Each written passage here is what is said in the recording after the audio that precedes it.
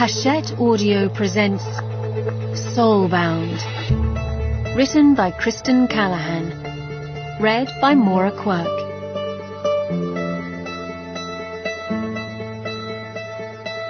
Dedication. For my family, who loves and supports me, even when I'm tucked away in my office for hours on end. You are my reward at the end of a long day, and for my readers, always. Prologue. So kiss me sweet with your warm wet mouth, still fragrant with ruby wine, and say with a fervour born of the south that your body and soul are mine. Ella Wheeler Wilcox. London, November 1885. She had always been attracted to death, sought it out for reasons inexplicable to even herself. But it wasn't supposed to end this way. And now she was dead. Of that she was certain. She felt the stinging tug of the knife as it pulled through her flesh. Her life's blood, hot against her skin, cool as it spread in a crimson pool about her still body. Just before she died, the grizzled, grinning faces of the thugs around her began to fade, the world turning a muddy brown. Eliza's last breath left with a soft, soundless puff. And now she was dead. She had fought so hard and so long to live, done ugly things to remain alive, to survive. She'd come to London to find her distant family. They might help, offer her solace, and she hadn't even had the chance to look, set upon by bad men barely an hour after she'd disembarked and stepped upon English soil. Rage surged up within her. She refused to be cut down like this by these mindless thugs. Her body was still, a heavy, foreign thing now, no longer hers to command. Again came the rage, but the black pull of death was stronger. Before she could think, she was simply gone. No! No! Eliza blinked, light wavering around her. And then she was back, standing in the alleyway. Alive. Before her, two women fought the men who had murdered her. She had been murdered, hadn't she? Yet here she stood, idly watching as these lovely, properly dressed women, one wielding a sword, the other a baton, fought like masters. Eliza nearly laughed. She was going mad. That was it. Madness had at last claimed her. And then all was still. The men fled, limping and bloodied, and she was left with her saviours. Eliza didn't know what to say. She felt odd. No, she corrected. She didn't feel at all. There was, in fact, a decided lack of any feeling. She wanted to think further on it, but the pretty blonde woman was kneeling next to a body, crimson blood soaking into her fine butter-yellow skirts. Eliza stared at the sight, at the body of another blonde woman, her plain brown skirts in disarray, her throat cut, her brown eyes wide and sightless in death. She looks like me. The dead woman looks exactly like me. No pulse, the young lady murmured, pressing her fingers against the woman's pale throat. They gutted her, poor dear. No! The shout tore from Eliza. Fear, so violent she wanted to scream, rose up within her. She knew that body was hers, and yet, I cannot be dead. I refuse to go. Not like this. Not from the likes of them. Again came a flash of ire and need. The need to live. The pretty blonde glanced at the woman with dark hair, and hesitation rose high in her blue eyes. But her voice was calm as she addressed Eliza. I'm afraid you are dead. I am very sorry we did not arrive sooner. The hell I am. Eliza wanted to stomp her foot. In fact, she tried. The action made not a sound. "If I am dead, then how is it that you both see me?" She peered at the women, struck by a strange new fact. "And why do you both glow?" "You are seeing our spirits," the dark-haired woman said, "just as we see yours." Around them, the breeze began to stir, and it carried the sound of moaning. Oh, but Eliza did not like that sound. Despair and urgency lived in that sound.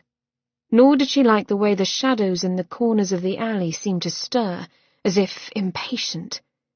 Stay away from those shadows. Eliza refused to cower, but she wanted to. The brunette sighed, the sound full of pity and heavy sorrow. "There is still a chance to move on. You must feel it. I suggest you take it, lest you be stuck here just as they are." She didn't need to explain who they were. Eliza could feel them, when she couldn't even feel her own feet. These beings, whatever they were, exuded cold. Such cold. Eliza glared at the shadows, daring them to come closer. She'd make them sorry. Gad, but they gave her a chill. She tried to rub her arms for warmth and felt nothing of her body, only their desire to take her. "I feel it," she admitted to the strange ladies, "like someone is plucking on my sleeve." She shuddered. I can't. I don't want to die." "Well, who does?" the blonde mused. Eliza decided she did not like her very much. The woman tilted her head and eyed Eliza in a calculating manner. "Would you really rather stay, even if it meant you never died?" Something inside of Eliza leapt with warmth and tight urgency. Hope. "Is this a true question?" "She has spirit," the blonde said to the brunette, who frowned and looked Eliza over. "She's a strange one," the brunette murmured. "Rather the pot calling the kettle," says the woman who rushed in like a crazed banshee and beat down 3 full-grown men, Eliza retorted. "She's in shock," the blonde said with a smile. The brunette's lips twitched. "Likely you're right. What a pair, these two." "I agree. Wouldn't anyone be in shock knowing they'd died?"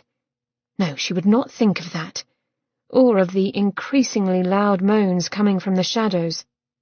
"Can we move on, please?" Hadn't they said something about her staying here? Hope took on a sharp edge and made her want to reach out and shake one of these odd women. The brunette ignored her entirely, but focused on her friend. We could, the pretty blonde agreed.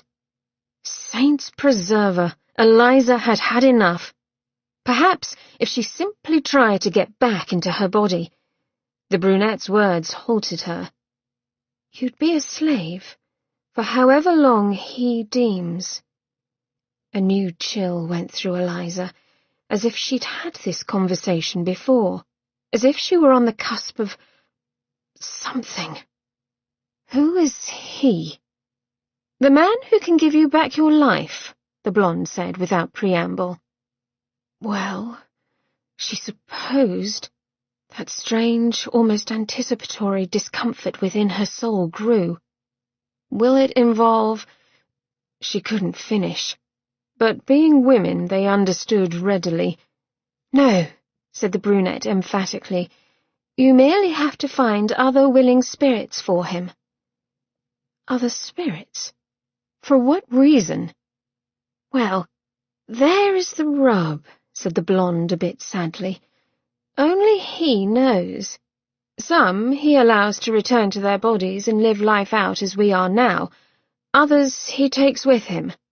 Though he promises no harm will come to them, no one here knows what happens to those souls." Her blue eyes grew solemn. "You will not know until it is your turn." Eliza's body lay before her, its once pink skin now bone-white and going an ugly grey at the edges. Her life's blood had begun to congeal and blacken. She looked pitiful, lying there in the muck, abused and abandoned. She glanced back at the two women staring at her with quiet expectation. They did not appear to be evil. Had they not just tried to save her? But perhaps they were witches who laid in wait for such opportunity. After all, if Eliza were not mistaken, these properly dressed and uncommonly pretty women appeared to be some sort of soul harvesters. A gruesome job. Eliza would be a fool to trust them. But she'd come all this way, risked death to escape. The only thing left for her was to remain dead or take fate by the hand and see what it would bring her. Oddly, she wasn't afraid, but excited. Eliza took a deep breath, uncomfortably aware that she didn't actually breathe anymore. Fine. I accept. She wasn't certain what she expected to happen, but the two women dickered about for a moment, discussing how to accomplish this supposed miracle. "Ought we not hurry?" she asked them, if only to expedite the process. The moans from the shadows were growing impatient. "Your body is safe for now," the blonde assured, even though her gaze stayed resolutely away from it. With a sigh, she then pressed her hand against her heart and murmured words too low for Eliza to hear. But the effect was instantaneous. The cold alleyway grew hot and thick with the smoky scent of myrrh and something dark and delicious. She'd never smelled the like, and yet it felt right, this scent. A comfort. Lord, but she could draw the fragrance into her lungs all day and never tire of it. The women seemed less enamoured of the scent, for they frowned and fidgeted as though agitated. Eliza might have made a further study, but her eye was drawn to the spot just next to the women. There a shadow formed, completely black, with a density that gave it a tangible depth. Its hazy edges grew sharp and distinct, taking on the shape of a large doorway. Foreboding raced through Eliza as her attention stayed riveted on that spot. What is it? Hush! Someone was coming. She was sure of it. Footsteps echoed, the sound hollow and far off. The fragrance in the alley grew thicker, richer, until Eliza thought her mouth might water. If she had a mouth, that was. Then he appeared, larger than life and handsome as dark sin. Good gravy!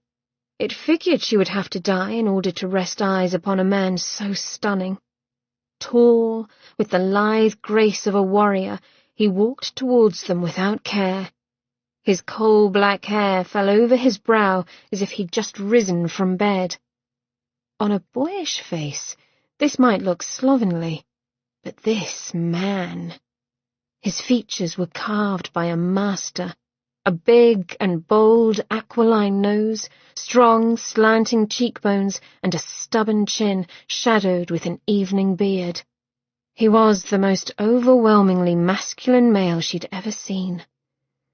His deep, dark voice poured over them like hot milk. "My delicious daughters." Daughters? "My most lovely creations, how may I be of service?" He smiled at the two women, bringing Eliza's attention to his mouth. A biteable mouth. A flush of unwanted heat went through her. The blonde, now blushing, spoke. "My lord, we have one who desires to join." And then he looked at Eliza. Beneath thick, dark brows that slashed over eyes of stunning gold, he hit her with the force of his gaze, and Eliza's world turned on its end. Him. It was him. She blinked, not understanding why he felt so very familiar, so very right. It didn't matter. for his expression grew covetous and calculating, and she feared she'd need all her wits with this one. Fate, it seemed, had just played a very nasty trick on her. Son of Niall, former knight and one-time terror of Ireland and Great Britain, now known as Adam, king and creator of the Gim, took one look at the little spirit wavering before him, and his entire existence ground to a halt. Had he not lived centuries devoid of a single pleasurable feeling, he would not have been able to hide his surprise. As it was, he barely remained standing. A rush of pure, exquisite emotion punched through him, battering him about like a cork on a monster wave. Holy God! It almost hurt, this feeling. He allowed himself a small breath. He was feeling, after all these years. Heat and throbbing below his waist had him biting back a laugh. His cock was rising. He'd actually forgotten that particular sensation. The female spirit was eyeing him as if he might soon bite. She was right to worry. He wanted to bite, but the glow that surrounded her form distracted him.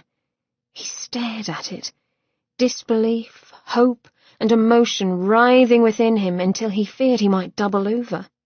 That glow, soft gold mixed with sharp silver, the light of her soul. He did not have to glance down at his body to see the exact match of her soul's light to his. It was her. After all of these years, the endless searching, he'd found her. Why, then, did a strange, desperate rage fill him now? "Your name?" he asked of her. Tension rode his frame hard. The spirit narrowed her eyes, her gaze sliding up and down Adam's form as though inspecting something distasteful. Perfect. Wonderful. They were off to a grand start. Her voice, when she spoke, was clipped, with the flat tones of a Yank. "Eliza May." It came out as a dubious rumble. Adam flicked his attention to Mary. "I'll have a word with you, sweet Mary Chase." "And you are?" Eliza May cut in, her translucent hands upon her hips, like a little fishwife. His little fishwife. Again the anger, the helplessness. He didn't want to need her, didn't like the urge that rode him hard and demanded he fall at her knees and weep with relief. He found himself snapping. "Not to be interrupted, treats." The lass's pert chin lifted. "I've a right to know your full name, sir." Oh, but she would be interesting. Of that he was certain. Adam put on a smile meant to chill and sauntered over to the hovering spirit. The temptation to touch her was too great. He traced the line of her cheek, and a shiver licked over his skin. She was warm, solid, to him at least. For at this moment she lived in his realm. She didn't even realize she'd passed into it, and that what the lovely Miss Chase and Mrs. Ranulph saw of her was merely a spirit, barely clinging to their world. "My lord and master, my irresistible liege," he murmured, while his cock throbbed against his trousers. "Pick whichever one you want, then shut up. I am speaking, and not to you." He was being a bastard, unworthy of the knight he once was, and yet he couldn't seem to stop himself where she was concerned. She'd turned him into a truculent, possessive child. In truth, if he didn't have her spirit bound to his soon, he was likely to break down and cling to her skirts. Unhinged, Adam turned his attention to Mary. He had things he needed to discuss with the lass, but he stopped as he spied Eliza's body laying bloodied and battered upon the cobbles, her skirt still rucked up, a pool of blackening blood widening about her head like a macabre halo. Had she been violated? A new sort of rage lit through him, so strong that the dark alleyway was illuminated with golden light, and he knew his eyes were glowing. Eliza, seeing the direction of Adam's gaze, swished to hover over her body as though she might hide it. "Don't look at me," her teeth bared in a snarl. "At my body." Her pride was a feral and beautiful thing. "My sweet dove, if I could, I'd tear those who hurt you into pieces." "Why?" he asked mildly, as if he wasn't aching for violence. "It's dead, and if you want to keep it, it's also mine." Mine, mine, mine. It was a rampant refrain in his head. Eliza flinched, her mouth gaping before snapping shut. I thought they said that you wouldn't want—" And like that, his desire wilted. She feared him. With good reason. The poor lass had just been abused. Adam was better than this. Usually. Still, the disgusted look in her wide brown eyes irked. Devil take it. I quite literally have beings knocking against each other for the opportunity to have me. Even now, ghosts stuck between worlds gathered, straining along the periphery of the alleyway as though held back by an invisible wall. The silent, wraith-like figures twisted and undulated in unmistakable entreaty. They always did. Thanks to his curse, almost all beings craved his touch and attention. Except this one. His supposed fate and saviour. Adam glared. I've no interest in unwilling, prissy misses. The lass sneered at him. Oh, how the other ghouls must envy you. Wee smarmy. Adam took a step in Eliza's direction. Let us get this over with. Will you swear fealty to me? What would I have to— Yes or no? Right now, Miss May. He needed her capitulation. Now. Eliza May glanced between Mary and Daisy, her expression unsure and pained. She'd get no help there. His lovelies were forbidden to talk to her at this moment. It was his law. Tick-tock, Eliza. All right. She drew herself up, all 5.5 feet of sweet curves and bitter resentment. I swear it. The triumph that filled Adam was absolute, yet not at all the satisfaction he expected. No, he feared. Feared that she'd somehow slip through his fingers and be lost to him again. Unacceptable. Excellent. With a flick of his wrist, he'd conjured a thin golden chain and struck. The chain coiled around Eliza's spirit and her body. Adam gave the chain a lazy tug, and Eliza flew into her body. A great gasp broke from her lips as her body arched off the ground and then flopped back, struggling against the golden bonds like a fish in a net. He felt her pain. He felt everything. Finally. Freedom. Finally it was in his grasp. All he had to do was keep Miss Eliza May by his side. Forever. Chapter 1. 3 years later, London, 1888. The young man stretched out upon the table struggled to remain still. That much was evident in the way his taut, bared flesh twitched along his muscled thighs and lean abdomen. As the whitening of his wrists, where they were bound with the crimson satin ropes to the table, and in the way his narrow hips shifted ever so slightly, a tiny thrust upwards, as if that one restrained action would bring some relief to his member. Eliza tried not to look there, at the obscene, angry length of him, bobbing about with each breath he took. Nor did she want to meet his eyes. She did not want to know what lay behind them, if he was in agony or in ecstasy. She settled for studying the pale length of his flank, smooth near his buttock, furred with blonde hairs along his thigh, now glistening in the dim glow of the room. "This one is wonderfully obedient, is he not?" murmured a feminine voice in her ear. Eliza forced herself to stir, and she swore the tight clench of her corset threatened to put her off her turtle soup. "He has lasted longer than the others." A benign statement, but the only one she could muster. For there had been others.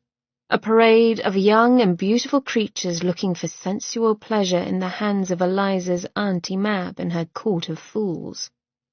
At Eliza's side, Mab's ivory skin was luminous and without line or flaw, her auburn hair holding glints of gold, bronze, and copper, an ageless beauty that did not seem natural, unless you took into account that Mab was fey, and immortal.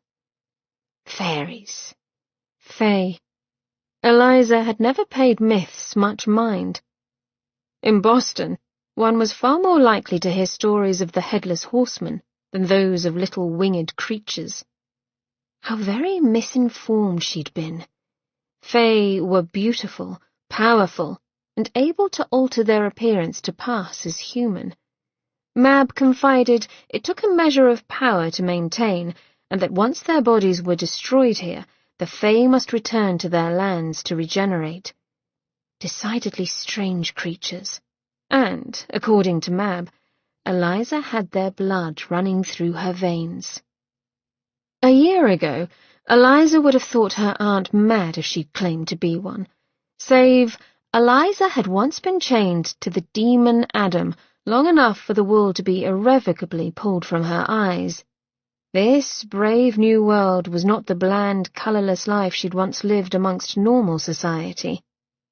Around her, fine gentlemen and ladies ate a grand feast at the 50-foot-long white marble table. Candlelight and crystal turned the world into glitter and gold. Wine flowed with the generosity of Bacchus, servants dressed in emerald green ready to refill a glass should it lower even an inch, which made for sloppy drunkenness. A respectable lord tossed a chicken leg across the table, and the room erupted into laughter as it landed with stunning precision directly between the large globes of a countess's breasts. The countess merely plucked the little limb from her bodice and bit into the meat with pearly teeth. Eliza took a bracing sip of wine and immediately regretted it, as a low burn travelled down her throat. Sticky sweet smoke drifting from hanging brass burners made her head light, and the poor lad laid out before her, desperate for attention, seemed to give a silent sigh, his body growing ever more tense. At Eliza's side, Mab chuckled before leaning forward to trace a path with her tongue along the young lad's ribs. He moaned in response, his pale length arching. A mistake. Mab lifted her riding crop and snapped it down on tender, unprotected flesh, eliciting another moan from the man. "Silence!" She whipped him again, much to the room's amusement. "I did not give you leave to make a sound, or to move." And so he tried again to behave.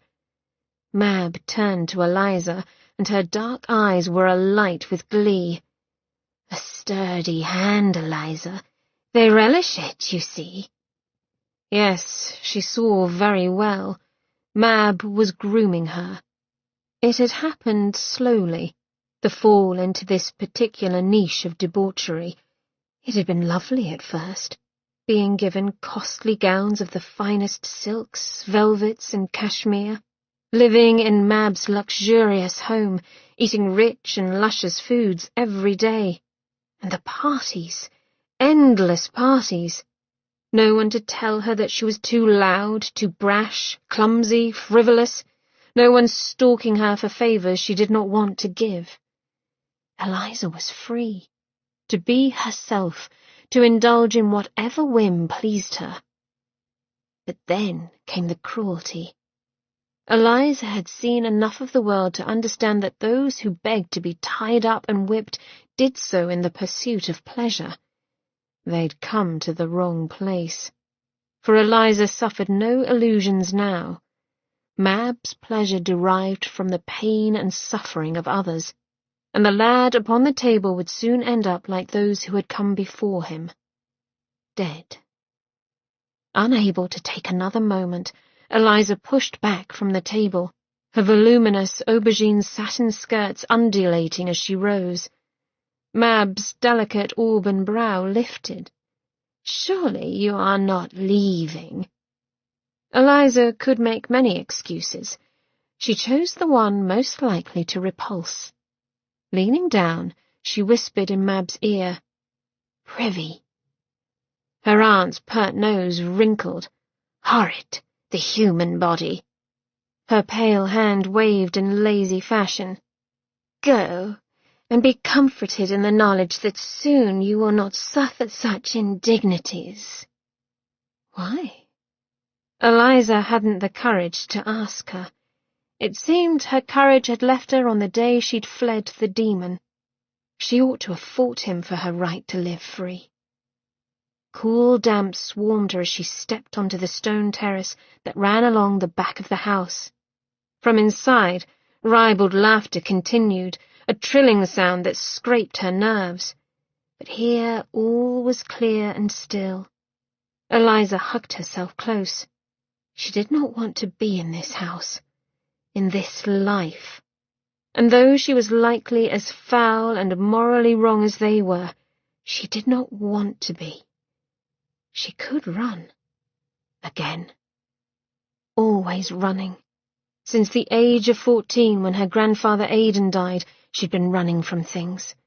Some nights, it felt as though she were running towards something, but she'd never found it, only death and entrapment. Oh, but she knew death. She had died once, years ago. Of that she was certain. She'd felt the sting of the knife as it pulled through her flesh, and she'd seen her life's blood spread in a crimson pool about her still body, and known with cold certainty that she'd suffered a mortal wound. It hadn't been a dream. It had been real. And yet she now lived, because he had given her life anew. Him. He. That is how she thought of the demon who'd held her captive for a time, linking her wrist to his by an enchanted golden chain. Never think his name, much less utter it. To give voice to a name, even in one's secret thoughts, was to give it power. Eliza May had enough sense to know this. Yet try as she might, the memory of the demon, that darkly handsome fiend who oozed sensual heat and temptation, never left her. Not for a moment. Such a strange demon, the one who created an entire race of supernatural beings. He'd called them ghosts in the machine, the Gim. Humans who, like her, had been struck down before their time, yet refused to go gently into that cold night. The demon had given them immortality, the ability to roam free in spirit form, and a clockwork heart to bind them to him for a period of time. It seemed a fair bargain. Yet she'd received no such heart. He'd wanted something else from her. Her very soul, her capitulation, just like the other man she'd run from. The demon's roar of rage and pain, the one she'd heard the moment their connection had been broken, still rang in her ears. Her cousin St. John had whisked her away so quickly that she'd only been treated to a mere second of that sound, yet it haunted her all the same, because it was not the shout of a man who'd easily give up. Why did he want her? They'd gotten along like tar and sand, stuck together because of circumstance, an irritant to both each other and those who had the misfortune to be around them. And still he'd been determined to keep her. How strange it all seemed now, like a nightmare. She was no longer chained. She was safe. Aunt Mab assured her that the demon would never come for her, that once the chain had been broken he could never find her again. Cold comfort. Eliza's fingers dug into her skirt, and the fabric made a hushed rustle. He had given her gowns too, in a rainbow of colours, a buffet of textures, and she'd turned away from every one of them, too fearful that she'd be drawn by his enticements. You wouldn't even be here were it not for me. No, you'd be rotting in an unmarked grave, forgotten and unavenged, because the Gim did that for you as well, didn't they? Striking down those who hurt you. And what thanks do I receive? Silence.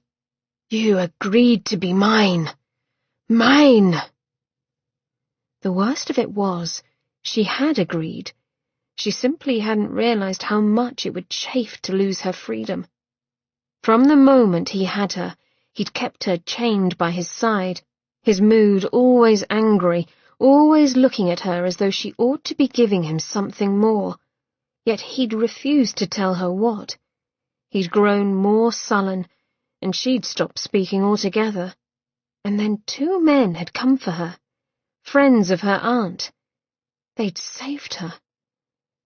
And she'd escaped him. Her stomach clenched. Guilt was a terrible thing. No, she would not think of it. Or of his guinea gold eyes framed by thick black lashes. Accusing eyes, filled with rage and pain. As if beckoned by her wayward thoughts, a lone, mournful howl rent the night. Every hair upon Eliza's body stood on end as she straightened. Heart pounding, she glanced toward the back at the window to doors, where everything was warmth and light. Had it come from within the house, or from outside? Past the grand hall that ran along the back of the house, she could see a small slice of the dining room. Mab's party was still in full swing. Not a flinch or concerned face in the room. Had she imagined the sound? A mystery solved as another wailing howl rang out. Such pain and misery in that cry. It wasn't human, that howl, but sounded as if made by a dog, and it had come from the direction of the kitchen wing. Had a dog found its way inside and been hurt? She couldn't fathom how, but nor could she remain here and ignore the plea for help. Slipping back inside, Eliza crept past the dining room and into the main hall. Once outside the kitchen doors, she stilled. Where now? The echoing quality of the sound made it difficult to discern its origins. With only the light of a few sconces lit along the walls, the hall was filled with shadows. Silence was a weight against her skin, warring with the sound of her blood rushing through her veins. The tall case clock by the salon door ticked away. Eliza's shoulders slumped, and she let out a slow breath. Perhaps she had... A yelp, high and aggravated. Most definitely that had come from the kitchens. She hadn't taken 2 steps when she heard someone coming.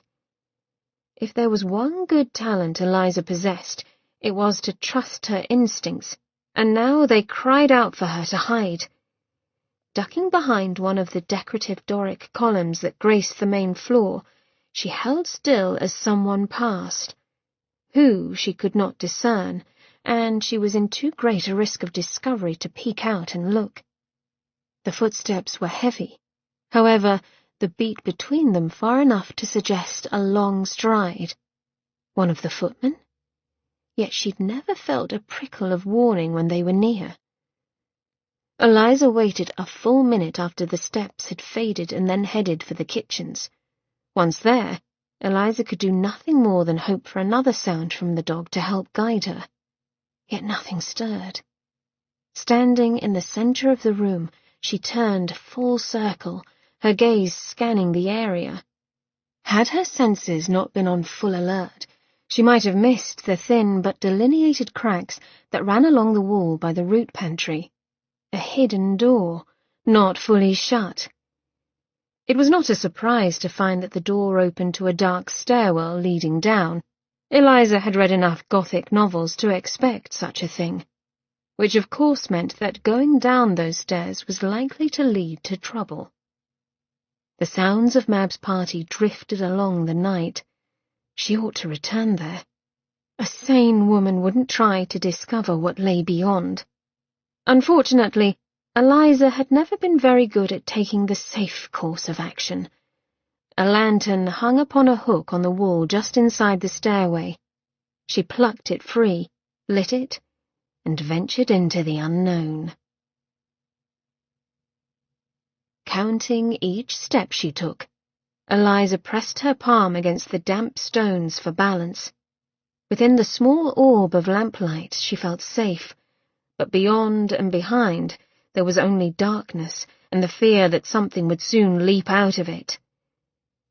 The whimpering grew in strength as she descended, until she rounded a curve and then it abruptly stopped.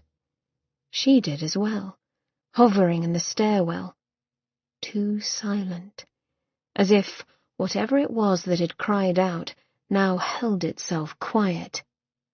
Cold air ripped through her lungs, and her pulse beat an insistent flee, flee, flee against her throat, yet she knew that what lay beyond needed help.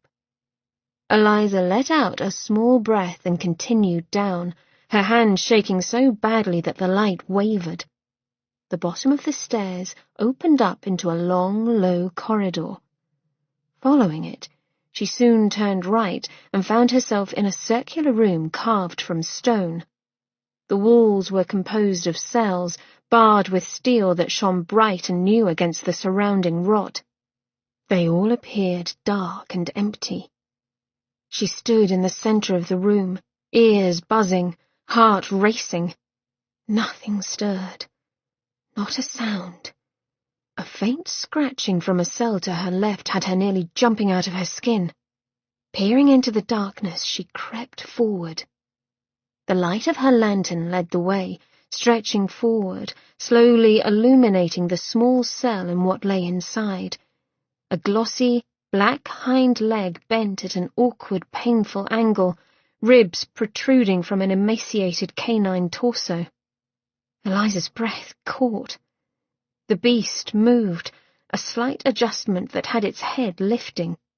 Yellow eyes glowed in the dark. A low, warning growl rumbled, and then broke on a whimper, and the dog slumped back down, ignoring her, though it did not close its eyes. Yes, it was a dog, or a wolf.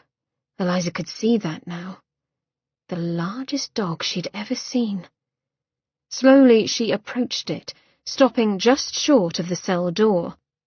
Chains dug into its fur, cutting in some spots. From what she could see, the dog's left hind leg and right foreleg were badly broken, a clever cruelty that prevented it from lying comfortably in any position. Gouges riddled its body, and they oozed with blood that matted its dark fur. "You poor thing," she whispered past her fear. It occurred to her that there might be a very good reason for the beast to be locked up. Perhaps it was mad, a killer. But nothing could excuse the treatment it had received. If the dog was a killer, it ought to have been put down, not brutalized and left to suffer. That thought alone prompted her to set her lantern down before kneeling near the bars. The dog's yellow eyes tracked her movements without bothering to lift its head. If anything, it seemed to be resigned to its fate. But its body shivered, and she knew it was fighting the pain. She shivered in sympathy. "I want to help you." A soft snort came from the dog's snout, as if it understood her words and thought very little of her abilities to do so. Eliza glanced around, searching for something to strike at the lock, when she noticed a ring with a key hanging from a hook on the wall. She hurried to it, only to stop. She needed supplies. Turning around, she spoke to the dog. "I'll be back soon." Determination gave her speed. No longer afraid of what lurked in the cellar, she hurried to the kitchens, pilfered the cupboards for food, collected Cook's medicinal kit that he kept on hand for household emergencies, and then grabbed a stack of freshly washed hand linens. By the time she returned to the cell, she was breathless. "Now then," she said in a low voice as she opened the cell door, "we'll get you sorted." The black dog, however, had other opinions on the matter and began to growl, a steady, menacing snarl that curled its upper lip and revealed a set of wickedly long fangs. "It's all right," Eliza said. "I am going to help you." The dog's snarling intensified. He was chained against the floor, but had enough reach to bite her if she came too near his wounds, which wouldn't do. Crooning softly, Eliza opened the green bottle she'd removed from the medicine bag. Mindful of the fumes, she soaked a rag. As if the dog knew precisely what she was about, it snapped and writhed, only to cut itself short with a yelp as the frantic movement jostled its leg. Eliza took advantage and threw the chloroform-soaked rag over the dog's massive head. Enraged, it struggled to free itself, but the drug did its job. Soon enough, the dog fell still, and its breathing turned slow and steady. Eliza waited, counting to 100 before moving close. She dared not move the rag just yet, but took the time to try out the sole key on the padlock that held the dog's chains to the cell. But it did not work. "Damn all," she muttered, before setting the keyring aside. Frowning, she studied the dog's leg. She knew nothing of resetting bones, especially for a dog. "No matter," she muttered. "First things first." She'd clean those weeping wounds. Eliza rested her hand upon the dog's hind quarter, where the fur was slick and damp. But no sooner did her palm make contact than a great puff of glittering dust rose up around the dog, obliterating it from her sight. Eliza coughed and sat back on her haunches to get away from the swirling dust. Just as fast as it had appeared, the dust dissipated. A strangled sound escaped her. There, on the stone floor, lay not a dog, but a man. Long, muscular limbs, broad shoulders, narrow hips. He was battered and wasting away now. Muscles stood out like thick hemp ropes beneath too tight and too pale skin that was slashed and bleeding. Jesus, Mary, and Joseph! Gaping down at his badly broken leg, Eliza found herself too shocked to move. The heady scent of myrrh and heated male flesh surrounded her with dizzying effect. She knew this scent, the torment of it, and how it made her breath quicken and her nipples tighten. No, no, no! It cannot be! With a trembling hand, she reached out and plucked away the linen that covered the man's head. Her heart turned over in her chest as her insides plummeted. "You!" Her shout echoed in the small space. Gold eyes peered at her from under a mop of black hair. His rich, dark voice was weaker now, slurred and stilted, but it still had the power to unsettle. "Hello, Dove. Did you miss me? Adam." During his 700-odd years stuck in this life, Adam had been tortured numerous times. He'd like to think that eventually he would become accustomed to the pain. No such luck prevailed. Agony held him in a tight grip from the tip of his big toe to the top of his head. For months now, he'd been battered and humiliated by the fey bitch. His life had become this cell, this pain. And now there was the added ignominy of having her. She of the accusatory stare, the very one who'd landed him in this hell, looking down upon his ruin. He wanted to snarl again. Instead, he tried to steady his breathing and concentrate upon the cold floor against his skin so that he did not cry out for mercy. Eliza May.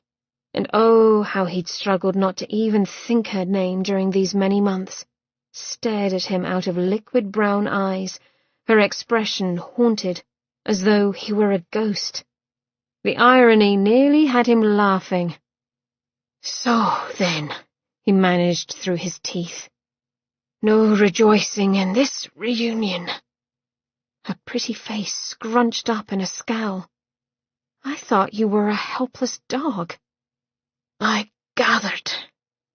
That she preferred a mangy dog to him didn't burn in the slightest. Not at all. Adding insult to injury, his stomach gave a great gurgle of hunger that echoed throughout the cell. Her lips quirked, a smile she quickly smothered. "I brought some sausages. I thought the dog would like them." With a tentative hand, she offered him one. Instantly his mouth watered, and he grabbed it from her, his pride nothing in comparison to his physical needs, it seemed. Not meeting her gaze, he devoured his food in hard, greedy bites, his eyes nearly watered with relief. Pain was one thing, starvation was another. Golden waves of hair slithered over her shoulder as she tilted her head and regarded him. "Why are you here?" "What can I say?" he grunted, as a shard of pain lanced through his broken ribs. "There are times a man longs for a good cell to rest in after a rousing bout of torture." Her scowl grew, the plump curve of her lower lip pushing outward. "Think you're funny, do you?" "No." He was too tired to spar any more. Wet stones pushed against his cheek, and he closed his eyes, just for a moment. The sound of silk rustling filled the silence, and then her scent, light and sweet like roses in this filth, grew stronger. Adam's eyes flew open just as she moved closer. He did snarl then. "Do not touch me!" Paling, she halted. "I'm trying to help, you oaf." "I do not want your help." "Perhaps not, but you need it." He sagged again, panting through the pain. "For the entirety of our association, you've wanted nothing more than to get away from me. Pray, do not change the pattern now. Go on with you. Get out." The smooth curve of her jaw tightened with a stubbornness that he'd grown far too familiar with. "At the very least, let me get you something for the pain." "Out!" He could not bellow as he wanted to for fear of alerting the fey bitch or her cronies, but he infused all his hate and frustration into the words, snapping his teeth at Miss May. "Get the fuck out of here!" Abruptly she stood, and he closed his eyes. He wanted her gone, but he didn't have to see her walking away from him. Again. Her retreating footsteps echoed, and then blessed silence descended. He drifted in a haze of pain and fevered thoughts. Eliza. Her scent, her heat, the golden glow of her soul's light. Even now, when the light of all other souls was hidden to him, he could see the faint illumination of hers, like a mockery. A soft touch upon his shoulder had him flinching, and his eyes flying open. "What the bloody—" "Don't you go cursing at me, or I'll—" She left the threat hanging as she eased next to him, and he lost the will to protest. The cool rim of a glass touched his lower lip. "Drink," she ordered. Bitterness flooded his dry mouth and numbed his tongue. He swallowed it down, a concoction to ease his pain. He did not resist when she offered him another cup, this time of fresh water. In the dull light of her lantern, Eliza's pale hair glowed like a nimbus around her heart-shaped face. "Now then." Her voice trembled in the dim, though she did an admirable job of hiding it. "I'm going to clean you up." "No!" He grasped her wrist, staying her progress.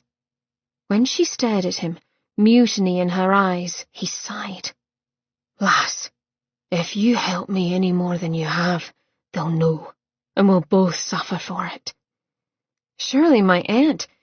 She bit her bottom lip, a little wrinkle forming between the wings of her brows. She knows about this, doesn't she? A dry laugh escaped him. Dove, she's the one who does this to me. Repeatedly. Eliza's perplexed expression deepened. She must have a good reason. Oh, aye, Adam drawled. She's a demented bitch. The fine bones of her wrist shifted against his firm grip. He wanted to loosen it, but his hand wouldn't obey. He liked touching her. Too well. How could he not? He felt her. He hadn't been privy to pleasurable feelings for centuries until she entered his life. Tell me why she does this. Why are you chained down here? Why were you a dog, for heaven's sake? Do you know? This is the most you've spoken to me in all of our acquaintance. He couldn't keep the bitterness out of his tone. He'd waited for months to hear her speak to him. Now that she finally was, he both revelled in the sound of her blunt, flat American voice and resented her for making him wait so long to hear it. She made a scoffing sound. Because we are conversing now. Before you talked at me, as though I were a dog. Untrue and unfair, he protested weakly. Something close to a smile hovered at her lips. Stop trying to deflect and answer me. Warmth and a small bit of numbness worked through his body. Adam let his head rest on the floor. I'm turned into a dog because she believes that causes me humiliation. It didn't, but he wasn't about to let Mab know that. When he was the dog, his pain was somehow more bearable. Unfortunately, the animal had no qualms about voicing its pain, which had brought Eliza to him. Only the touch of a fae will turn me back, usually for torture. I am not fae. Adam made a crude noise. Oh, aye. Not of Mab's blood, are you? Forgive me if I spoke in error, and yet, here I am, a dog no longer. That is debatable, she grumbled. As to why she does this, he continued, as if she hadn't spoken. She is fae, you ken. Christ! His Scots hadn't emerged in a good 500 years, but weakness and days without food or water had his tongue slipping. Adam swallowed hard and tried to focus. You do understand what she is. Beneath his fingertips, her pulse beat faster. Yes, but she saved me. From you. He snorted. Do not start that up again. He'd go mad if he had to justify himself once more. When she gave a stiff nod, he went on. Fae are friends to no one but themselves. She's my aunt. Why should I believe you over all the kindness she's shown me? Oddly, her voice lacked heat. If he didn't know better, Adam would suspect she was merely trying to get a rise out of him. Bollocks. Her tactic worked. He wanted to shake some sense into her. I'm the one lying here broken. He let out a sharp breath. She isn't your aunt. She's your grandmother and the Fae Queen. Eliza started to protest, and he spoke over her. I have never lied to you, and I won't start now. It's true, and what's worse, if you stay here in her sphere, you'll soon be sorry for it. Why would I? Because she'll find a way to use you for her own gain. With an odd twinge of regret, he let her go and then rubbed a tired hand over his face. More than she already has. I don't understand how you came to be her prisoner. You are known, widely I might add, as a great and powerful demon. He took a bracing breath. I'm not a demon. Adam caught her gaze and held it. I'm a man, lass. I don't drink blood, nor use it to take on another's identity. All that's been said about me is a lie, thought up and circulated by me as a means of protection. I'm cursed, you ken. Cursed by Mab to remain immortal, heal when I am injured. I had uncommon strength, the power to create life, to take a soul into me, or to destroy the life I create. Aside from that, the only skill I had was the fighting abilities I learned as a mortal man, and my wits. What little there was left of them, he added with a wry smile. His smile faded as he watched her. I'm giving you this truth as a sign of goodwill, Dove. No one on earth, save a few key fae, knows. Should the supernatural world gain this knowledge, this hell I'm in now would be what you Yanks call a cakewalk.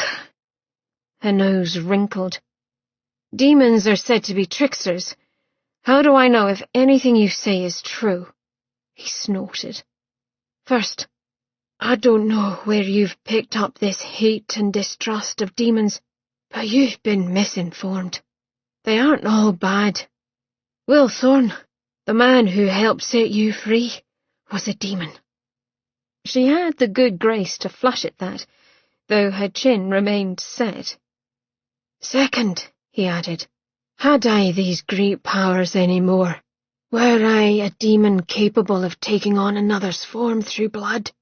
Do you honestly believe that I'd be here? Eliza's stubborn frown grew, as if she didn't believe him. That is my point exactly. So then, how— Enough questions. I'll not answer another. Just go before you're caught. They glared at each other for a long moment. I'll go, she said finally. Saints preserve us. She does know how to obey. But I'm returning, she said, ignoring his quip and giving him a hard stare. I want answers. Adam gritted his teeth against the urge to shake some sense into her. You want answers? Open your eyes and see, lass.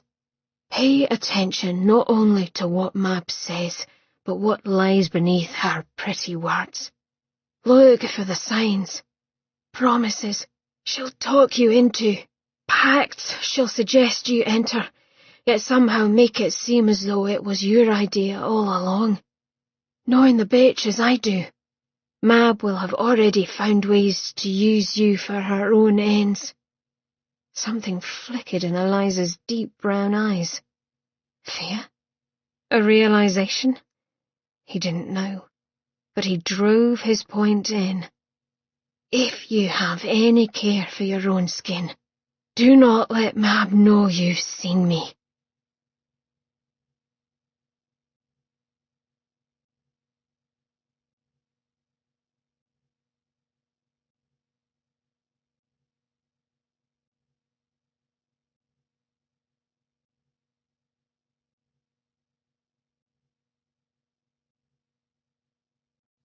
Chapter 2. Eliza had thought that, having lived in Boston, she knew city life. Watching the endless stream of cabs, carts, omnibuses, pedestrians, peddlers, beggars and urchins from behind the window of Mab's well-appointed carriage, she realized she knew nothing. This was a true city, with its maze of avenues crisscrossing each other, buildings looming on either side and seemingly limitless supply. Coal soot and smoke had painted the buildings a dark, gloomy grey. That was, the small bits of buildings that weren't papered in advertisements. London was absolutely covered in billings and posters promising this and that. Only, the boys who slapped them up with a quick brush of wet paste did so in a haphazard fashion, covering old adverts with impunity, so that one slogan bled into the other. One might read of Mr. Solomon's Hair Tonic, guaranteed to be the finest dinner you shall ever serve your family, or of Ollie's Ladies' Face Cream to promote quick and lustrous hair growth. London was ugly and foul and vibrant and beautiful all at once. What has you smiling, child? Mab's curious question had Eliza turning from the window and pushed her thoughts away from bearded ladies. Mab, her aunt and saviour, sat opposite her. Mab, who tortured men in her basement. London, I suppose. Stiff with doubt, Eliza gestured toward the grimy streets. It's like nothing I've ever seen. As if to punctuate that fact, a man in lime green plaid velvet stomped down the street, on stilts. Mab's pretty face wrinkled. It's horrid, too congested. One cannot properly breathe in this infernal place. Then why do you remain? Eliza knew Mab had a home in the countryside. Several homes, apparently. Her aunt's gaze slid away. I've business here at the moment. Eliza's fragile hold on levity crumbled. Did Mab mean Adam? Eliza did not want to picture him chained up, his body ravaged, his eyes filled with pain. He was there for a reason. Mab had shown her nothing but kindness, opening up a world of freedom and independence, while Adam had kept her prisoner for months without an ounce of remorse. Yet the itchy, ugly feeling within her remained. He'd been tortured.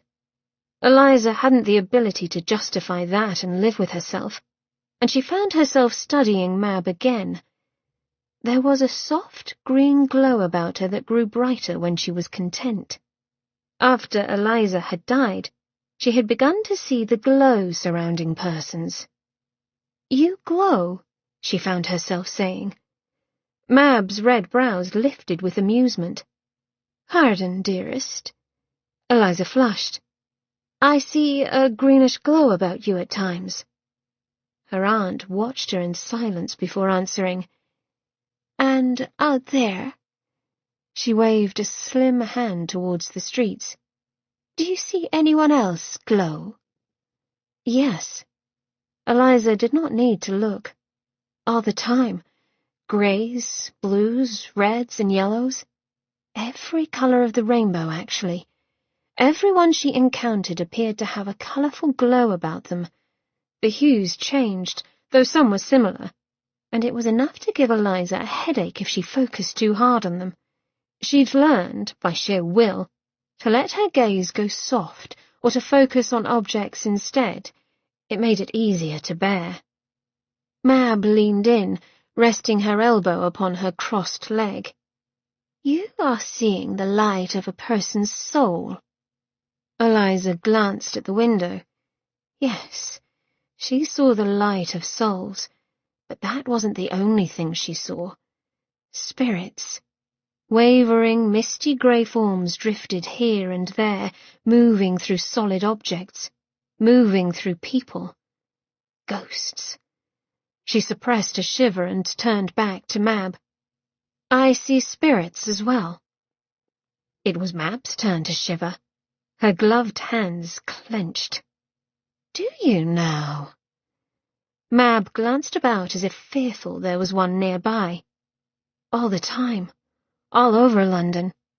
Truth be told, they were in greater numbers now, and always watching Eliza as if pleading for her to hear them. Oddly, they did not frighten her, but they filled her with sorrow. Why did they linger when others did not? Where, for example, were the souls of her family? Did she even want to see them? No, she did not.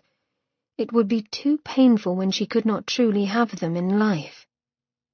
A word of caution, dear child, Mab said tightly, her creamy skin pale. Do not engage the spirits. Fae are not meant to interact with the dead. Fear crept into Mab's eyes, all the more shocking because Mab never quailed.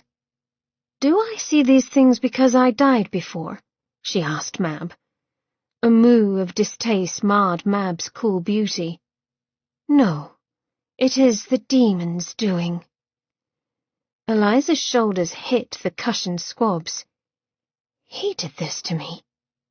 You are essentially Gim, without the disgrace of a clockwork heart. No doubt he thought to do you an honour." Mab's eyes darkened in disgust. "Or perhaps he figured that, as you were already chained to his side, he did not need to control you by means of your heart as well." Eliza stared blindly down at her lap. Her hands, covered by the finest kid-skin gloves money could buy, were clenched into fists. Gim, but not. She wondered if her spirit could leave her body as well, but did not want to try it. Horrible visions of being unable to get back into her flesh made her breath quicken. He'd made her as he was? "He's never tried to find me," Eliza blurted out, because Mab had been insistent that Adam would try. It was the sole reason Eliza was constantly watched by one of Mab's servants whenever they went out. Only now Eliza knew that to be a grand lie. How could he come for her when Mab already had him? Across from her, Mab showed not the slightest hint of discomfort. She merely shrugged. "Demons are mercurial beings, pet. Best not dwell on it." She gave Eliza a bright smile as she leaned in and squeezed Eliza's hands with just a bit too much force. "You have my word that he will never touch you again." It was easy to bite her lip and nod, affecting the countenance of a girl much relieved and not a little frightened. Easy, Eliza thought, to lie. "Come now," Mab said brightly.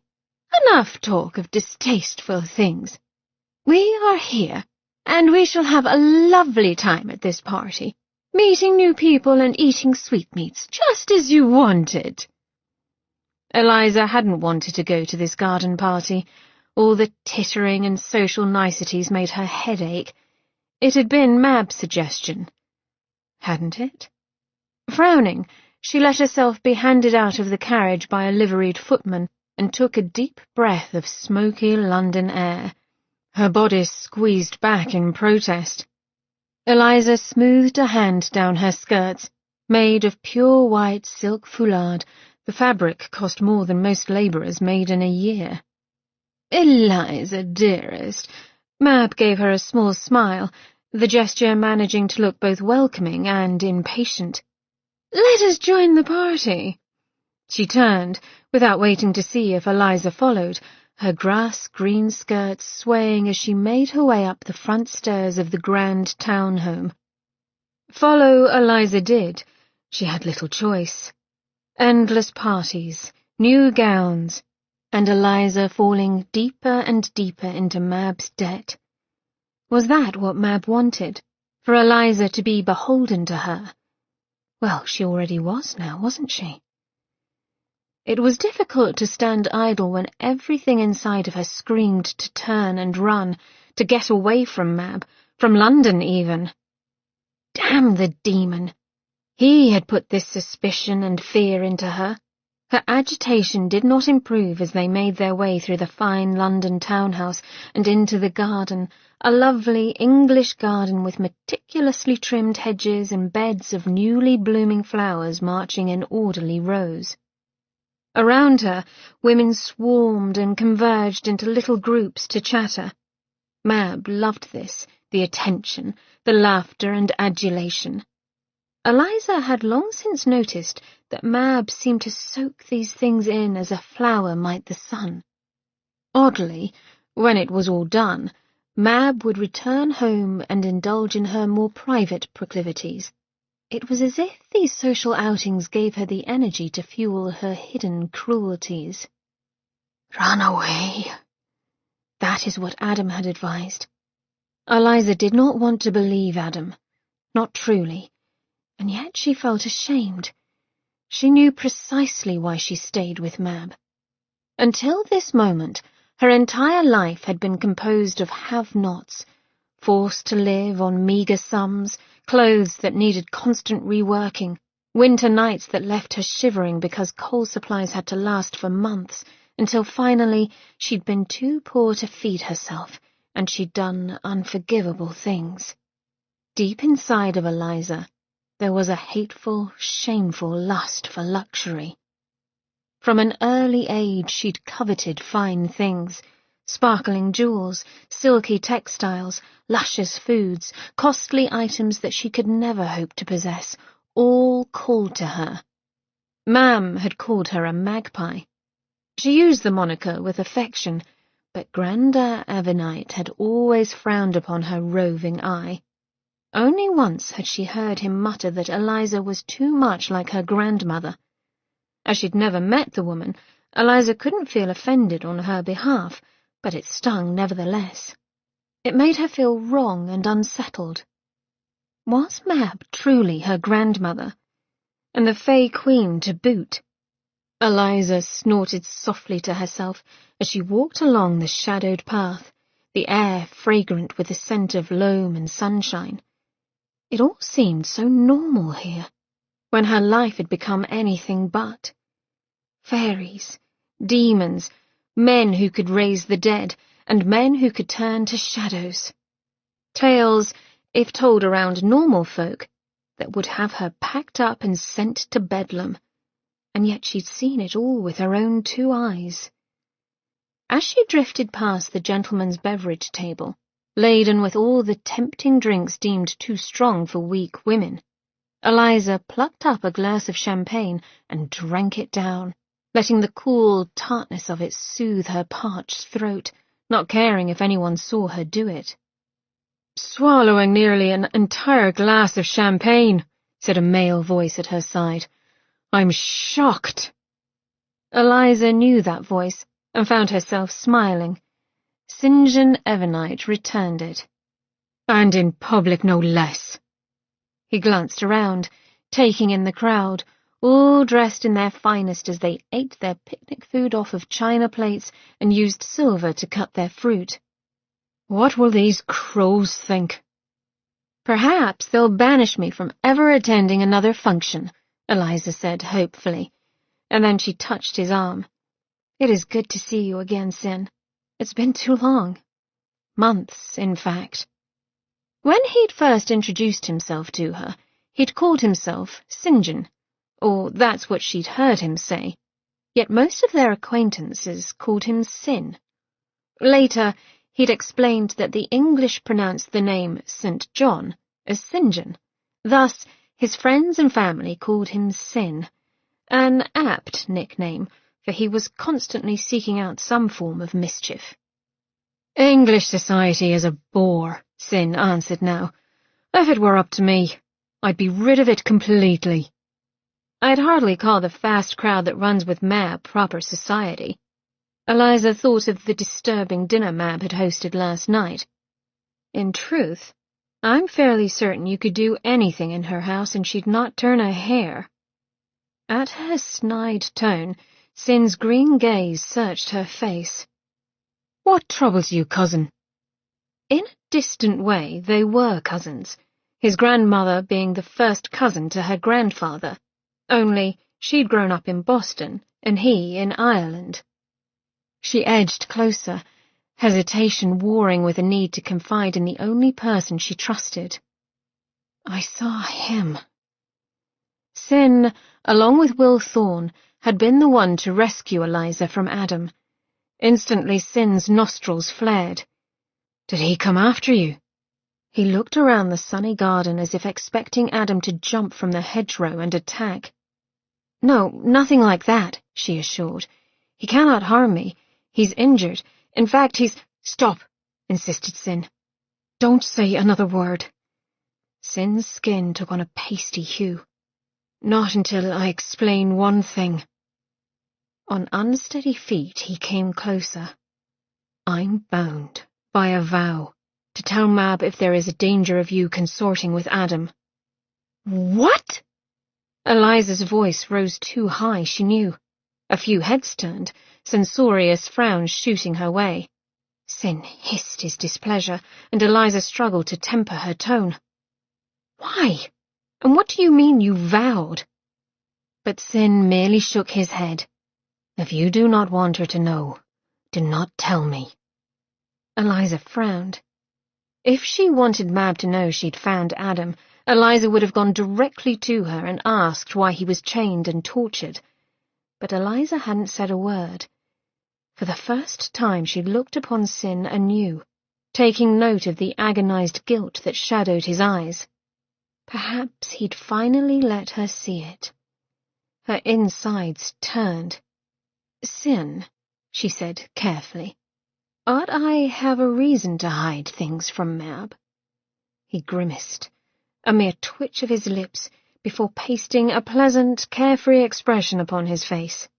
He picked up a glass of champagne and made a show of taking a sip. "At this moment," he answered as though speaking of the weather, "I've no reason to believe Mab would cause you harm." That did not mean she wouldn't, Eliza realized with a racing heart. Inside of her silk gloves, her hands grew cold and damp. The urge to shout and cry nearly bubbled over. "Why," she managed, "did you not tell me?" He glanced away, his throat working. "I could not." His pained expression returned to her. "I have watched over you as best I could."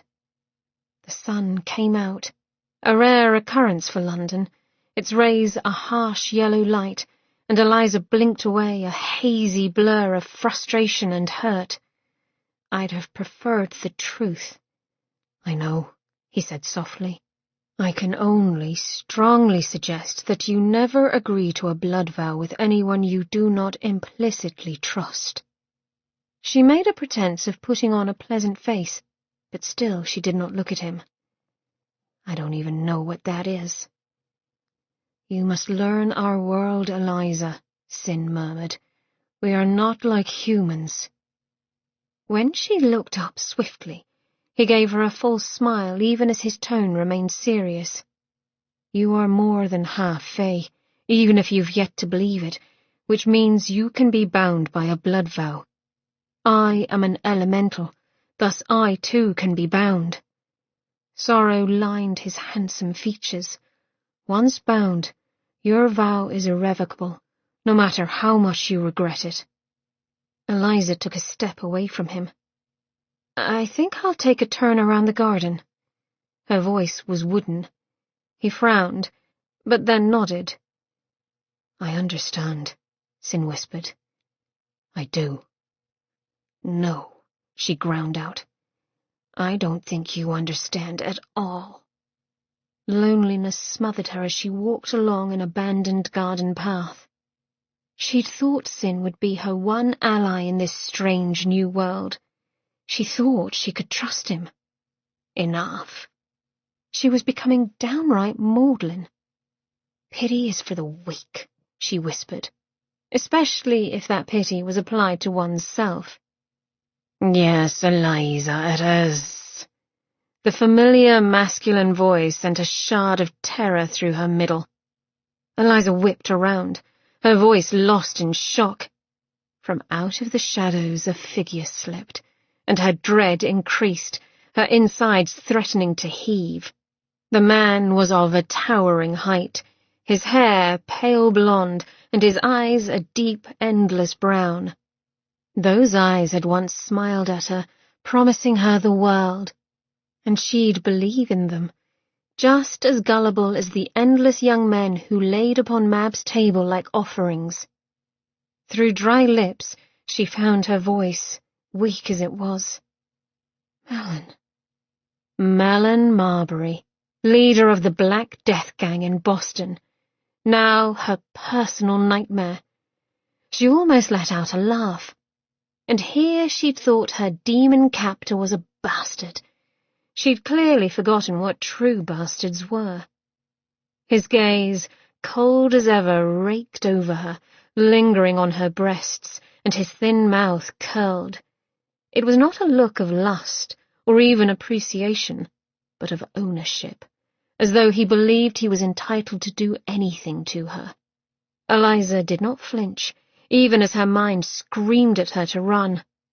Gods almighty! She'd faked a death, travelled across an ocean, and he'd found her. Melon tilted his head, the angle extreme, calling to mind a crow about to peck at its prey. You do not seem happy to see me, pet. She knew that tone. A fist would be accompanying his words soon enough. Eliza found she didn't damn well care. For once, you've correctly assessed my feelings, Melon. Is it too much to hope that you'll also turn heel and leave this instant? His slow chuckle was nails against glass. I have so missed your sense of humor, Eliza. I have no sense of humor where you are concerned.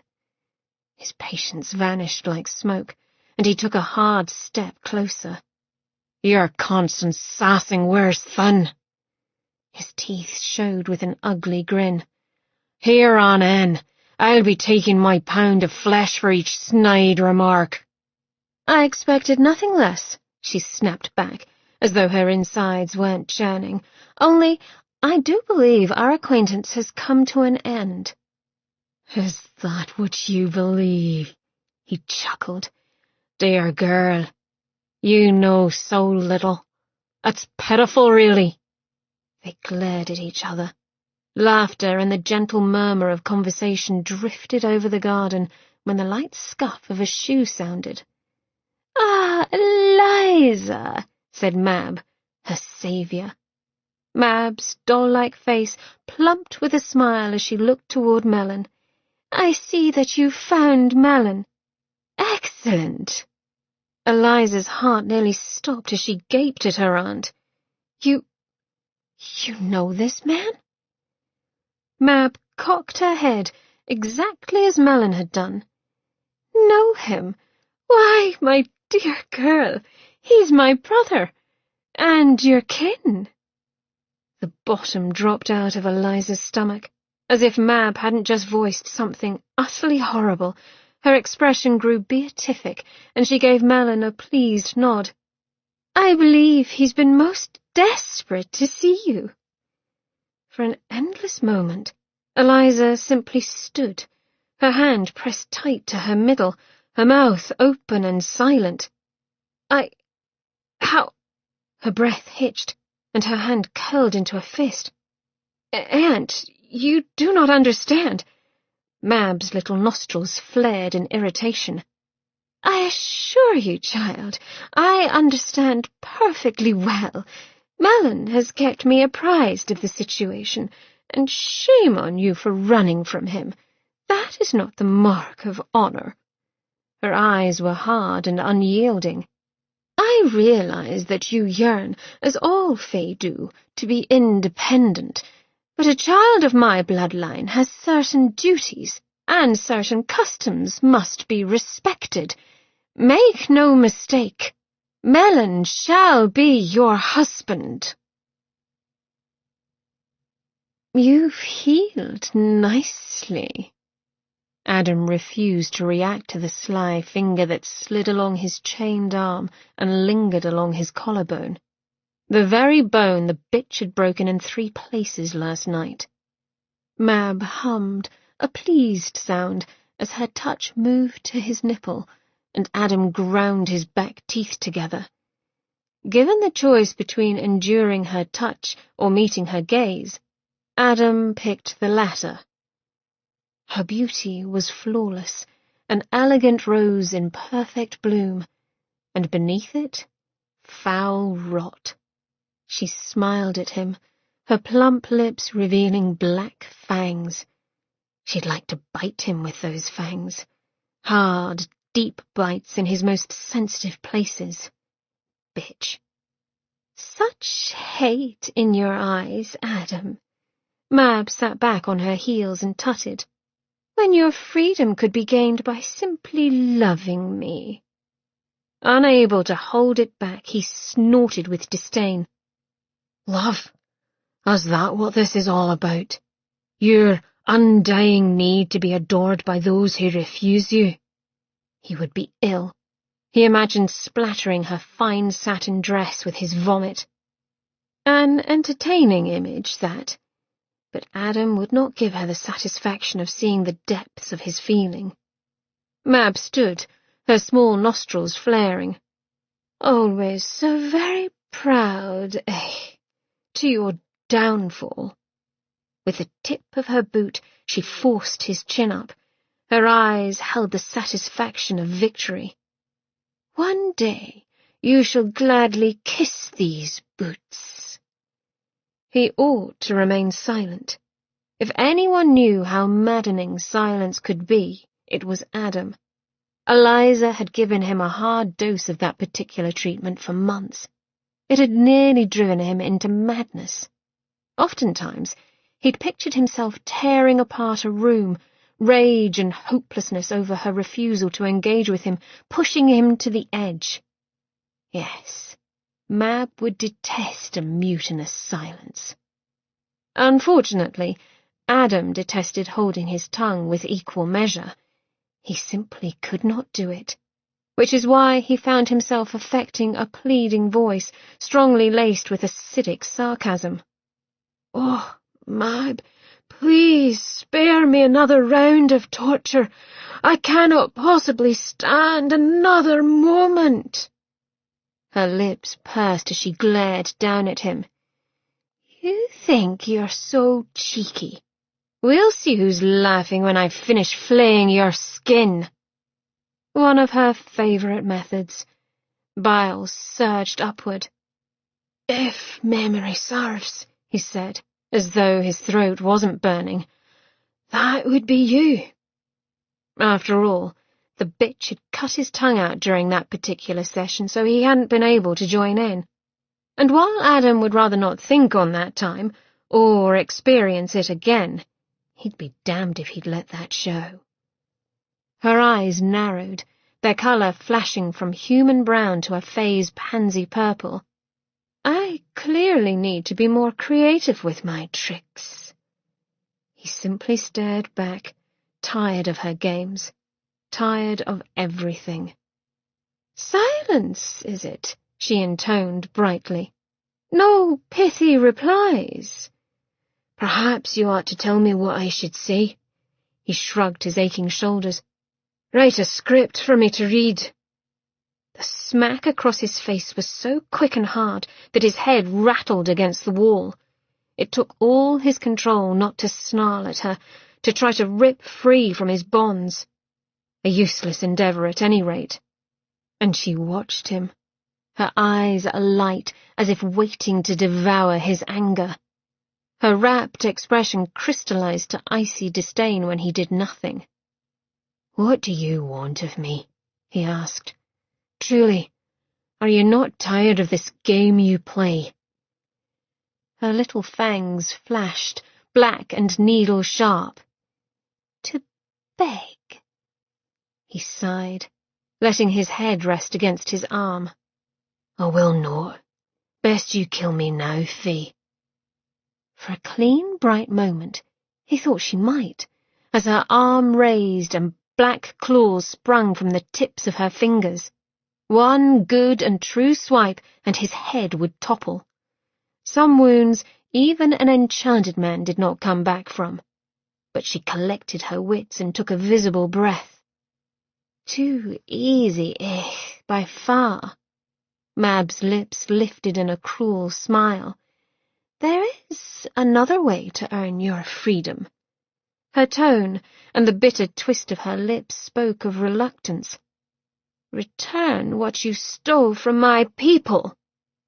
Ah, yes. Adam's stolen artifacts. It always came back to that. When he'd been a knight, charged with collecting heathen artifacts for the church, he certainly did not view his quest as theft. Now he simply had no desire to give Mab what she wanted. He smiled, with teeth. "I did not offer them up when you first threatened to curse me. What makes you believe I shall now?" Her red curls bounced as she shook her head. "Why would you not? You prefer to live this way? Prefer being a dog on a leash?" Adam merely raised a brow and stared back at her. Mab sniffed. "Fine. Have it your way. This shall hurt you far worse than it hurts me." The bitch actually believed she was amusing. Smiling, Mab strolled across the cellar and picked up a hammer. Adam eyed the thing, sick dread spreading through his gut. "Tell me." She hefted the hammer's weight, testing it with a light smack against her palm. "Where is the horn on Bass?" Surprise hit Adam. The golden horn on Bass, the horn of death. It was said that to hear its notes was to be instantly struck down. No being of this earth or of the Fae could fight its power. Death to immortals. Adam nearly laughed. He bloody well wouldn't be hanging like a side of beef on a hook if he had the horn. But it wouldn't go well for him at all were he to admit that. Then again, it wouldn't go well for him either way, so he was bollocksed. Best to irritate the bitch and let her vent her frustration until she tired. So Adam grinned with teeth. "Nuera shaka ombas niimos she fala." When death comes, he won't leave empty. The Irish had used that proverb in regard to him at one time. He'd relished it. Now he gloried in the frustration and rage gathering over Mab's too pretty countenance. "Lest you want Umbas to come for you now," Mab said lightly, "you'll tell me where it is." "Best you go fuck a goat." And that ended the conversation. Mab's narrow boot heel stomped down upon his gut.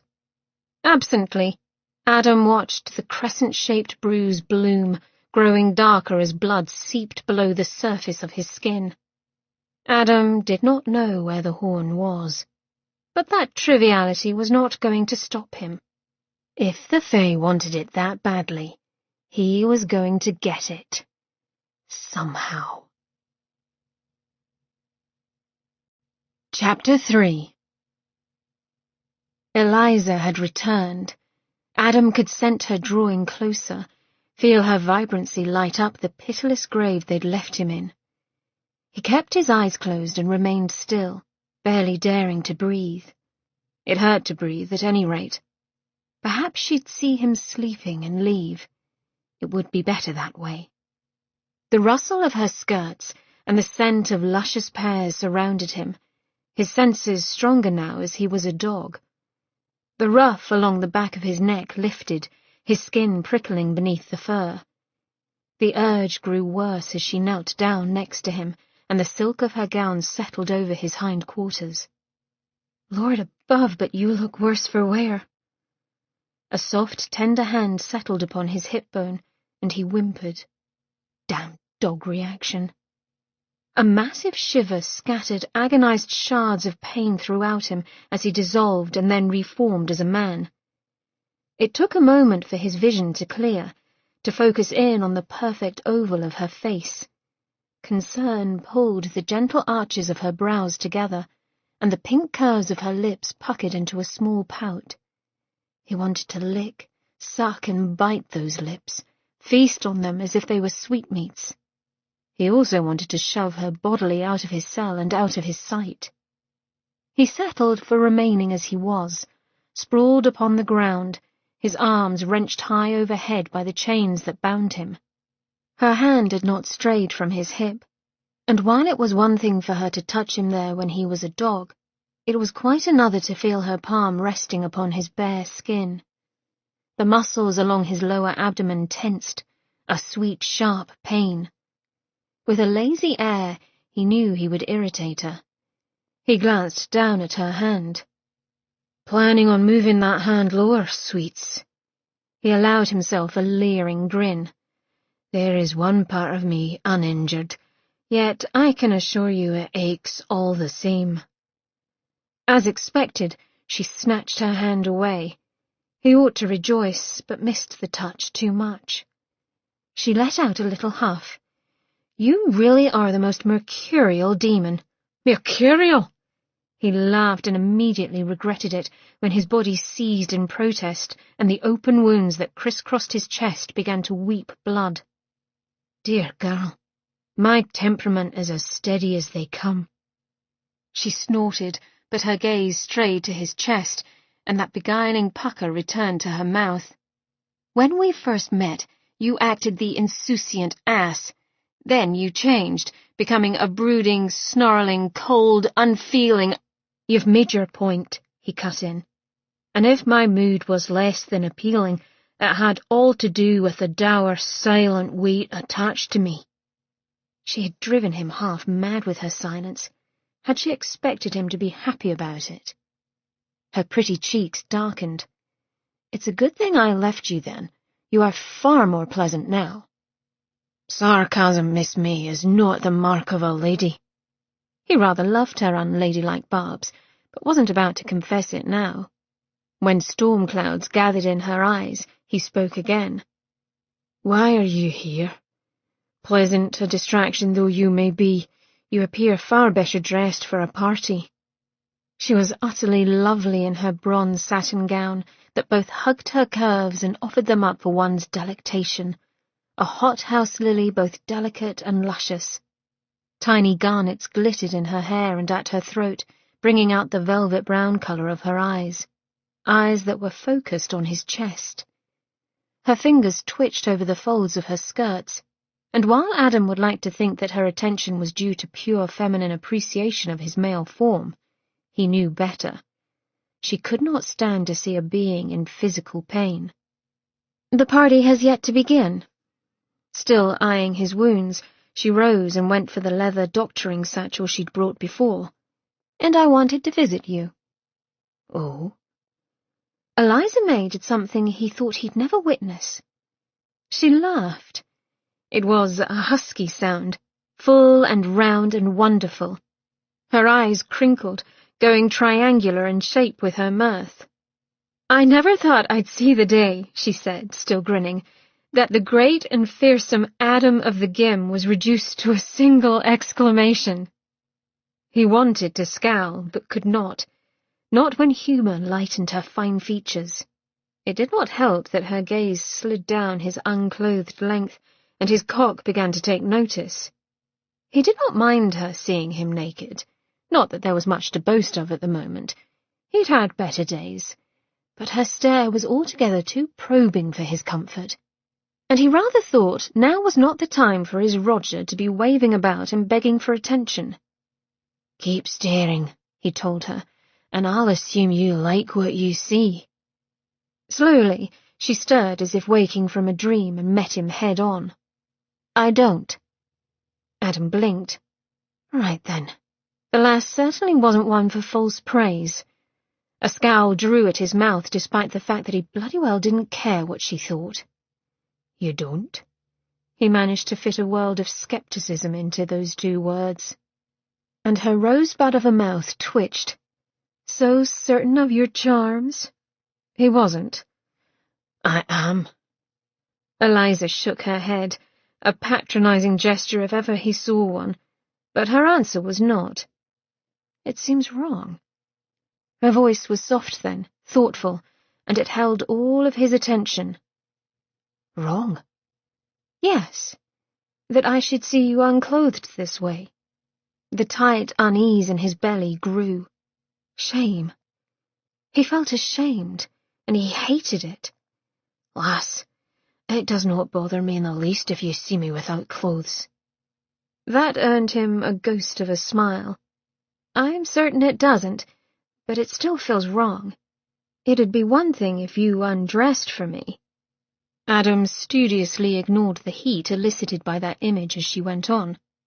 If you'd done that, I could feel free to be annoyed or disgusted. Oh, well, don't hold back, lass. His glare grew in strength, not that she noticed. Her bloody, pitying look remained. It isn't your choice to expose yourself, thus I cannot view your body with anything other than a sense of unfairness and anger that Mab should treat you in this manner. He couldn't say a damned thing to that. In truth, he couldn't even look at her. He wanted her out of his sight. He wanted to be out of hers, desperately. A first, and it did not feel like a victory. Tell me why you're here, Dove. Then perhaps she'd go and leave him in peace. Why did you treat me as you did?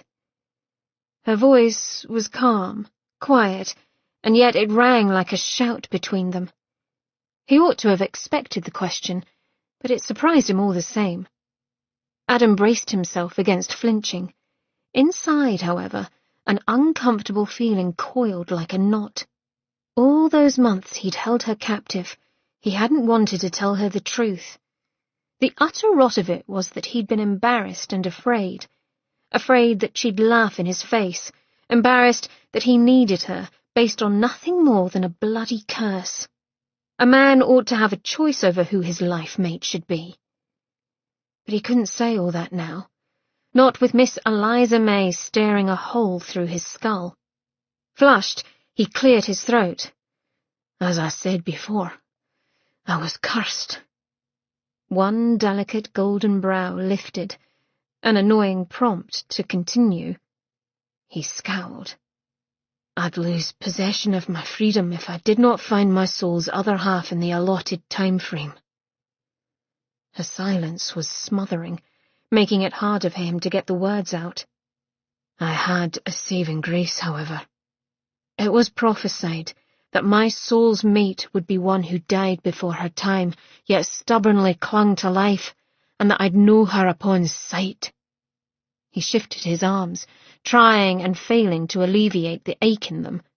The light of her soul would match mine. For a moment, she simply stared. Her voice, when she spoke, was crisp as burnt toast. And you can see the light of souls? Before he'd been stripped of his powers, yes. Adam merely gave a curt nod. Eliza's eyes narrowed, her sweet mouth turning down at the corners, but she said nothing, forcing him to finish his confession. It is why I created the Gim, you see. In return for their immortality, they had to bring me stubborn souls who refused to die. So you were searching all this time for... You? He met her eyes. Your light is an exact match to mine. With those words, Eliza cocked her head as if he were a particularly odd object she'd happened across. And never had he wanted to rage and snarl as much as then. It wasn't as though he wanted to need her, or that he loved her. Hell, he barely liked her. He opened his mouth, the temptation to say all that and more too great to resist, when she spoke over him. And you think we are soulmates? A sharp, half laugh cracked through the air. Are you mad? Madam, he ground out, you cannot begin to fathom how much I wish I were. Oh, I believe I have some idea, she said, rising with a rustle of petticoats. Let me see if I have this correctly. You believe me to be your soul's mate, and, as a result, your first course of action was to put me in chains and force me to be by your side henceforth. When put that way, Adam stared back, unspeaking, and Eliza made an unladylike snort. Well, isn't that simply brilliant thinking on your part? She paced before him, her skirts snapping around her legs with each brisk stride. Certainly, the best way to court a woman is to keep her prisoner. I wasn't trying to court you. I was trying to secure you. At his mulish retort, she halted and spun round to face him.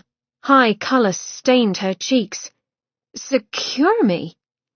Hot, uncomfortable regret made it hard to answer. I was not thinking clearly. Obviously. He shot her a look. I only knew that, after hundreds of years, I'd found you. I wasn't going to risk losing you. With a huff, Eliza leaned against the cell wall and crossed her arms over her chest. She looked him over with the cool detachment he'd become accustomed to. One would think, she said after a moment, that I'd know it if you were my soul's mate. Her nose wrinkled. A ridiculous notion at any rate. He concurred. However, and yet, when you ran away, Mab took claim of me because you had rejected our bond. Her mouth fell open, her eyes going wide as tea saucers. Bond? Is that what... You blame me? Again she laughed. Good Lord above! You needed my acceptance, and yet you treated me like a slave. You are mad. And what could he say? Those had not been his finest hours, driven by a sort of madness that had sound logic fleeing in the face of a base, nearly animalistic need to claim what was his. From the moment she'd opened the cellar door, Eliza knew it was a mistake to visit Adam. Nothing in his behaviour proved her wrong, yet she found herself unable to leave him now. Not when he lay prone and bloody, needing aid, even though she knew he'd never admit to it. Now that he'd confessed, her head was reeling. Soulmates? Impossible. Ridiculous. I don't believe in soulmates. She hadn't meant to speak, but then again, it was best to tell him straight out. Neither do I, he shouted, his swift ire shocking her into silence as he glared a hole through her head. Then why? Because I saw your light. He bared his teeth when he growled out the words, reminding her of a wounded animal. I took one bloody look at you and began to feel again. Do you understand what it means to feel nothing that is good or real? She did. She'd felt it for a mere 20 minutes when she'd first died.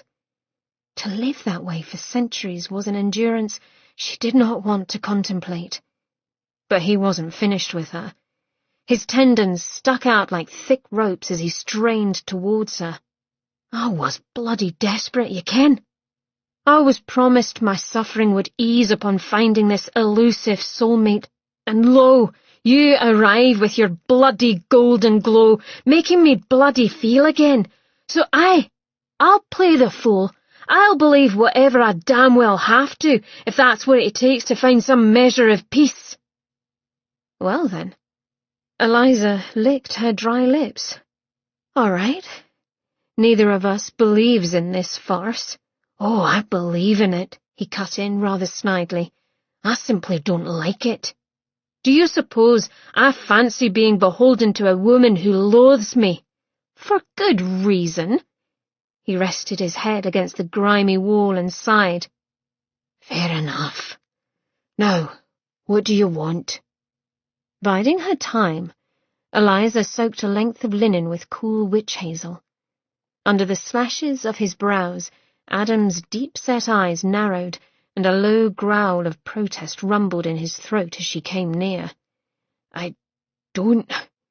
His ruined pectorals twitched. Need help. Gently she lowered the cloth onto his chest. His body tensed, ropey muscles bulging in response, and then he let go with a sharp breath. His tension eased on a sigh. Better, he rasped. Eliza prepared another cloth and assessed how she could best help him. 2 separate lengths of chains, each attached to heavy cuffs around Adam's wrists, held him fast. Secured to a set of rings driven into the stone cell wall, the chains had been pulled tight and forced his arms up over his head so that he was stretched out and barely able to move. Lean forward if you can, and let me see to the rest. With a muffled grunt he complied, tilting his big body towards her. She was able to reach around his neck and drape the cloth along his shredded shoulders. So set was she upon her task that she did not consider how close she'd brought herself to the man, not until the heat of his breath ghosted along her neck. Every hair upon her body stood on end, and she froze, aware of her own breath and of the way her breasts brushed against his chest. She dared not turn to meet his gaze. It did not matter.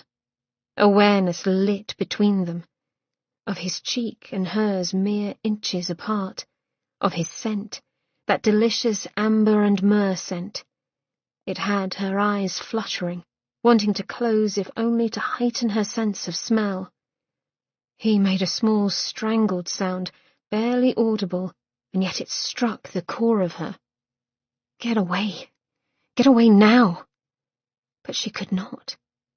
Unwanted, and uninvited heat coalesced between her legs and spread outward, up her torso and down her thighs. Her eyes closed then, as she held herself very still for fear of leaning closer and pressing her now heavy breasts against him. And it disgusted her.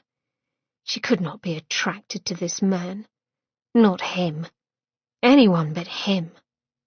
The sound of his indrawn breath and the feel of his lips brushing her neck had her eyes snapping open. Her body tensed further. "Are you?" She swallowed past a wave of heat.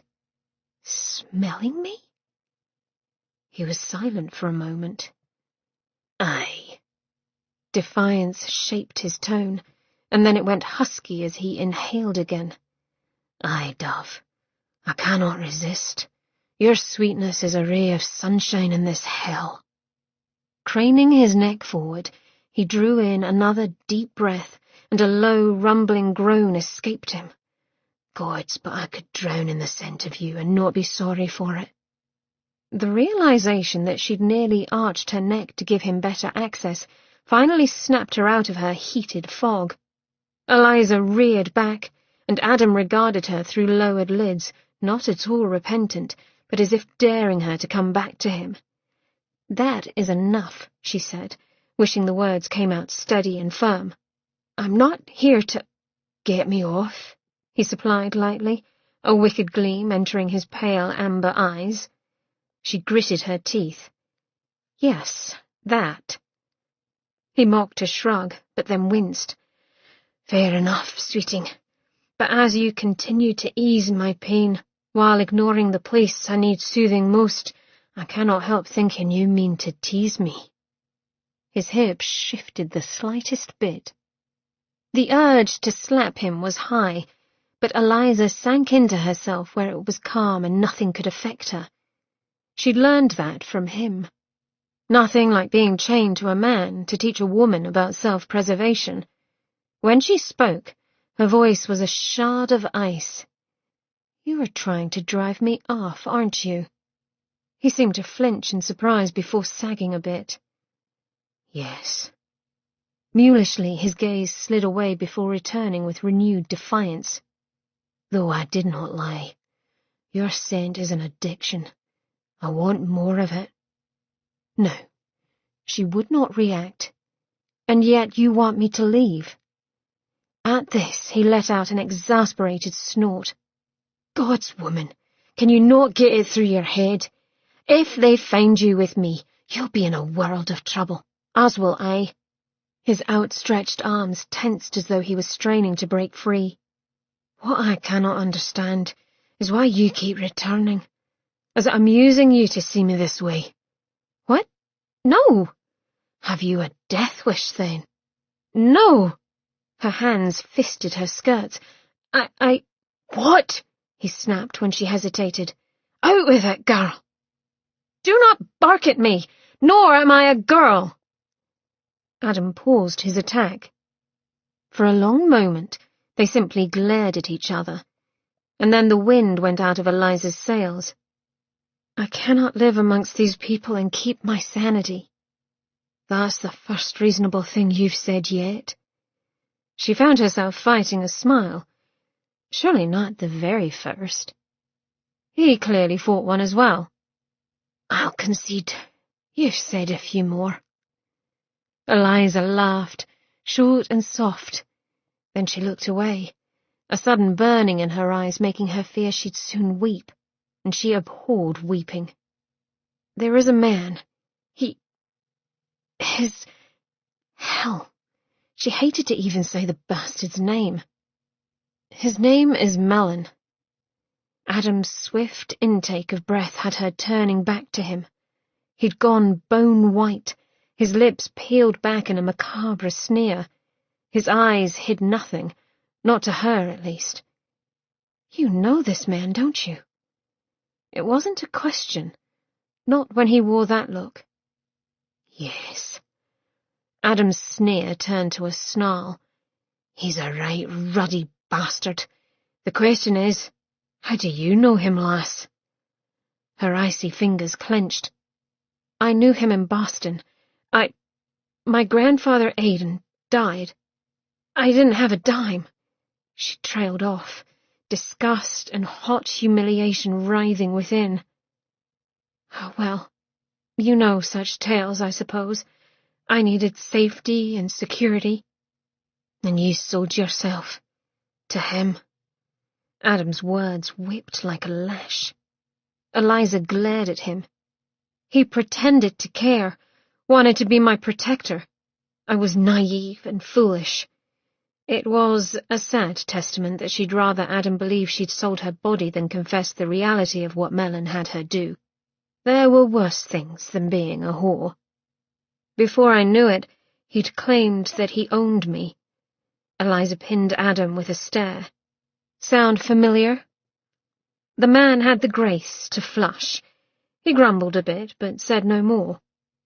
"I ran from Boston to get away from him, and now he's found me." Bile burned up her throat as she thought of it. Worse, Mab claims he's her brother and that I am to marry him. The very idea that she'd marry her uncle. Good God, that Mellon was her uncle made her ill. Adam had grown utterly still, his golden eyes roaming her face as though he saw everything all too well. "Mab is your grandmother," he pointed out softly, "which makes him your granduncle." "Oh, well, that makes it much better, thank you," she choked out. His big body sagged. "What have I to do with all of this? Tell me." She drew in a bracing breath, regrettably, since the room was foul. "I'm leaving, and I'm taking you with me." His response was not what she'd expected. Rearing back until his thick head hit the wall, he scowled fiercely. "No!" "What do you mean, no?" An imperious black brow rose. "Need I give you a definition of the word?" Eliza sat back on her heels, a huff of shock leaving her lips. "Why on earth are you fighting me on this?" His narrowed gaze slid away. "There are some things a man cannot outrun, nor a woman. They will hunt you down, and believe me, they will make you hurt for your desertion. Which is why I need your help. Thick-headed demon. Have you had a good look at me, lass?" His shoulders bunched, all those sinewy muscles of his chest tightening as one lovely landscape of repressed strength. "I'm not the knight in shining armour you need." "No, but you are the only one available." Eliza pressed her sweaty palms onto her thighs. Even so, it took her a full minute to find her voice, one in which he stared her down as if waiting for the obvious. "Will you help me?" A lock of black hair fell over his brow as he gave a pointed look towards his shackled wrists. "A bit hung up at the moment, Dove." "You are hilarious," she deadpanned. "Really, you ought to consider vaudeville." She leaned in, coming closer to him than she'd like, but it certainly caught his attention. His gaze darted over her face as she spoke. "You know Mab's ways, how she thinks, and you know London's underworld. Help me, and I will set you free. Don't, and remain here as her plaything." His eyes narrowed, his lips compressing. "If I am to help you," he said after a long, pained moment, "then I want something in return." Of course he did, calculating demon, because she still feared he was a demon. "I should think my freeing you is enough." Golden eyes, full of irritation and dry humour, pinned her. "Freeing me benefits you, as I cannot provide assistance otherwise." Annoying man. Eliza crossed her arms over her chest. "I could find someone else to help me." "Go ahead, then," Adam said with a shrug, "and good luck to you on your search." With that, he closed his eyes and said no more. Silence stretched between them. "You aren't moving," Adam observed, his eyes still closed. Blasted no-good rat. "What is it you want?" she asked. His eyes snapped open, his gaze spearing her with its intensity. "I want another bargain with you." You cannot possibly believe I'd be so stupid as to make another pact with you. This one you'll make fully informed. The corner of his eyes crinkled with the devil's humour. I'll even give you more than 10 seconds to decide.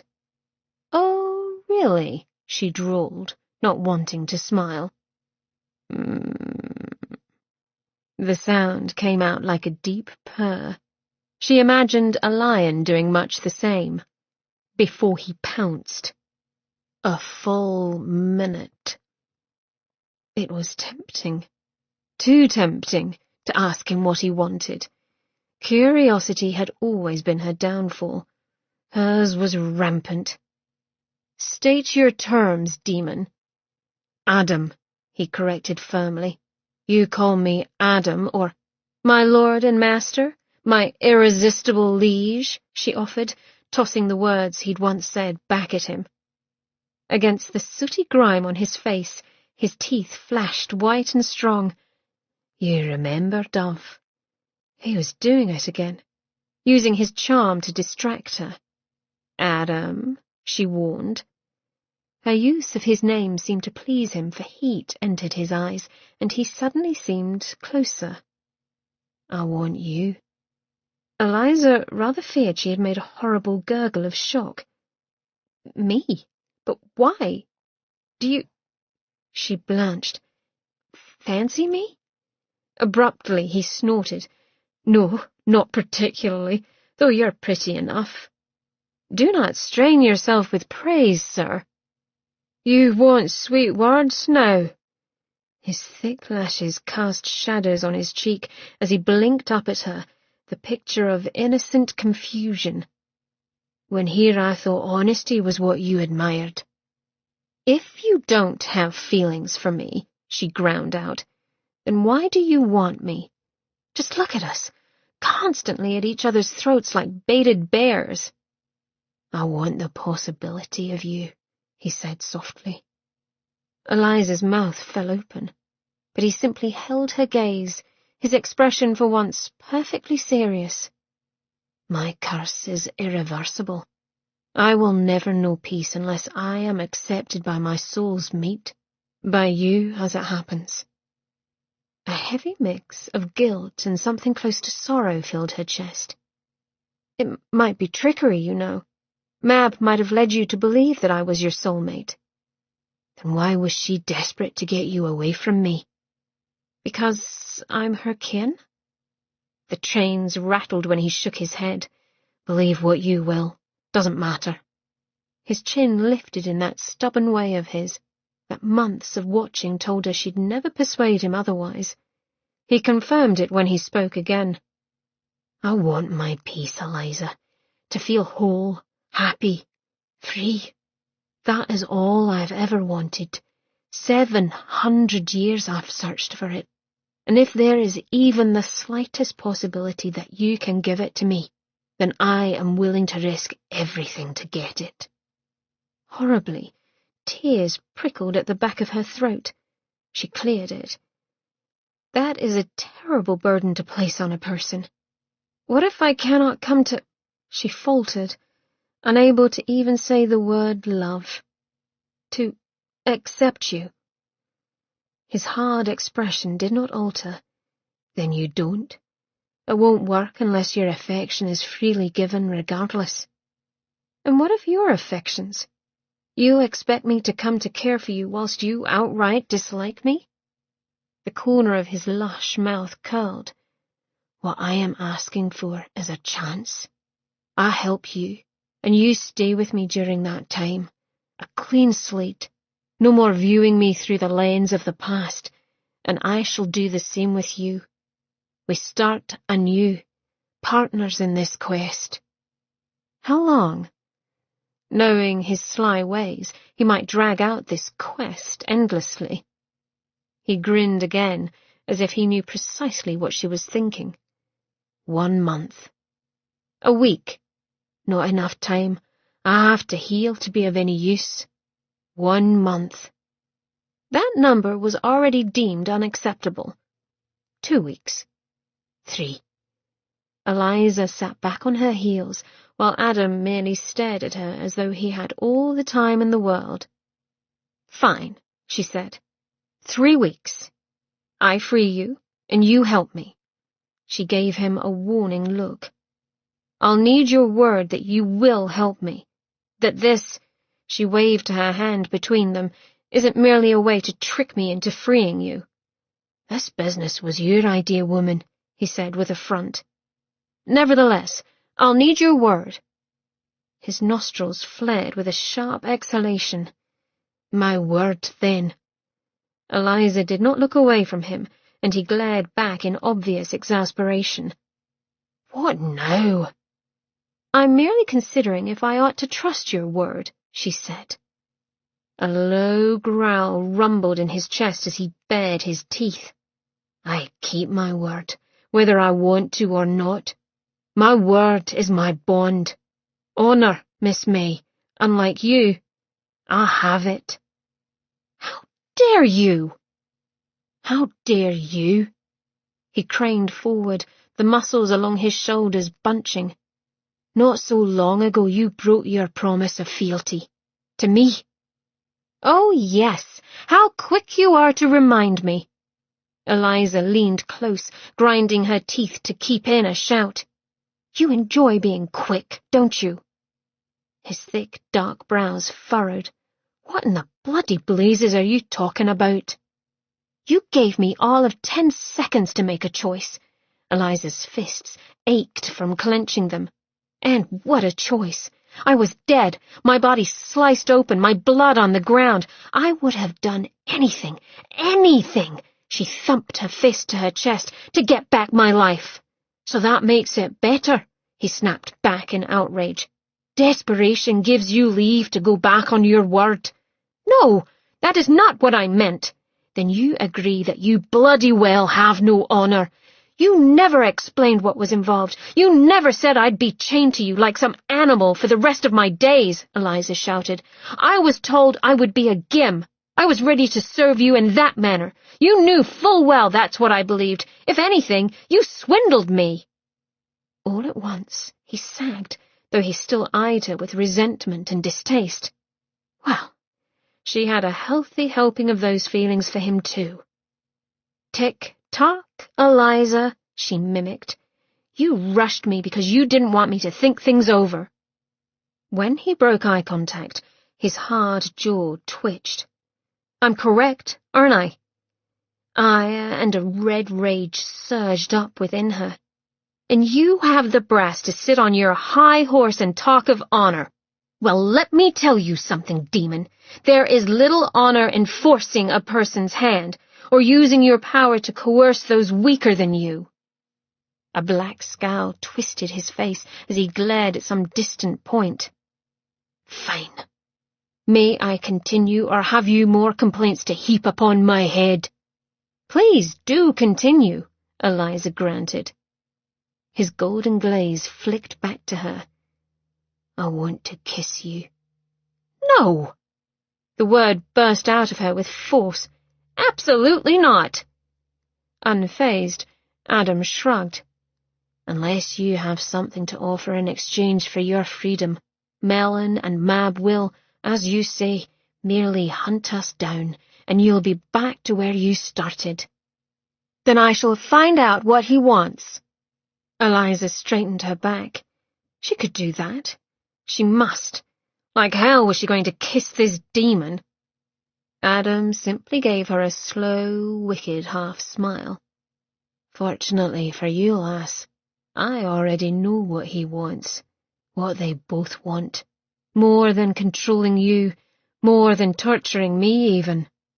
"Then why in blazes haven't you used it to secure your own freedom?" Eliza blurted out. "I'm only alive because they cannot break me into revealing where this item might be."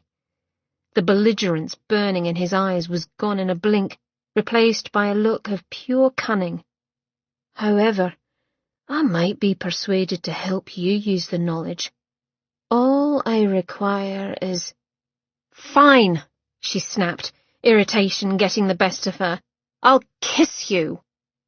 Silence fell, and Adam stared at her with those eyes of his, devil's eyes that made a woman forget herself. Heat rose up over her breasts and crawled along the back of her neck. Eliza grasped her skirts, her fingers twitching. She would kiss him. Kiss a man who had brought her nothing but irritation. Maybe she'd bite him to boot. His chest, gleaming with sweat, rose and fell in a soft pattern. A bead of perspiration broke free from the top of his shoulder and ran down along the firm rise of his pectoral muscles, straight toward the dark nub of his nipple. All this time arguing with him, she'd forgotten his state of undress. Not so now. She'd have to press up against those hard muscles, touch his skin.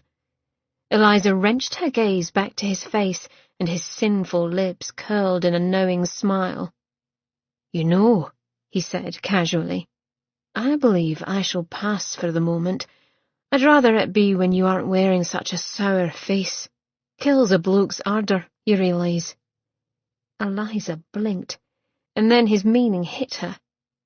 "Why, you rutting, cheap trickster!" He laughed, a flash of even teeth. "Come now, Eliza, fret not." He stopped then, that obnoxious smile growing and heating with promise. "I'll take that kiss soon enough." She rose to her feet in a rustle of skirts.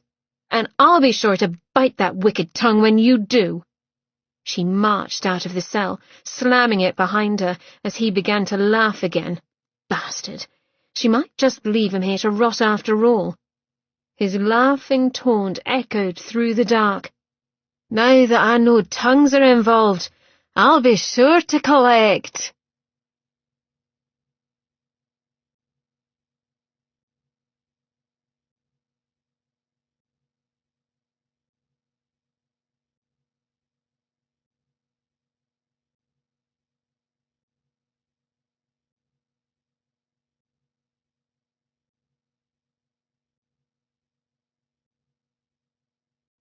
Chapter 4. Eliza climbed the stairs, irritation with Adam still so high that she did not take proper heed. Not until she walked directly into Mab's path. They locked eyes, and Eliza's skin prickled in utter terror. I heard a dog howling." Not a lie. "I thought—" Eliza gave Mab what she hoped was a shocked look. "I did not expect to find the demon." It seemed an eternity ticked by as Mab's gaze bore into her. Eliza did not flinch, but let herself show the confusion and the questions that she'd first felt upon finding Adam. She'd learned long ago that, when telling a lie, walking as close to the truth as possible was the best course of action. The silence between them grew as taut as corset-boning, and then Mab spoke. "And what did you feel when you saw your tormentor trussed up like the pig that he is?" Horror? Sorrow? Satisfaction? It was the emotion Mab wanted, and Eliza was going to give it to her. Mab's unmoving expression broke into one of pleasure. "Ah, and did you express this satisfaction to our guest?" "No. I left." Eliza straightened her spine. "The very sight of him sickens me." Mab flicked a glance toward Mellon, who'd strolled up to her side, his gaze narrowing darkly on Eliza. However, Mellon merely gave Mab a nearly imperceptible nod and slipped past Eliza, going down to the cellars. Eliza's heart pounded in protest. What would he do to Adam? Guilt hit hard. Adam had warned her, and she hadn't listened. Mab linked her arm through Eliza's and guided them across the hall. "There was a time," she said, "when humans believed in the Fae. They feared. Superstition wasn't to be mocked, but to be heeded, and because of that, we grew strong." Strengthened? By superstition? Eliza couldn't see how. The corners of Mab's plump lips curled. Superstition led to vigilance. Humans took precautions. They protected themselves from the likes of us. They thought of us constantly. Now, her slim shoulder raised a fraction, science and logic have turned us into nothing more than silly myths, something to be ignored. Pansy purple eyes flashed with irritation, and our power fades. Despite her stern inner lecture not to react, a shiver ran through Eliza. Mab felt it, for she gave her a gentle, encouraging pat on the hand as they walked up the stairs, their skirts rustling. But all that will soon change. We shall regain our glory. We shall? Eliza wanted to keep Mab talking of things other than Adam, but she did not like the idea of Mab having any more power. Perhaps it was written on her face, for Mab gave her another pat. Do not fear power, my darling. Once you learn how to wield it, it shall become your greatest joy. Mab, are you truly my grandmother? Mab's lips tightened. The demon told you that, did he? She sighed. Grandmother makes me sound so very old. With a moo of distaste, Mab touched her flawless cheek. I do not look old, do I, dearest? Not at all, Eliza murmured by rote. With a pleased expression, Mab shrugged. Well, all right then. I am your grandmother. Though I rather liked being your Auntie Mab. It had a lovely ring to it. And you are the Fay Queen? Eliza pressed, as if her blood did not run cold. Now that, Mab said with a grin, is a title I've been longing to proclaim. I did not want to reveal all too soon, lest you be too awed by my glory, but yes, I am the Fay Queen. And not a bit vain, Eliza thought with a mental roll of her eyes. Mab tilted her head and smiled, coy and just a bit evil. I shall make a proper Fay princess of you yet. That was what Eliza feared most, but she said nothing as Mab stopped at the door to the ballroom, where two young, handsome footmen in brilliant green satin liveries stood at attention. Now, your first lesson. Mab gave a regal lift of her chin, and the footman swept open the doors, revealing a glittering world of diamonds, silks, and flickering candlelight. The sickly sweet scent of lilies thickened the air, wafting out and curling around Eliza. Revenge, Mab said, and how to exact it. The crowd of richly dressed ladies and gentlemen turned as one, and as one they all bowed in deference to Mab as she glided through the parted throng. Eliza followed. She had little choice, still snared as she was by Mab's tight grip. They were all young, this crowd of people, young and beautiful, not a single face marred by lines or time. It ought to be pleasing to the eye, but it struck Eliza as wrong and unnatural. They are all Fay, her supposed people, and she wanted to run as fast as she could from them. Mab led her to a dais, upon which sat 3 large gilded chairs. Sit. Knees shaking, Eliza did as bidden.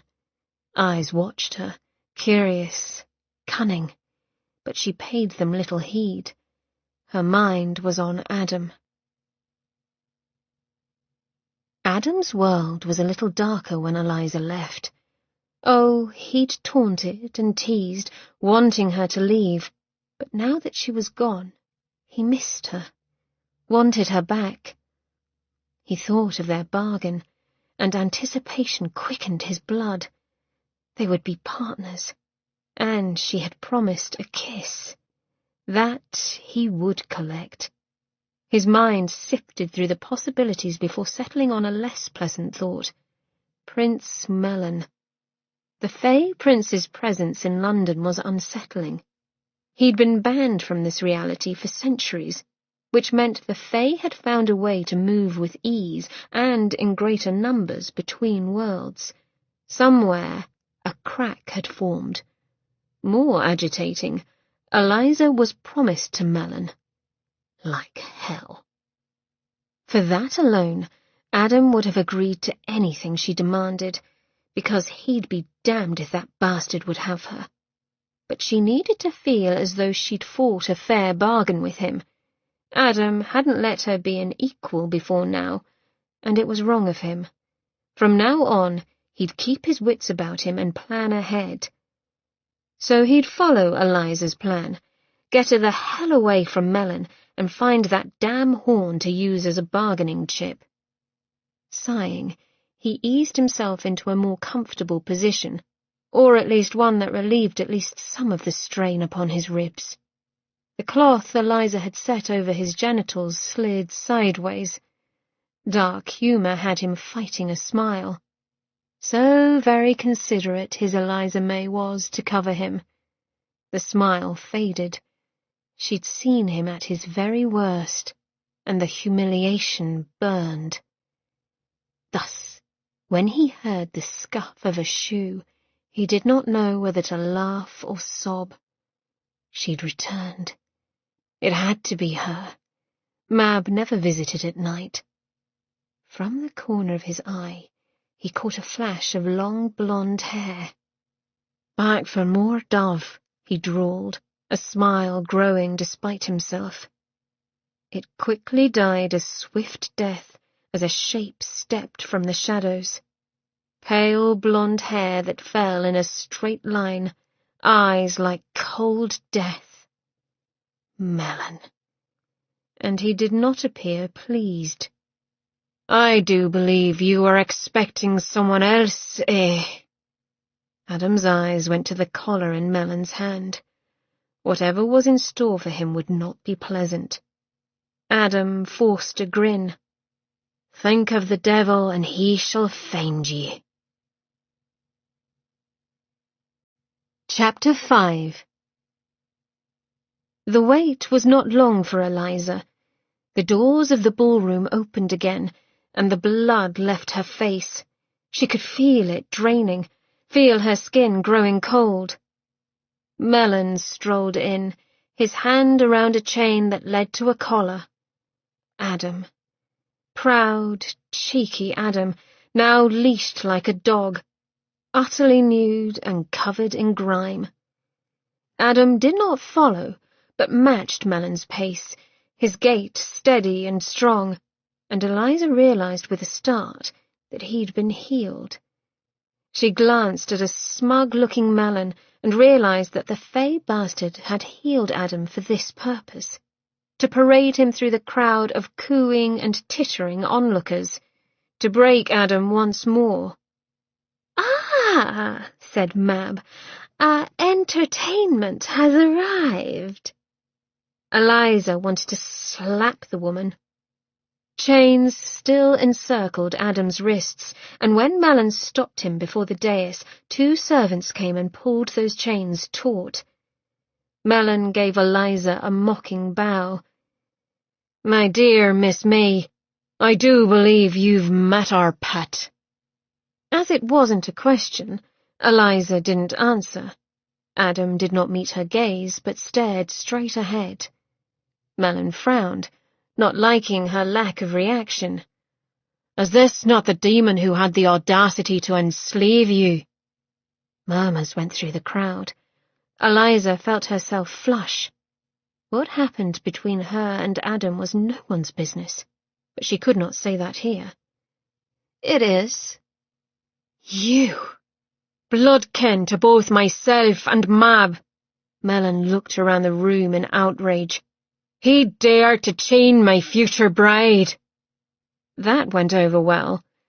Now came the shock that she was supposedly promised to Melon, her bloody great-uncle. Eliza ground her teeth together but managed to keep a placid expression. Mellon held out his hand, and a servant placed a rather large bullwhip in his grasp. Bile rushed up Eliza's throat. She would be ill. Her lips and fingers went numb. Whipping! Gods! Her own back began to burn. Through a haze of despair, she saw Adam's long arms drawn wide. He caught her gaze and held it. Horror raced through her. She did not want this. Never had she wanted this for him. Mellon was speaking, his voice a-buzz through the rushing sound in her ears. "Let us show dogs what happens when they disobey." The crack of the whip seemed to lash through her. Adam's body flinched, his lips turning white, but he did not shout. Golden eyes burned into her, and she did not look away. "Watch me. Focus on me, not the pain." Eliza did not know if he heard her plea, but his attention stayed on her. "He watches you," Mab murmured in her ear.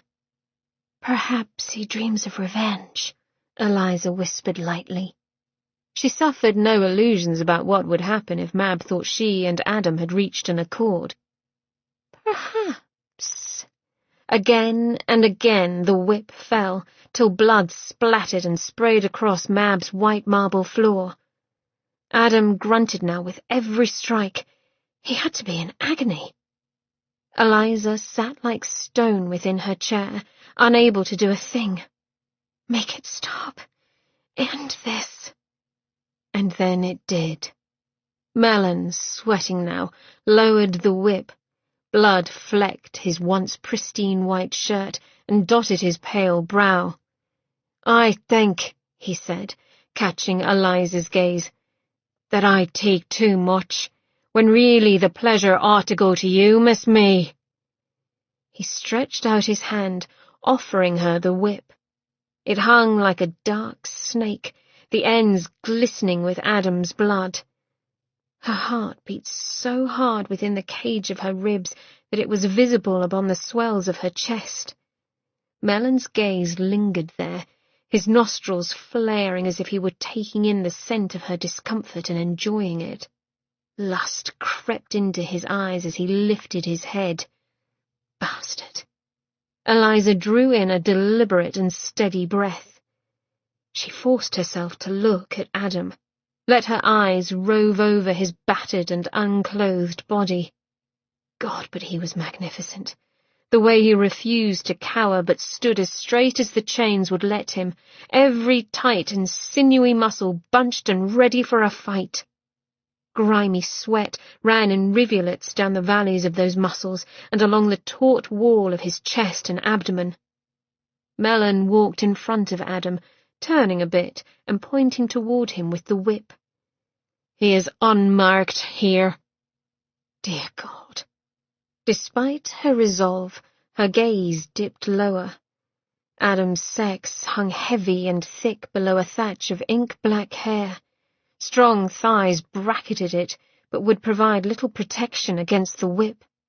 Already a few telling pink stripes marred their furred expanse from where the whip had lashed around his legs. Should Eliza take up the whip, she'd be striking him where he was most vulnerable. The cruelty of it gutted her.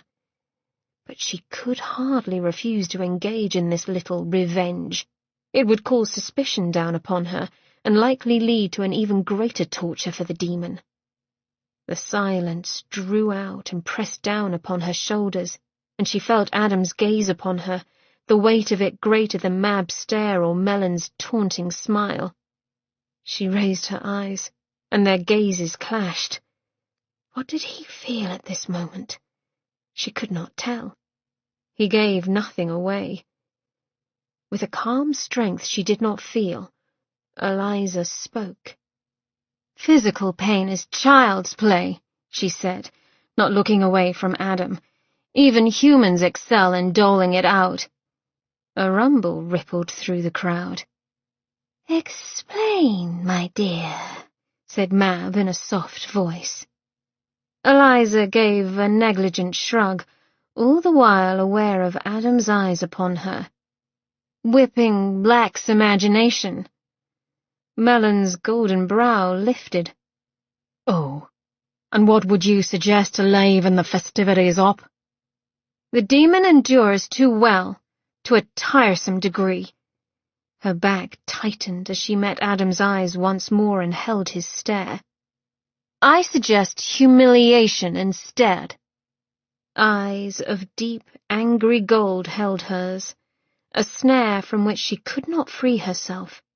From a distance, it seemed that Mab's voice came at her.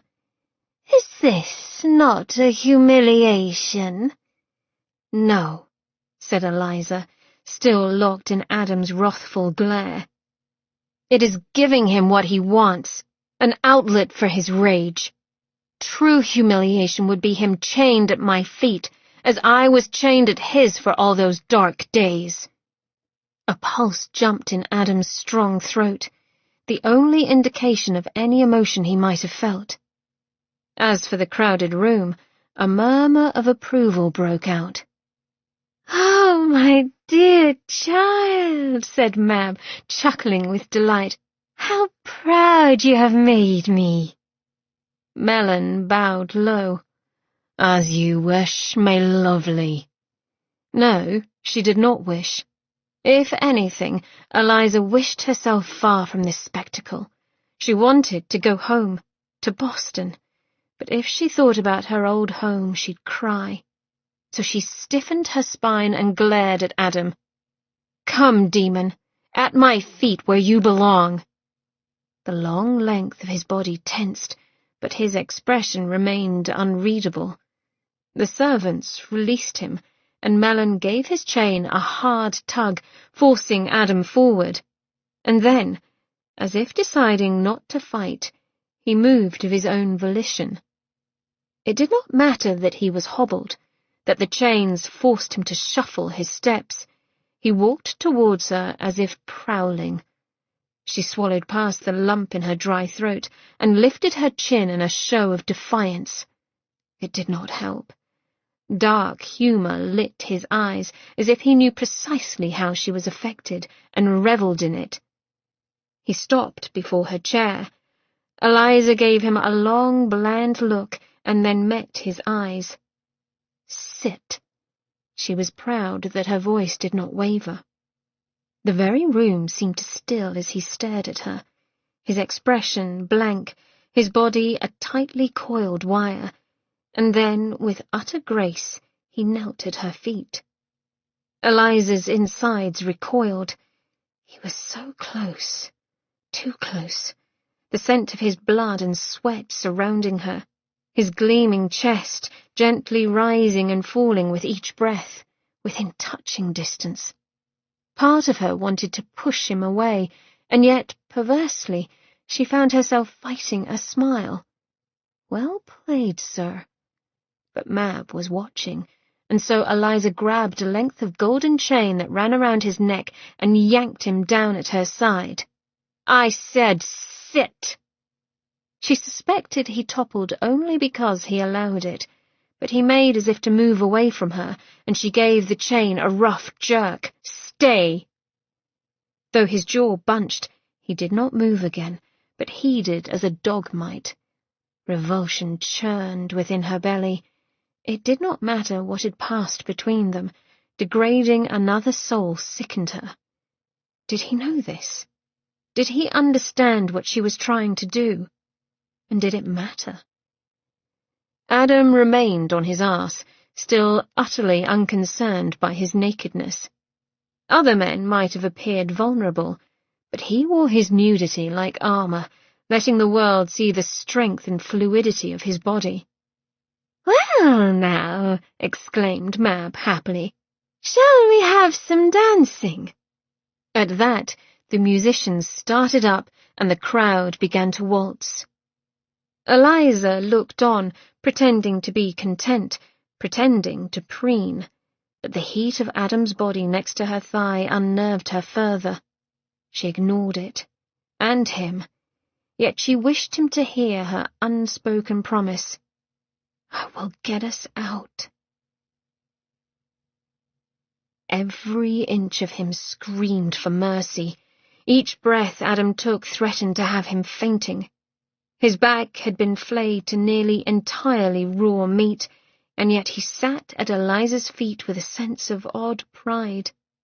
It grew when she nudged him roughly with her boot. "Do not crowd me, demon." So cold her voice, her gaze barely straying to him, as though she found the mere sight of him distasteful. He almost grinned. Ye gods, but she was clever. He'd known the second she glanced at the whip that she was loath to touch it. Even before that, she'd gone white as French linen the moment she understood what Mellon meant to do. Lucky for her, Mab and Mellon had been too engrossed in wanting to see him whipped to notice her expression.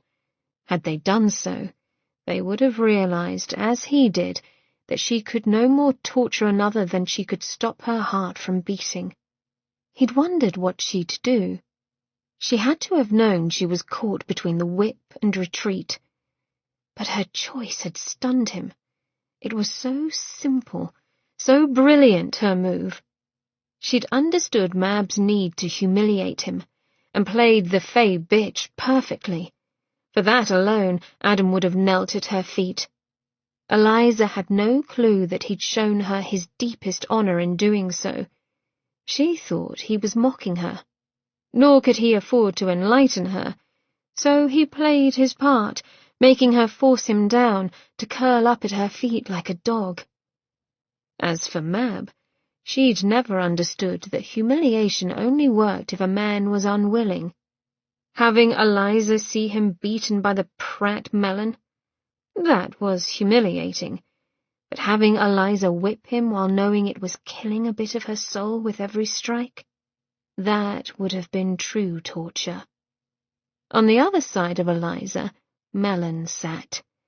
Adam did not need to see his face to know that his little torture session had not ended, but was merely delayed by Eliza's cunning. Mab might have been satisfied by his humiliation, but Mellon wasn't, and he'd make Adam pay for it. Chapter 6. Demon. Adam? The female voice was a soft hiss. Smooth hands touched his shoulder, awaking a world of hurt. Adam tried to shrug it off, only to receive a pinch on his earlobe in return. With a growl, he turned, capturing a slim wrist and hauling a body close. The female landed upon his battered body with a huff. "Bad idea. That hurt. A lot." Adam forced his eyes open. Still clinging to the wiggling mass of warm woman, he thrust her away as he tried to sit. "Quiet," he muttered. "My head aches something fierce." Eliza scrambled back, her pretty face twisted up with irritation. "I was simply trying to wake you." "I'd rather sleep." Now that he was awake, he was in pain. "Well then, what is it?" Her gaze went to his shoulders, and he knew she thought of his back. And though it was dark, far darker than usual, she'd brought only a small torch by her side. He noted the pallor of her skin and the way she flinched. "I am sorry," she blurted out, "for tonight."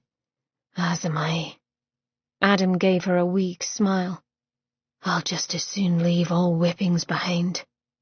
"Yes, well, I meant for the other," she grimaced. "You did well, lass. Did right."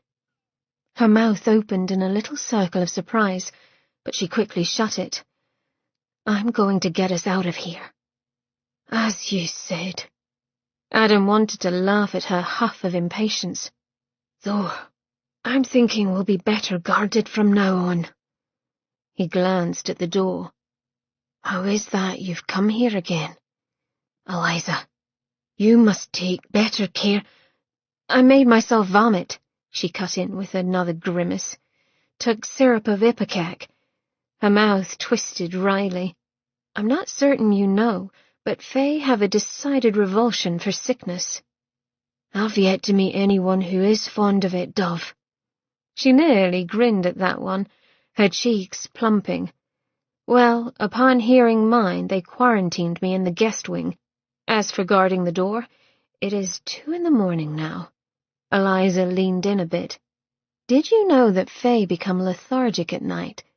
Those guards can barely keep their heads up, slip a bit of valerian into their nightly tea. Clever. So we leave now? No. Eliza came closer, bringing with her the scent of woman. We need to do this carefully. We need a plan. Of course. Adam knew better. He'd never gone into battle without a plan of attack. First off, Eliza said, how do we get you out of those chains? I cannot find a key. Second, we'll need some method of transport. You're weak as a babe now. Humiliation curdled in his stomach. He pushed it away. There was a way to move forward, the best way, but it relied on her. Would she help him once again? What he would suggest was far worse than a mere promise to give him a chance. Likely she'd see it as a trap, and it was, of sorts. Her gaze was a hot hand sliding over his skin, and sweat broke out at the base of his neck. He clenched his hands, conscious of the chains pulled upon his lap and the way they rattled with the slightest move. Those bloody chains! They drained him of his strength even as his body fought to heal itself. Taking another breath, Adam forced himself to face her, to appear as though her answer did not mean everything. Yes, as to that, we have a predicament, Dove. 2, actually. Mab has a key, likely held in her rooms, but that will only unchain me from the wall.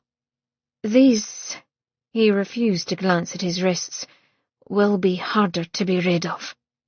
So how, which, he cut in, leads us to the second issue. I saw the way Melon looked at you tonight. It is clear that he has a greater interest in you than expected. He won't stop until he makes you his. She flushed at that, her chin dipping. You don't know that I do. Adam had heard the desperation in Melon's voice. It matched the one in his own soul, and I believe you do as well. He almost smiled at the way her sweet mouth pursed. She wanted to argue, but couldn't. Eliza was stubborn as the year was long, but she had a streak of honesty that rivaled any knight's, proven when she squared her shoulders. Fine. He does appear to be insistent. To put it mildly. Adam assumed a restful pose, when he was anything but. His heart was pounding now. It is clear he wants something from you. Adam smiled when her neck turned pink. Aside from your feminine charms. I can't imagine what it would be, she said, her lithe frame tight. He shifted a bit, and the chains rattled. The fact remains, you are vulnerable. You accepted his suit, forced though it was, which means he has a claim on you. Eliza puffed up, the plump swell of her bosom lifting beneath her tatty shirtwaist. As much as he'd like to believe otherwise, he has no claim on me. A lady may reject a suit at any time. We are not discussing human society. We're speaking of Fae law. Adam pinned her with a look because he could sense she wanted to avoid the truth. He can force you into a Fae marriage, and there wouldn't be a damn thing you could do about it. She crossed her arms over her chest. What do you suggest, then? Oh, he didn't want to smile, though sheer nerves made his lips twitch. Nor did he want to hear yet another rejection from her. But there was no going back. The only way to get out of his reach is to make yourself unwed no longer. Take a husband. He stared her down, noting the growing horror upon her face. Take me. For a thick, silent moment, Eliza fought to find her voice. When she did, it burst forth as a near laugh. "Oh, well played, sir. You had me walking down that trail of deceit once again." Adam's scowl was a fearsome thing. The harsh lines of his handsome face made it so. Golden eyes narrowed to mere slits as he growled, "'Tis no jest, Miss May, nor a line of deceit." "Oh, take you for a husband?" Her pulse thudded at the base of her throat. "And to think I was beginning to believe you were truly trying to help me, when all you were doing is finding another way to bind me to you." A snarl left his lips as he sat upright. That he was chained against the wall in no way diminished him. Likely he'd appear as regal as a king in any situation. "Enough," he said. "Gods, but you accuse me of conceit." He leaned forward a bit, his big fists clenching. "I am helping you. The curse does not abate unless you truly believe me to be an essential part of your soul. Marriage is not that bond. It is merely a contract between two persons." "For someone who professes to believe in soulmates and destiny, you've a rather dim view of marriage." Adam sighed expansively. "This modern world makes confusion where there need not be any. Do you honestly believe that speaking a few vows to one another assures everlasting love?" The scorn in his voice scraped along her nerves. "No, but love," he spoke over her, "is feeling. How you treat a person, not spouting pretty words." Words matter. Eliza did not know why she pressed, nor what it mattered if he did not agree. He appeared equally confused, his thick, dark brows knotting, a little M-shaped groove forming at the bridge of his noble nose. "Words, actions, feeling, they all matter, demon." She gave a humorless smile when he scowled. "Else you wouldn't take offense when I call you demon."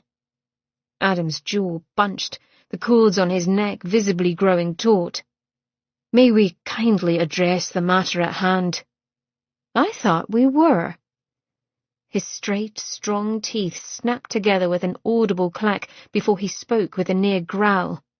"Fine then. Let us compromise. We can be hand-fasted instead." "Hand-fasted?" "Yes," he said with exaggerated patience. "We join hands and pledge our commitment to one another. To the Fae, a hand-fasting is as good as marriage. The only difference is that a hand-fasting has an end date. It is a way for a couple to see if they would truly enjoy being married. If they do, they'll take marriage vows." His expression grew shuttered. "If not, they part." "And?" Eliza licked her dry lips. "What would our expiration date be?" She could not believe she was even considering it, nor did she want to examine precisely why she wasn't running from the room and his offer.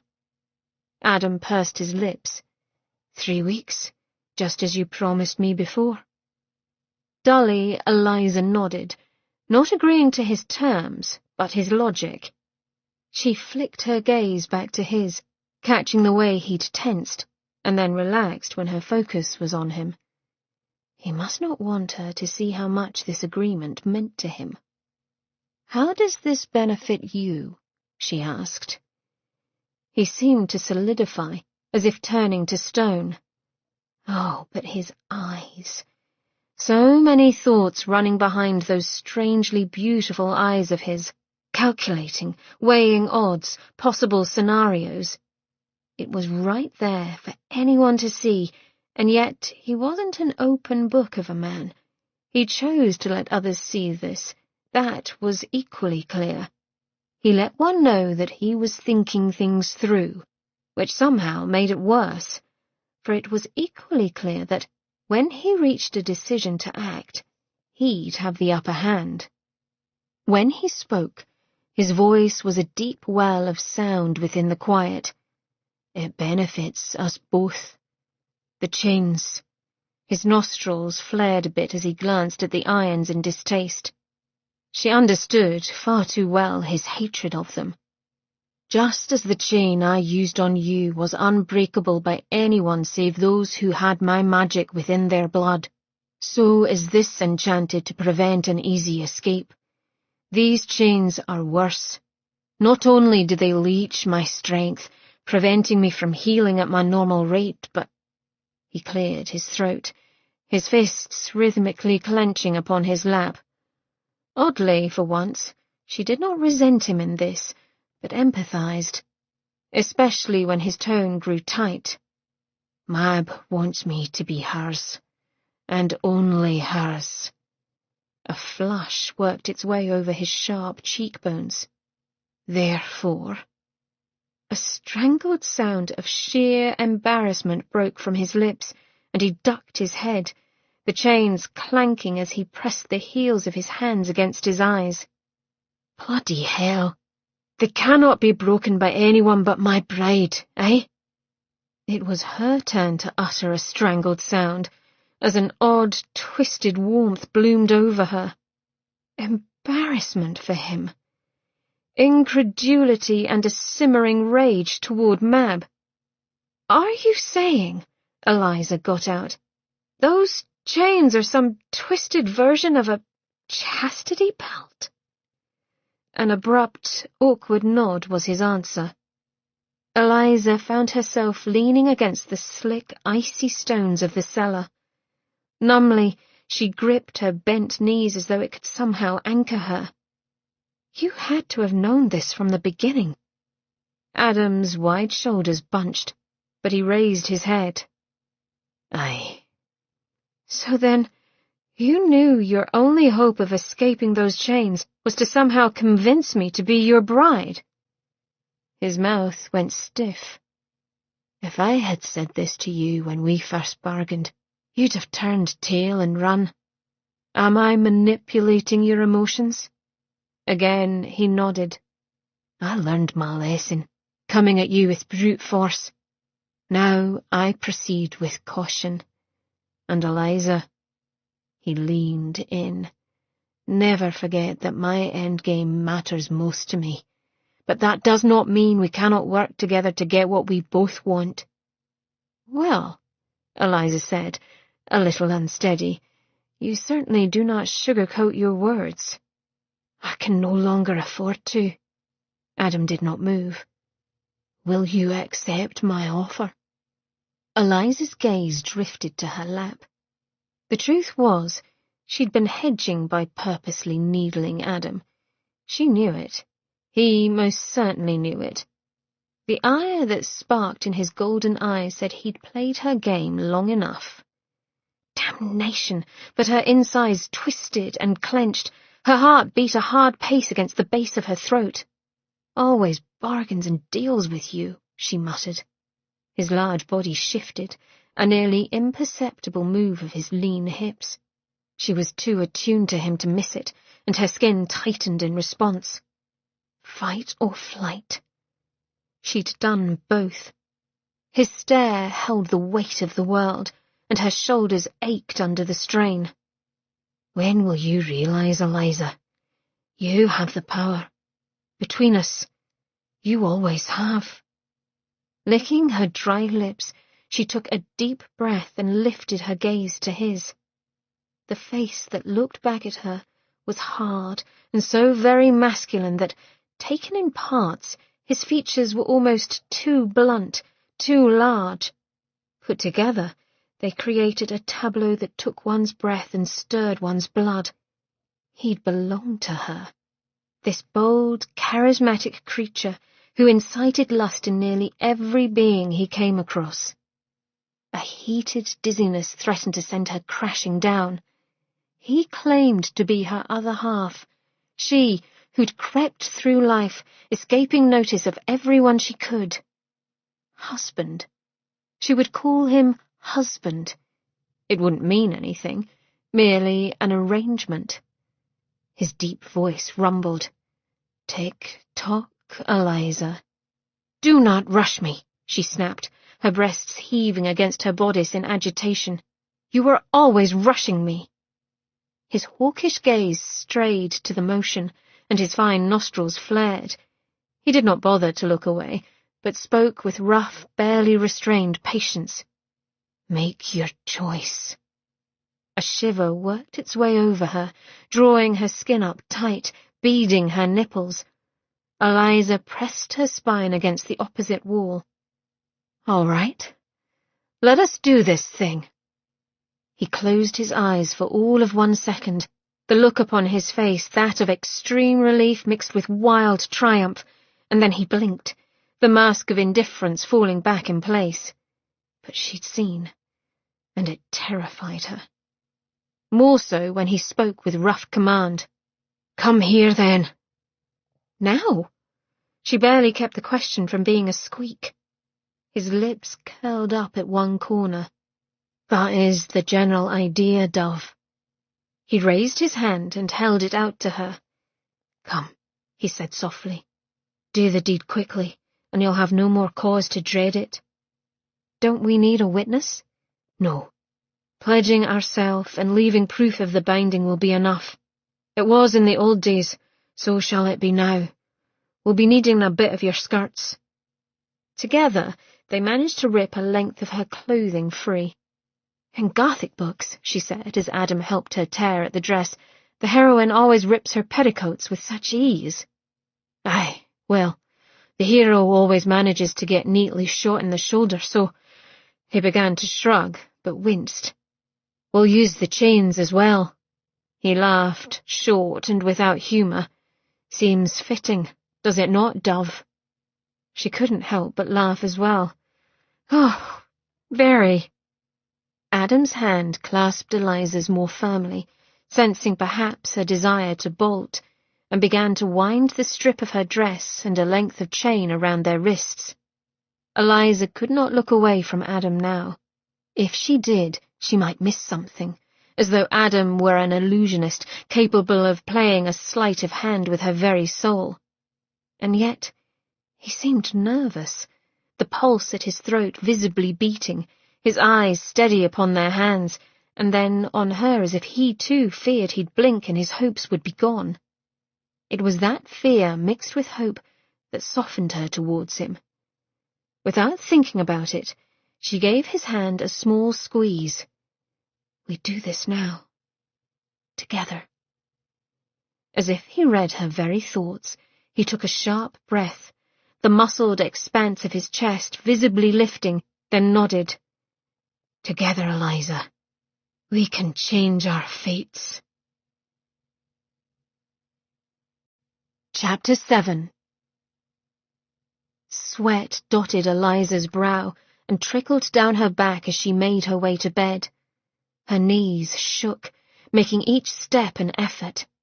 Dear God, the blood trailing down Adam's back, the wet slap of the whip against his flesh, and having to endure him kneeling by her feet. A shaky breath gusted past her lips. She fretted over what she had to endure when his plight was so much more dire, and he'd borne it nobly, telling her he was proud of her quick thinking. Hardly. She was ashamed, and though their relationship had not been based upon kindness, Eliza wanted nothing more than to return to where he was kept and give him some comfort, even if that comfort was nothing more than staying by his side in the cold darkness. "You do not fool me, girl." Eliza halted so abruptly that her skirt swung forward around her trembling legs. From out of the shadows Mellon strolled, his hands tucked into the deep pockets of his pinstriped trousers. Such a casual stance for a man whose eyes radiated dark menace. Eliza kept her back to the wall and her attention on him. He was known to strike without warning. Having been on the receiving end of his blows, Eliza had little desire to experience such an attack again. "I would not presume to fool you, Mellon." She would, but it was best not to antagonize. A soft snort left him. "And yet, here we are." Spreading his arms, he smiled, and it chilled her blood. His smile dropped. "Mab might be arrogant enough to believe your little performance, thinking that she has you in line, But make no mistake, Eliza, I know you far too well. The soft scuff of his shoes sounded in the hall as he stepped forward, his voice going lower. You spared the game-maker's pain. Eliza quailed, and what could she say? Swallowing hard, she held her chin up. I've had enough of violence, which is why I left you. You have developed a fancy for him. I'd rather say that you've developed an unhealthy obsession over him. Mellon made a noise of amusement. Clever, having him sit at your feet. But then you always did like having a man pay homage to you. Her stomach protested. I do not recall having received any homage from a man. In a blink he was before her, pressing her against the door to her room with his body. Shall I give you a demonstration now? See if it stirs any memories. Eliza had quite enough of those where he was concerned, and every one of them made her sick with shame. No, simply find another girl. There must be plenty who want you. Now, Eliza, where is the fun in having a woman who wants me? His fey eyes grew dark purple. I'd much rather break a resistant lass. You did break me, Mellon. She glared up into his face, even when everything inside of her wanted to run away, to cry like a small child might. My association with you has brought me nothing but death and sorrow. He flashed his black fangs. You haven't begun to understand the meaning of sorrow, little girl. Like a rattler, he struck, his claws digging into her scalp as he clenched her hair. You'll do what I say, when I say it, without question. Hadn't she always? She'd died for this man. Ironic, considering she wanted nothing more than to kill him instead. Well, no more. She'd run away with Adam and find a way to be rid of Mellon. His cold eyes bore into her. You will never be free of me. She did not flinch, did not blink when the sharp edges of his fingernails scraped lightly along her jaw. His voice grew soft, beguiling, a prelude to sin that had her insides turning to stone. I own you. Apparently, the game-maker has a prior claim on my soul. The words were out before she thought them through, and she gasped as she realized what she'd said. Mellon, too, blinked in shock, but was quicker to recover. So then, he murmured, you believe he is your soulmate? No. She stood taller, bracing her spine when she wanted to cower. But he does. Mab does. And if you did not, at the very least, fear it might be true, you wouldn't bother with Adam either. Slowly he chuckled. Smart girl.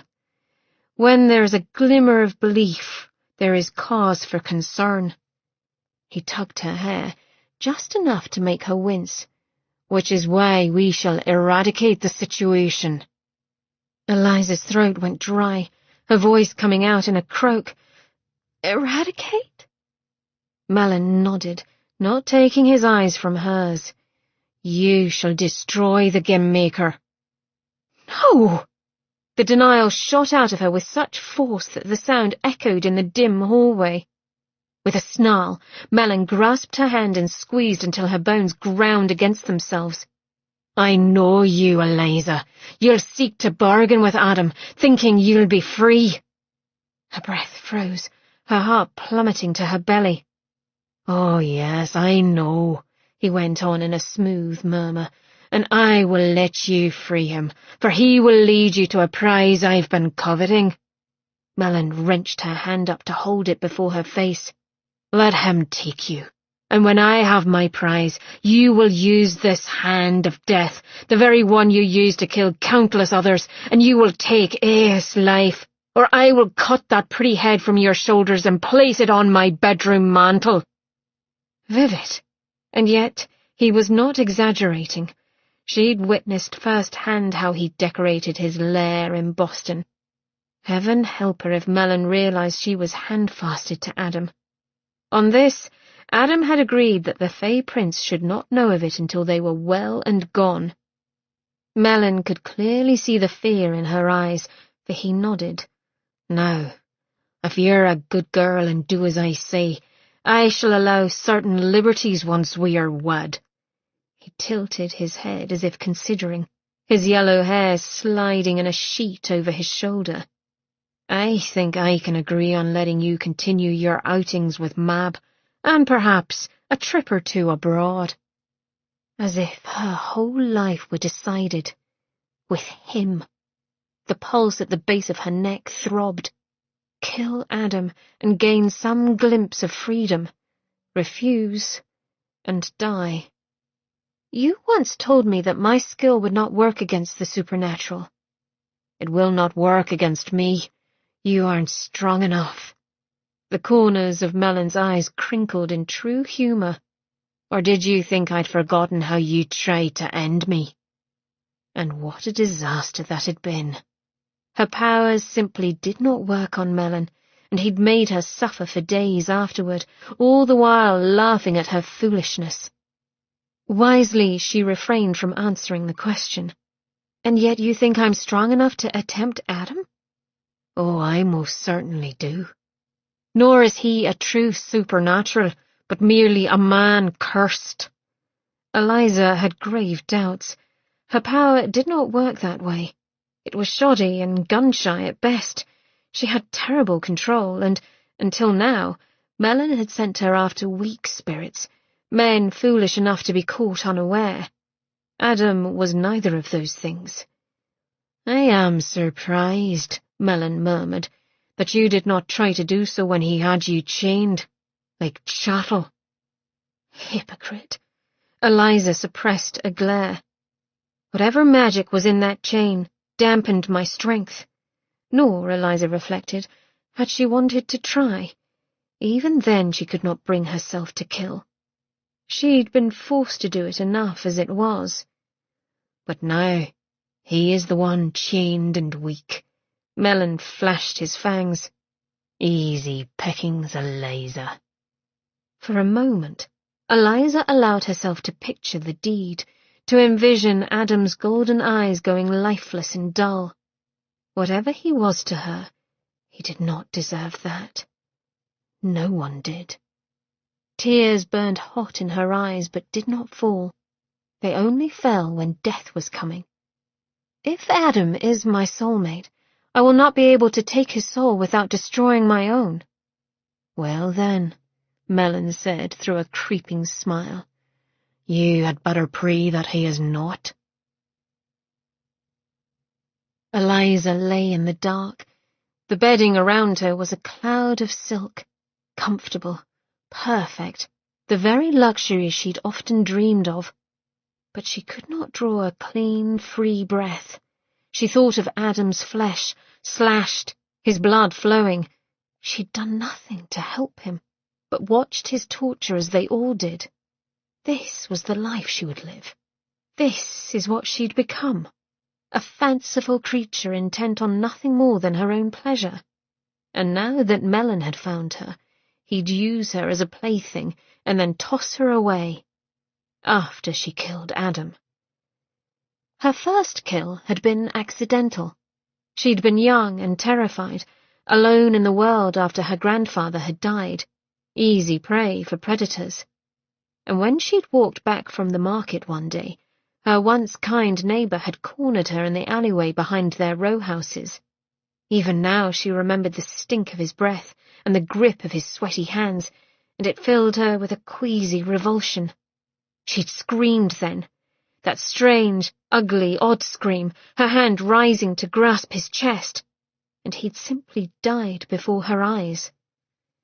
Eliza hadn't felt relief, only a bone-deep terror, and then Mellon had appeared, as always, moving from dark shadows into the light. "Dear girl, you're frightened." He'd stroked her cheeks with a tender hand, this lovely, strange man. "When you should rejoice. You did this. You have the power to walk amongst the foulest creatures and never fear again." How seductive it sounded back then. Come live with Melon, be one of his crew, and all she had to do was some little favours for him. Eliza tossed in her bed, her stomach roiling. She hated herself for agreeing those first few times. And then, when her soul grew black with the grime of her sins, Eliza had told him no more, and he'd made her pay. He'd beaten her and ground her will into dust. For so long. Her whole life she'd felt a bit like a cork in a vast sea, men's expectations batting her here and there. She did not mind going where the winds took her, but she wanted a sail, oars and rudders. She wanted a say, and she was damn well through with being under the thumb of another's will. The truth slammed into her like a rogue wave. If she wanted a say, she needed power. "And I'm not going to get any by sitting on my ass," she muttered, rising to her feet. No, she needed a plan.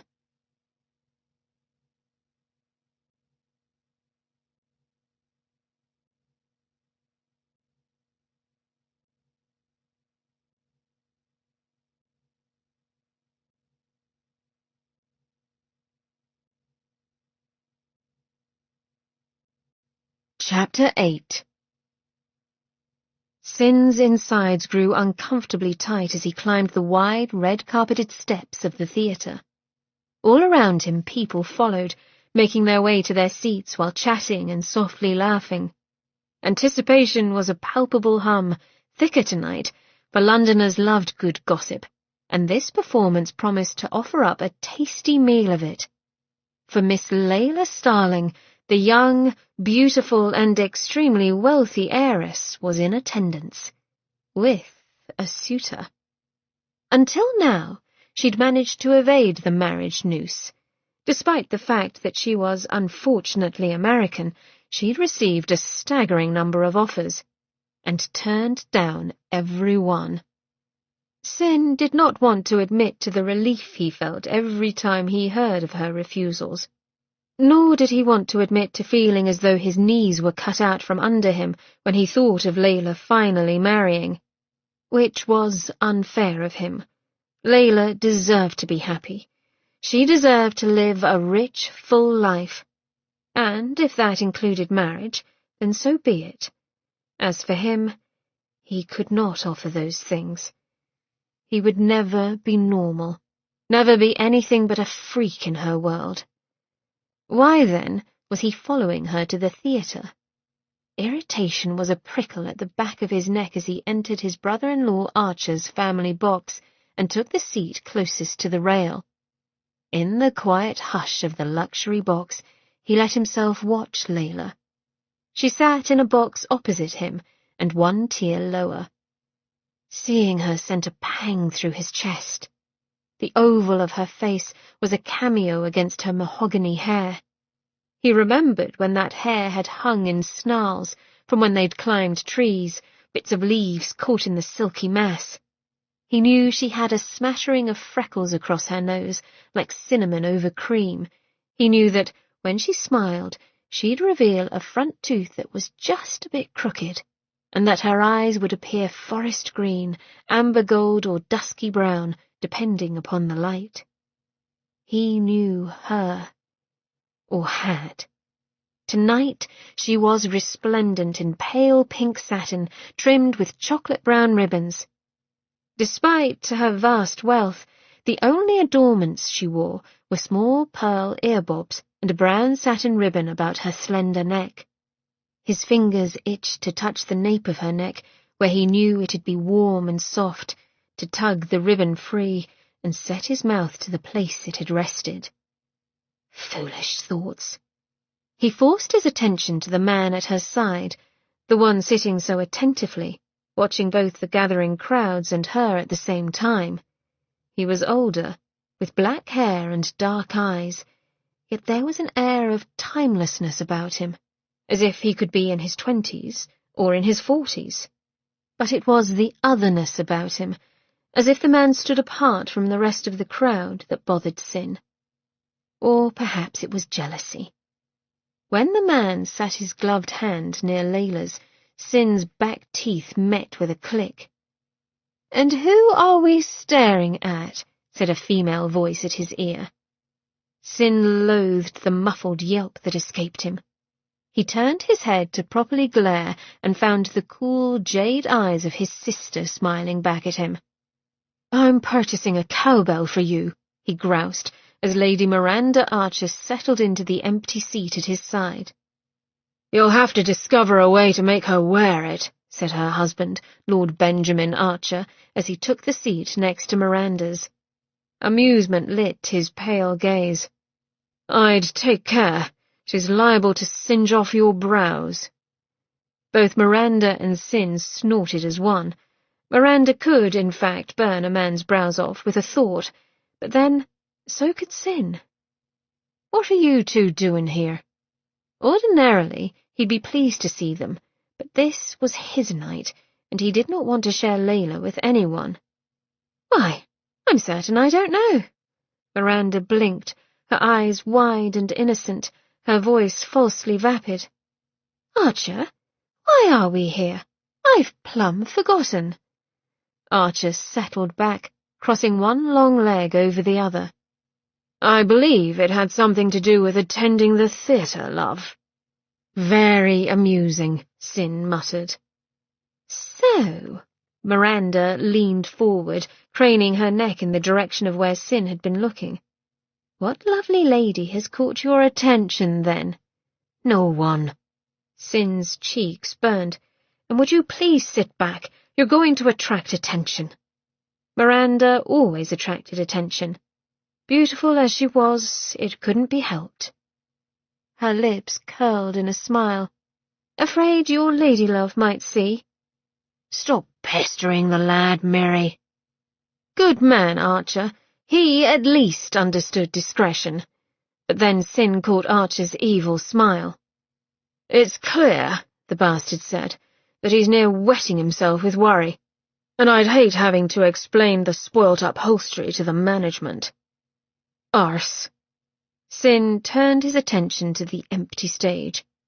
"The both of you are unmitigated arses."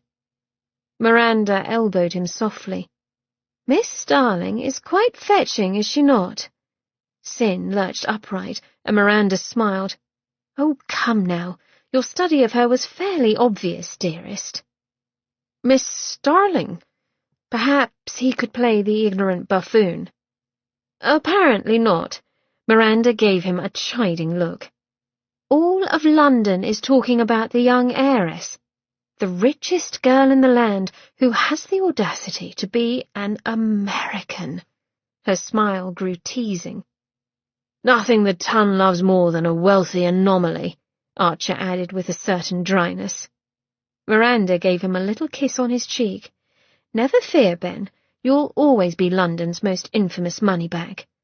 Archer rolled his eyes, but wrapped an arm about her slim shoulders, tucking her closer to his side. Sin was grateful for the distraction, hoping they'd become engrossed in each other as they tended to do, and forget about him. No such luck graced him. Miranda turned her too keen attention back to him. "I do not blame you for noticing her, brother. Miss Starling is quite lovely." She gave him a saucy look. "If I didn't know better, I'd say you've developed a tendre." Gods, but he could feel himself blushing. Damn it all to hell. The air unnaturally heated as his power threatened to slip his control, and he took a calming breath. "I know her is all." He cleared his throat. "Or knew her. Long ago." "Then go speak to her," Miranda urged. "You are too isolated as it is. Make friends, Sin." Concern marred her smooth brow. "You know I speak from experience when I tell you that cutting yourself off from the world won't help." It was a known fact that on every third Sunday in Mab's household, 3/4 of the staff had the day to themselves. It was also known that cook made a cherry trifle for those unfortunate few who must remain behind. It would be simple enough, then, for Eliza to sneak into the kitchens and give the trifle a liberal soaking of opium syrup. There was a risk that the staff might imbue too much and not fall asleep but perish, but given that many in Mab's employ were of Fey blood, Eliza did not believe, or rather she fervently hoped, it would not kill them. More difficult, however, was finding a means of escape. Hope came by way of the spirit seller, who made a monthly visit to the house to deliver ale and mead. Eliza took the risk to speak to him. "You shall be called back here," she told him, "because the barrels you are delivering now shall meet with an unfortunate accident." When the driver, a crabby, grizzled man of an indeterminate age, scowled, she spoke on before he could protest. "It shall be done. However, you stand to earn £100 if you help me with a delicate matter." Still frowning, the man scratched the back of his head, sending his cap over one eye. "And what's to be done when the mistress of the house puts the blame on me? I'll be expected to pay for them 40 barrels, and I want no trouble." Despite his protests, his expression said that he could be persuaded. £100 on top of your expenses," Eliza shrugged. "Or I could simply damage the barrels and leave it at that. I doubt anyone in the house would believe the blame lies upon my shoulders." The man harumphed. "Mad chit you are!" But he was listening. It was a plan filled with pitfalls and holes. Everything could go wrong, but Eliza was taking that chance. Mellon had helped. No, he'd not open the doors for her. Mab would not know his part in things. But he'd given her Mab's key to the chains that bound Adam to the cellar wall, and then taken Mab out for the day. Eliza hated that she must put her faith in Mellon's promise that he'd keep Mab away, and that she had to believe the one man who had every reason to crush her beneath his boot. Mellon's eyes had borne into her. "Do not feel me, Eliza, and do not think for a moment that you can cross me and live." Now, when escape was upon her, Eliza's palms were so sweaty that it took her 3 tries, her hands slipping from the key, to turn the lock on Adam's cell door. He lifted his head, his eyes a dull copper colour in the dingy light, but he made no move to rise. "Dear God," she muttered as she took stock of him. "What did she do to you this time?" He was black and blue, more slashed than whole. He grunted as he made an effort to sit. "Another productive visit." Eliza shook, the key clinking as she slipped it into the lock that attached his chains to the cellar wall. Damnation! But she'd expected him to be in better shape than this. The moment the chains clattered to the floor, Adam took a deep breath, his wide chest lifting. He rubbed his wrists, still bound by the cuffs and the heavy lengths of chain attached to them. Flushed and fevered, he gazed up at her. Every fear within her came to a standstill. She forgot to breathe. Why was it this man affected her thusly? How could he heat her blood and make her heart stutter with merely a look? Worse, why did she want to hold him close and tell him how sorry she was that theirs was a relationship that would never come to pass? "What is it?" he rasped through dry lips. Eliza licked her own. She could hardly admit that she was meant to kill him. "Nothing." Her voice sounded raw, cracked. "I've brought you some clothing." A grimace twisted her face, for Eliza had not been able to provide very good ones. She'd had to pick through the footman's limited off-duty clothing. She managed to gather up a cotton work shirt that had faded to a dull grey colour and a pair of horrible red, black and yellow plaid trousers. Boots were harder to find, the only size she thought might fit being a mismatched set, one with an appallingly large hole in the sole. Never mind, they'd get him a proper pair later. He eyed her selection now without comment, and then reached past the undergarments to pick up the trousers. He proceeded to tug them on, gritting his teeth as he moved. His struggles made the muscled plane of his abdomen bunch and his cock slide along his strong thighs. Eliza forced herself not to watch. "Help me with my shirt," he ordered, his eyes averted. His short tone did not annoy her, for it had to be difficult asking for assistance, and with a certain degree of gentleness she eased the paper-thin rag over his head. The thing smelled of cabbage and soot. Eliza did not want to contemplate what little beasties might be hiding amongst its folds. Adam gritted his teeth and pushed his arms through the sleeves, the bulk of the chains he wore making the process unwieldy. By the time they were finished, Eliza, buttoning up the collar with deft hands, a sweat bathed his skin. Shaking inwardly with sympathy, she lifted his arm over her head to settle around her shoulders. The cold chains hit her arm, a marked contrast to the warmth of his skin beneath the thin shirt. "We haven't much time," she said. "Can you stand?" "I'll crawl if I have to." But he managed to lurch to his feet, dragging his broken leg along as she walked them out of the cell. It was slow going, the chains clattering, his body leaning onto hers. "Remember the knot?" he managed to say. "Yes, I've got it." Eliza pulled the length of her gown they'd used to handfast from her pocket. Adam had tied the silk into an intricate Celtic knot, a symbol of their joining. They'd leave it here now to send a message. Eliza had grave doubts that Mellon would honour their handfasting, but she had to try. Nor could she now explain to Adam that Mellon was privy to their escape. Such a mess. Before she could drop the knot, Adam took the thing and rubbed it across his bloody brow. "So they know you are mine," he said, making her flush. "Lean your bad hip against me," she ground out, dreading the walk up the stairs. He had a foot in height on her, and, even in his emaciated state, was a great deal heavier than she was. There was no help for it. Either they made it out, or they would suffer. Servants lay pell-mell around the house, their slumberous snores breaking up the eerie silence. Adam glanced at them as she shuffled him along, and his full split lip quirked. "Devious, Miss May." "Necessary, Mr." Eliza trailed off, realizing she did not know his last name, or if he even possessed one. "Once upon a time," he rasped, "I was called A. MacNeil, but that man has long been dead to the world." They said no more. It was clear that talking drained his strength. At the back of the kitchens, Mr. Albright, the driver, set down a barrel of mead before looking around in a frantic manner. When he glanced back at Eliza and Adam, tilted drunkenly at her side, his eyes went as wide as dinner plates.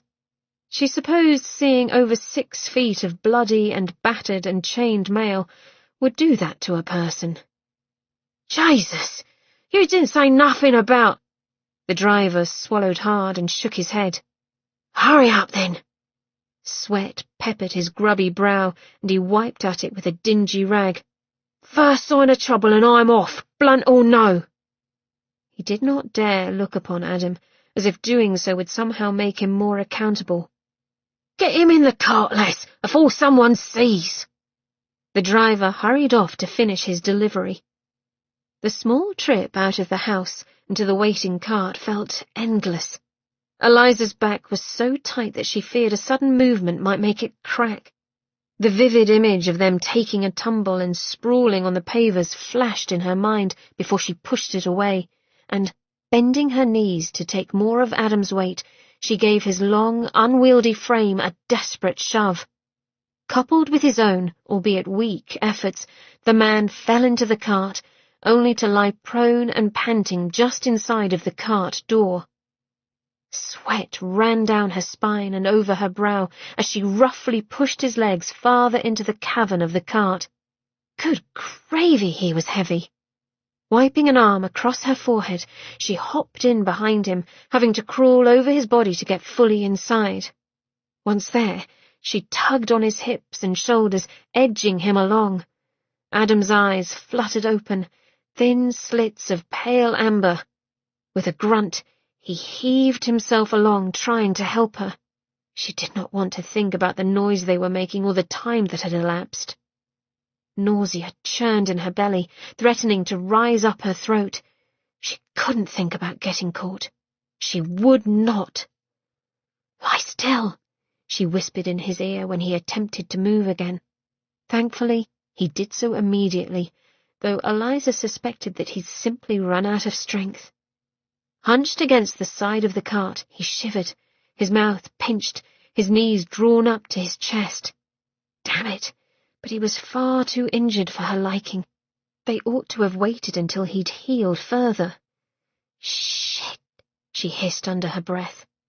With quiet movements, she hunched over him and heaved a barrel in front of him, blocking his upper body from view.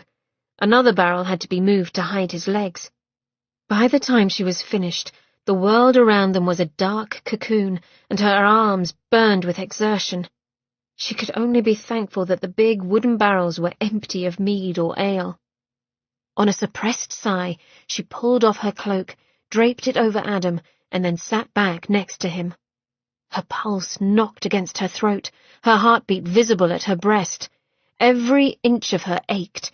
Fear had her body twitching with the urge to run. They were barely covered from view. Anything could go wrong. Mab could decide to return and pay a visit to Adam. Eliza ground her teeth together. Stop thinking. Now! Footsteps echoed out in the courtyard, followed by a man's voice. "Then it'll be next month, sir?" The driver. "Best make it 2 weeks," came the butler's voice. He must have returned early, which meant he'd soon find the staff drugged. "We've been going through mead like washing water, this incident aside. You'll be hearing no complaints from the likes of me." The two shared a chuckle, too close to the cart. Eliza tensed so hard that she shook. At her side, Adam stirred. Immediately she put a quelling hand upon his sweaty shoulder. She kept it there, feeling the blood seep through the shirt and willing him still as a single set of footsteps grew louder. The cart shook as the driver heaved an empty barrel into the back of the cart. The barrels next to Adam's body were pushed hard against him as the driver adjusted his load. Though Adam hadn't opened his eyes, nor made a sound, pain pinched his features. Eliza's hold gentled, trying to soothe, even though a sick, dreadful terror had her by the throat. She held her breath as the driver secured his haul with ropes, going about his work as though he hadn't a care in the world. She wondered if he saw them hiding, or if he'd done his best to cover them further. She dared not look. But the interior of the cart grew darker, the air heavy and muted. Moments seemed to drag on endlessly in which the driver fussed about and then walked away. Silence stretched, broken only by her thundering heartbeat, and then suddenly they were moving. Eliza dared not breathe a sigh of relief. She'd save that for when they were well and truly clear of this house. But as the minutes rolled on, she allowed herself to rest against the high slatboard wall of the delivery cart. Beside her, Adam dozed, his brows drawn and his complexion pale. She'd have to wake him. She didn't know where to go, but there was time yet. Eventually the cart rolled to a stop, and then the driver's disembodied voice drifted through the weak light. "Where to, then?" Eliza moved to shake Adam awake, but his eyes flicked open, and he answered quick but quiet. "Houndsditch, by the way of the Ragfair." There was a pregnant pause from without, which made Eliza think Houndsditch wasn't a favourable destination. Adam confirmed this when he added tightly, "You'll be well rewarded." Even half dead, his tone brooked no argument.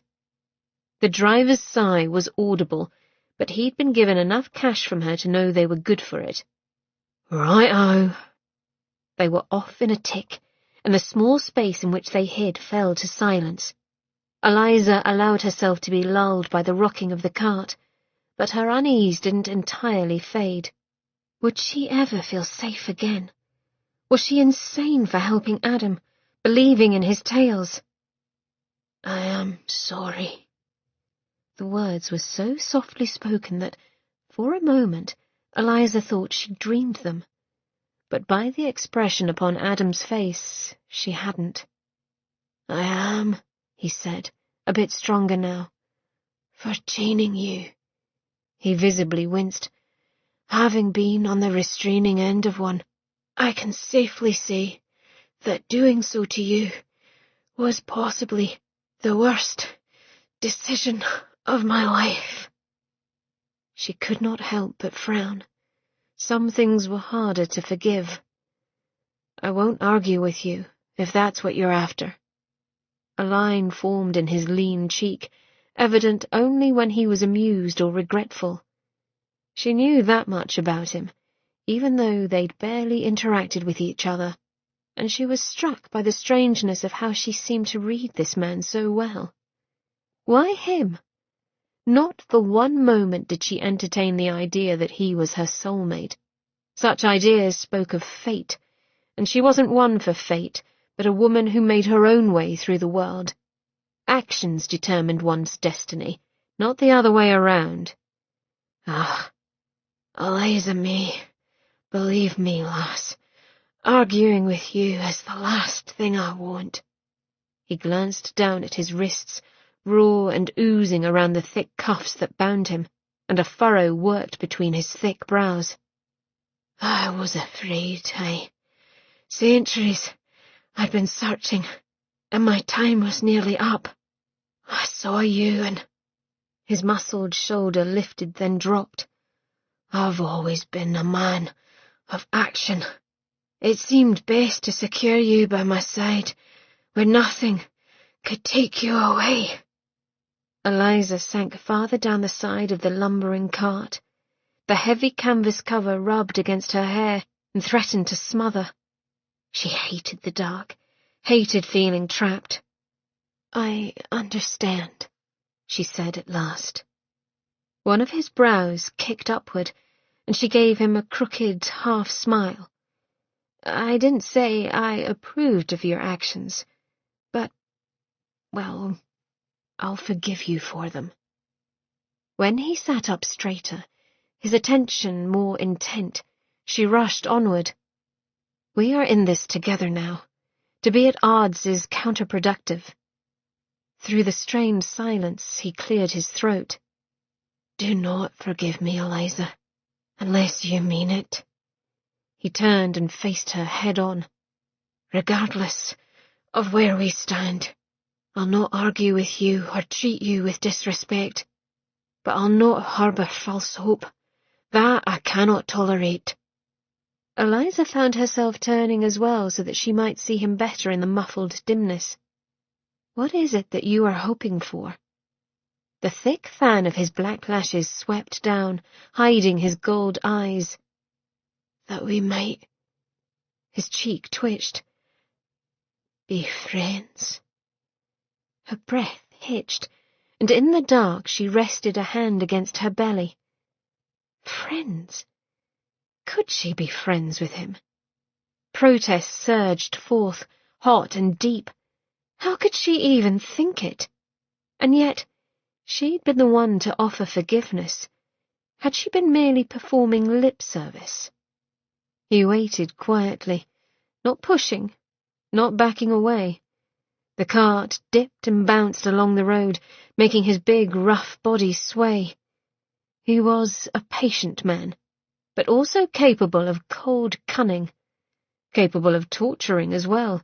She remembered the shadow-crawler Darby that Adam had ordered about like a slave and ultimately killed by simply stopping his heart.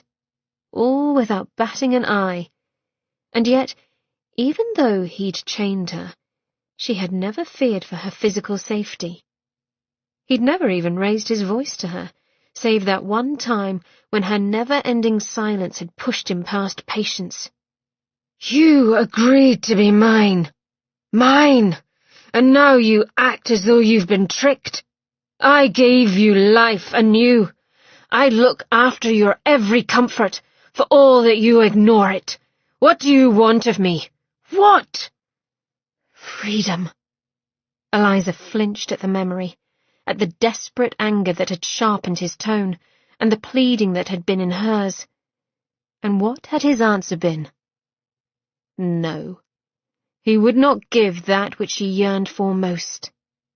Bitterness was a fist punching against the inside of her ribs. Part of her didn't want to look at Adam, big, strong wreck of a man whom she had freed. She'd taken him out of hell, at the risk of her own freedom. The bitterness within her grew.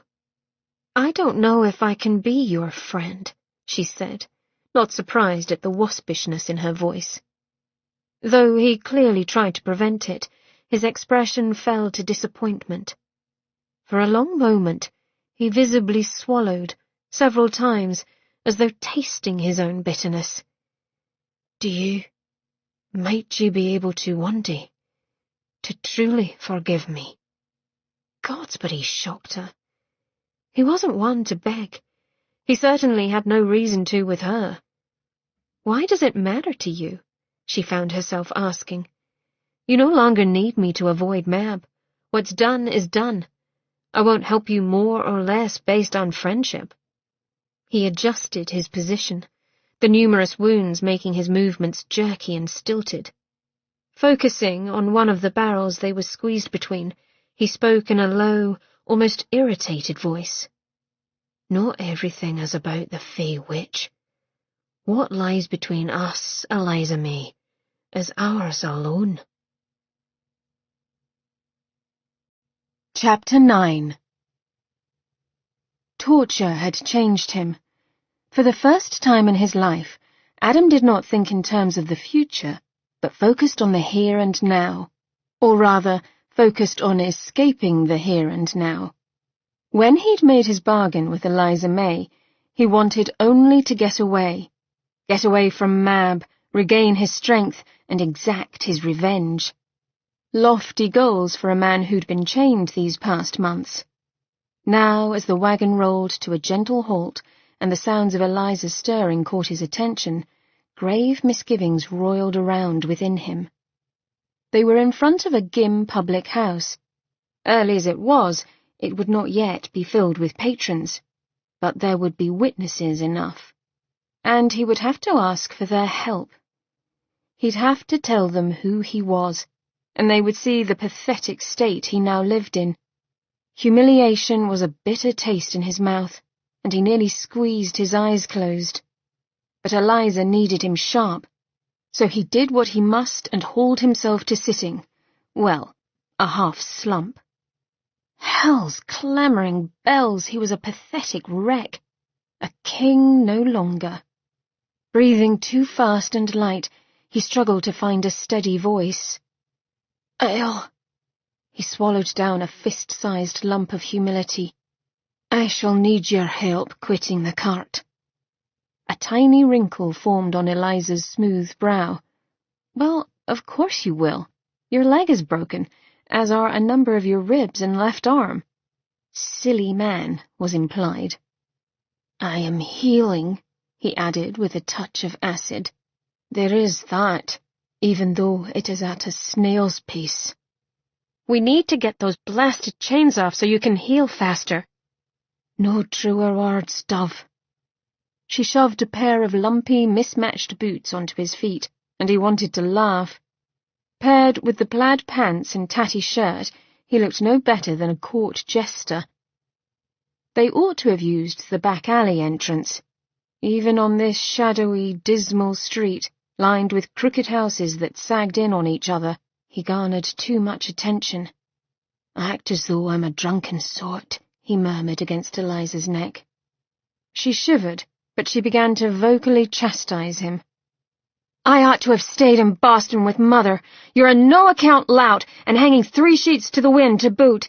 Just look at yourself, barely able to walk, and here you are seeking out more, she hissed in disgust.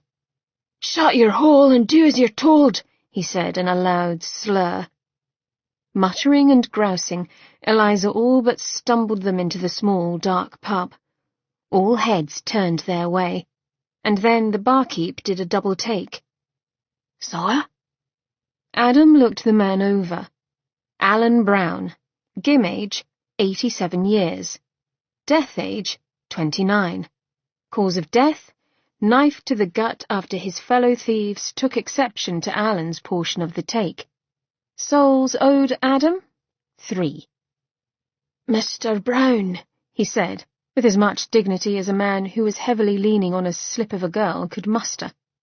"I've a favour to ask of you." He glanced about the room, taking in the familiar faces. He knew them all. Of course he did. They were his children.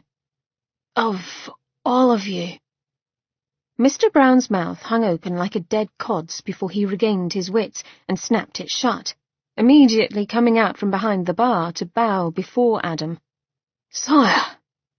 Adam could do without the display, which was a first. He repressed a sigh. "Rise, Mr. Brown." When the man did as bided, he continued, "Miss May and I need to be out of sight for a while." The understatement of the year.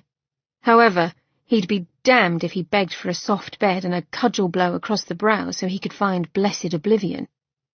Fortunately, it was obvious what Adam needed, and Mr. Brown sprang into action, snapping his fingers at the barmaid, who bustled over and gave Adam a kind smile. "This way, sir." Anna Smith. Gim age, 70 years. Death age, 17. Cause of death, strangulation after rape. He kept his voice low. "Thank you, Miss Smith." And though it gutted him to do it, he let her slip her shoulder under his free arm so that she might help Eliza bear his weight. Thus supported, they moved as an awkward group toward the back of the room. As they went, every Gim in the room stared on, silent and questioning. He'd answer them later. Adam caught the eye of a slim young man, all but hidden in the shadows by the bar.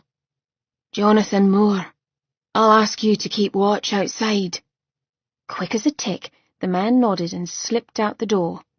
Good lad. Brown hurried to open a door that led to a set of narrow and rickety stairs. Wonderful. Adam swore he heard Eliza mutter much the same sentiment under her breath. But when he glanced down at her, her face was serene, and her attention set on their destination. "We'll get you set up in—" Brown stopped mid-sentence, his gaze focused on a spot just to Adam's right, and Adam inwardly cringed, realizing that Brown was listening to a spirit, one Adam could no longer see. Brown's eyes narrowed, and he turned back to Adam expectantly. When Adam merely returned his look, Brown obviously realized his predicament, and the man's wispy brows lifted a touch. Inside himself, Adam died a little more. But Brown was polite enough not to make a fuss, only got to the heart of the matter. "Faye spotted coming down the road." A ripple of palpable tension ran through the room. Fae were rare enough that most immortals feared them. Misinformation mixed with heinous stories of torture helped that fear along. Rather brilliant of the Fae, Adam thought with grudging admiration. For now the mere mention of them had others cowering or looking over their shoulder. However, the Gim had very real reasons to fear the Fae. A Gim could not see, much less pull, a Fae's soul from his body. Adam knew this fatal weakness was due to the fact that his magic was connected to a Fae curse. Thus, they were the only supernatural immune to the Gim's power. The only recourse was to fight them hand-to-hand with iron and hope to strike a killing blow. "Come," Mr. Brown said. "We haven't much time." Though a frisson of terror raced up Eliza's neck, she remained steady as the Gim around her snapped into action. Two men stepped in between Eliza and the young barmaid to take hold of Adam. They wedged their shoulders beneath his arms and, with a shocking display of deference, half-carried him towards the other end of the pub. The barmaid touched Eliza's elbow. "Follow me, miss." Eliza followed, pretending that her heart wasn't in her throat, that she didn't hear the agitated whirring of the girl's heart, or see the way the gentle glow around her body had darkened to a coal smoke colour. The room grew darker as well. Outside, just visible through the latticed bottle-glass windows, a thick greenish fog had rolled in. A shiver tickled Eliza's skin. It was as if the fog was sentient and searching for prey. The two Gim led Adam to the back wall of the pub. The walls were constructed of wide slabs of wood so old that they were blackened and glossed over with smoke and grease. Hammered into the walls were intricate bands of iron forming a pattern of crosses interlocked with fleur-de-lis. Rather lovely, but odd. It was as if they were inside of a cage. The woman caught Eliza looking and dipped her head in close. For the Gim, a fleur-de-lis represents mind, body, soul. I've no idea why Adam favours the cross pâté. But Eliza did. It was a knight's cross. A Gim touched the centre of a cross, and a door, completely hidden by the pattern on the wall, swung open. A crawl space, no bigger than a kitchen pantry, greeted them. "There's a tunnel that leads to an exit about a block away," said one of the men. He pointed to a hook on the wall. "Pull that there, and it'll open." The pained tone of his voice made it clear that he thought it unlikely Adam would be able to move. "I'd rather fight," Adam said, "short as that battle would be." The Gim grinned with satisfaction. "Aye, sir, I'd expect nothing less from you." Though they set Adam down with care, the Gim hurried now. Eliza was handed in a moment later. She shuffled over to Adam's side, where he'd begun to slump down the wall. He wouldn't last much longer. As she needed his help, anxiety rode through her at the thought of him expiring. He'd promised that he'd soon heal, but it didn't appear likely. Adam leaned against her, a slight touch, not one to be noticed by the Gim helping them, but she noticed. "The iron ought to deter them from messing about with the walls," a man murmured, before unceremoniously shutting them in. The room fell to utter darkness, not even a slant of light showing beneath the hidden door. A moment later, she heard the Fae enter the pub. Worse, she felt them, like a burr under her skin, making it prickle, and her heart beat faster. "You there," said the unmistakable voice of Mab. "Are you the proprietor of this establishment?" "Aye. Can I be helping you with something, madam?" In the cramped space, Eliza sat, arm pressed against Adam's arm. The hard heat of his shoulder and biceps held her attention for one moment before Eliza concentrated on the words drifting in, on Mab's voice.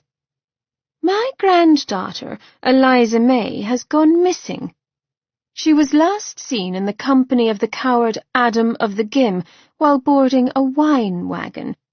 My servant followed the wagon as far as Houndsditch." There was a pause, as if Mab wanted to let her words soak in. She continued on in a measured tone. "As this is the closest Gim hovel, reason stands that they have come here in search of sanctuary." An awkward silence descended before one of the Gims spoke. "It takes naught but a pair of good working eyes to see that they aren't here, madam."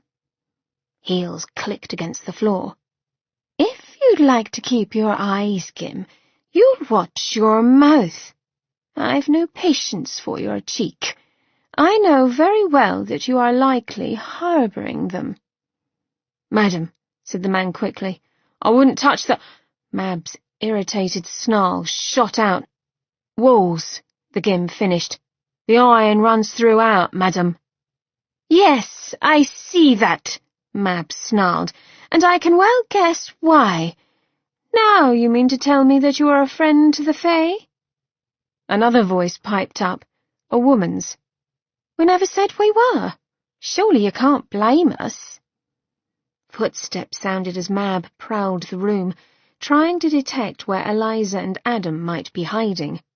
Mab's voice rang out, heavily laced with pomp and false graciousness. "You ought to be bowing down to me in gratitude. Your creator Adam has no power over you any more. I have freed you all." Beside her, Adam let out a harsh breath that sounded over-loud in the tight enclosure. With the tips of her fingers, Eliza touched his forearm. It was enough to distract him. His breath evened out, but his body remained as stone against her. "Freed us," came a snide reply. "Were you under the impression that we were slaves, then?" A ringing silence followed. "Were you not beholden to his will?" Mab trilled out, as though shocked that anyone would dare suggest otherwise. A woman spoke. "We were given the choice to serve. That is not slavery." Adam's head turned, making the slightest noise, and Eliza could feel the force of his gaze upon her. She was glad of the darkness that hid what would surely be recrimination in his eyes. Yes, all right, she's accused him of being no better than a slave owner, but admittedly, the Gim had not been bound in chains as she had. "A choice of death or servitude hardly seems much of a choice at all," said Mab. "And yet, we'd gladly make the same choice to serve Adam again," said another man. Beneath Eliza's fingertips, the warm skin of Adam's forearm twitched. "Enough!" snarled Mab, loud enough that it rang through the small space in which they hid. "Adam's reign is over. He is an enemy of the Fae. Bring him and the girl to me, and you shall be rewarded beyond your wildest dreams." Silence. Anger and a deadly coldness laced Mab's next words. "Harbour him, and you shall suffer beyond all endurance." Eliza found herself leaning just a bit closer to Adam. He radiated warmth, though she feared it was feverish. At the moment, it did not matter, for she was growing so cold, so very cold. Deep within her a shiver began, and with it came the urge to give in to that strange, unnatural laughter that always arrived when death grew near. No, no, no! She could not do this now. Eliza ground her teeth together and tried to push the urge away. Outside, another voice rang out. "Threats, is it?" said a man. "Oh, now there's a rich incentive to betray our creator, to be sure—" His words were cut off with a gurgled sound of pain. Adam lurched, as if he'd rise, and Eliza clutched his wrist. It gave her the distraction she needed. Turning her head, she pressed her lips to his ear. "You cannot help him." She mouthed the words for fear of being overheard. "You will merely make them all suffer." He gave a jerky nod. In the dark, Eliza's hand slid into Adam's larger one. Their fingers intertwined. As if one, a tremor rippled through their bodies. An awareness. An acknowledgement. Of what, Eliza did not know, but she felt connected to him. That this broken, wounded man would keep her safe was ridiculous. They had never been in greater danger. "Don't like what you see," Mab said. "Then give the coward up to me. He is mine now, as is the girl. They are my property." Another agonized cry rang out. Eliza's chest quaked as she suppressed the horrible laughter that wanted to rise. Gods, but Mab was killing the poor Gim. Tears burned in Eliza's eyes. Next to her, Adam sucked in a soft breath as he too reacted to the sounds of the Gim's torture. Sweat and blood soaked his shirt. He burned too hot, but he remained still as the sounds of a man being slowly, methodically tortured came from without. Grunts, muffled screams, the grumble of protest so obviously bitten back by the rest of the Gim, for they too must have known it was a lost cause to retaliate in the face of the Fae Queen. But for Adam, it was worse. On the next shout, he jerked against Eliza, trembling, not from fear, but rage. He was close to cracking. Without hesitation, Eliza wrapped an arm about him and drew his head down to her shoulder. He let her gather him up, let her hold him tight, hold him back. With each shout and moan from the outer room, he flinched, his muscles twitching as if feeling the hits, and she could only close her eyes, rest her head against his, and pray that he did not move. Hot tears ran down Eliza's cheeks, her chest heaving with suppressed sobs. The footsteps without stopped, directly before their hiding spot. Silence. Adam's grip upon her hand tightened. Eliza dared not breathe, but her heart pounded so loudly that she feared they would hear it. The brush of a large male thumb against her knuckles was a small but needed comfort.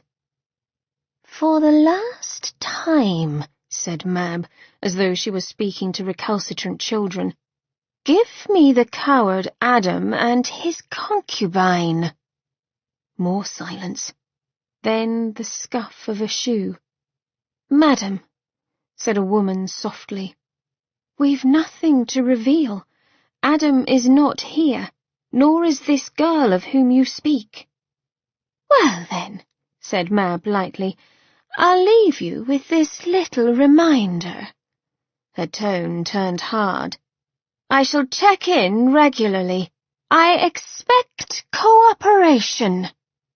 They did not hear Mab go, but Eliza could feel it, as if a dark weight had lifted from her shoulders, leaving behind a deep ache. Yet they remained silent and unmoving, until finally Adam let out a great rasping breath. "Never again," he whispered so softly that she could barely hear it. He pressed his forehead against her shoulder. "Never again will I remain hiding while one of mine suffers." Regret formed a lump in her throat. "No," she croaked. "Never again." With the very tips of her fingers, she touched his sweat-slicked hair, but did not stroke it. She didn't have the right, and so her hand fell. "I'm sorry I made you do it. I was afraid." The confession hurt her pride, but it had to be said. She felt him flinch and then lift his head. "No," he said in a strangled voice. "No, you're in the right. I'll not see your safety sacrificed for my pride." Beneath her hand, his skin was clammy, his body leaning into hers, slumping. Eliza had little further warning before he fell against her breast. Chapter 10. Sin sprinted into the house and took the stairs 2 at a time. His breath burned in his throat, not from exertion, but from fear. No sooner had he reached the middle landing than a door crashed open. A blur of movement, a snarl, and then a claw-tipped hand had him by the throat and slammed him into the wall. Ian Ranulph, fangs extended, his human face stretched into lupine lines, snarled again as he squeezed Sin's throat tighter. Shit and bloody fucking hell! Ian was turning werewolf on him. Sin hung limp, trying not to fight back, trying to calm even as the walls began to rattle and his power surged under his skin. Another man burst from the room. "Ian!" Archer shouted, deep and powerful. "Stop! It is Sin!" Ian's eyes, more animal than human, narrowed. A snort of hot breath hit Sin's face. At his side, Archer eased closer, his expression stern. "He is your brother-in-law, Daisy's brother." At the sound of Daisy's name, Ian winced, a forlorn sound escaping him. "Let him go, Ian." Ian blinked. In an instant, his face rearranged into a fully human visage. A deep breath, a shocked look, and Ian abruptly let Sin go, stepping back as Sin staggered.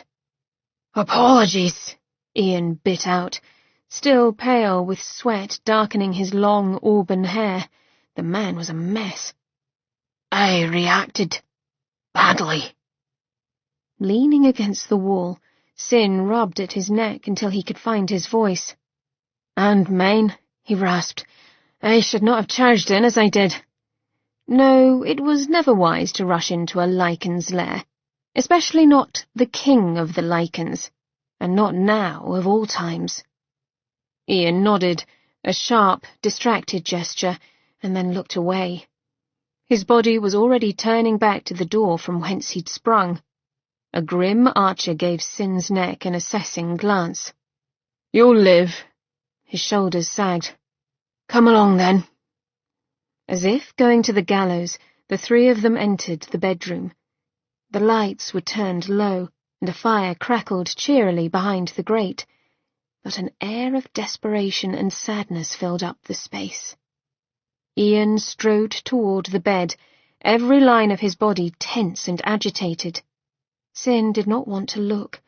A small, frightened part of him wanted to turn tail and run. But look he did. A lump filled his throat. Still as death and twice as pale, his once vibrant and happy sister Daisy lay upon the bed. He knew she was not dead, they'd have told him, but he could not make himself believe she was truly alive. Not when her breast lay unmoving, not when her once glowing skin had gone utterly dull. Christ! Ian knelt by his wife, taking her smaller hand in his.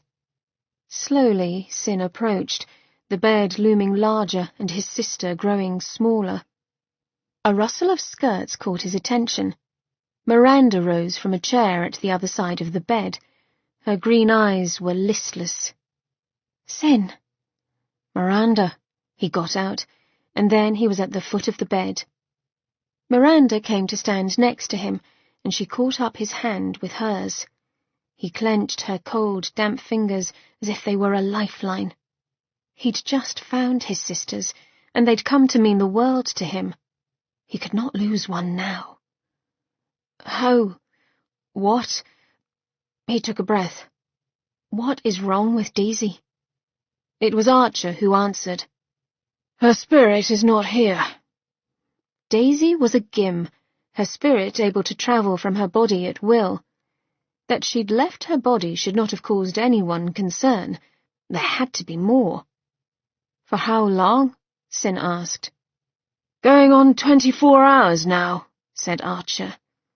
"Long, but not exceedingly." Sin frowned. "I don't understand." Miranda sighed. "She's never been gone for this long, and when she left this time, she simply collapsed." A strangled sound came from deep within Ian's chest, and he pressed his head against Daisy's breast as if it might rouse her. The intimacy of it discomforted Sin, but he could not look away. Ian cleared his throat. "She's been fatigued lately, unable to stay awake." Which was odd. Daisy was immortal, her body stronger than 3 men's, nor did she need to sleep for as long as a human. "The other night," Ian went on in painful slowness, "she went milk-white, looked at me, and then—" He closed his eyes tight. "She was gone." "Did you see her spirit?" Sin asked, cautious now because he did not want to aggravate Ian's lichen side. When a man was half-wolf, his animal tended to lash out when threatened, but because Ian was a lichen, he was able to see spirits, whereas the rest of Daisy's family could not. Ian shook his head, sending the sweat-damp strands of his shoulder-length hair tumbling about his face. "Which is the most frightening? She was simply gone." "Christ!" He curled over Daisy once more, murmuring something in her ear while smoothing her golden curls with a trembling hand. From below came the sound of the front door opening. Archer cocked his head and then sent Ian a look. "I believe it is Jack." Not exactly subtle, his way of warning Ian not to attack, and Ian made a noise of annoyance. "I know," he murmured. "I recognise his scent just fine, thank you." He ought to. Jack was Ian's foster son. A moment later, Jack entered the room, his eyes wide and worried, his massive frame taking up the whole of the doorway. "Piss and shit," Jack whispered as he saw Daisy. But he did not rush in. He had his wife, Mary, at his side, and she clung to him with a pale hand. No, it was Jack who clung, slowly guiding her as if she were made of spun glass. It was then Sin noticed how unsteady Mary was, her grip knuckle-white on Jack's massive forearm. "Let me have a look at her," Mary said in a weak voice. Ian leapt up and stepped aside. "Do you know what has happened? Where she might have gone?" Like Daisy, Mary was a Gim. Mary settled on the bed beside Daisy and rested a hand directly over her heart. Daisy and Mary both had clockwork hearts made of gold, and in the tense silence of the room it became exceedingly clear that one heart barely clicked away while the other worked hard and fast. Mary's eyes closed, and she seemed to be gathering her strength, while Jack set a bracing hand on her shoulder. He looked as if he'd soon be ill. Sin's insides plummeted. "Tell me, lass," Ian snapped, his eyes wild. Mary flinched. "The Gim are dying." It took the air out of the room. "The youngest," she went on in a wooden voice, "the newly made, they're simply vacating their bodies." Ian howled then. The big lichen snatched his wife up and gathered her against his chest, her arms and head flopping sickly as he huddled down with her in a chair, his eyes going lupine and feral as he glared around at them, daring another to get closer. "Duh!" Jack started, but Ian snarled. "Don't!" he shouted. "Don't tell me she's dead! Her heart still beats! Her heart still beats!" Mary made a cooing sort of noise before speaking slow and steady. "Yes, it does." Ian gave her a brusque nod, but he did not let Daisy go, only cupped her head to his shoulder. Jack ran a hand through his short hair. "Some are like Daisy.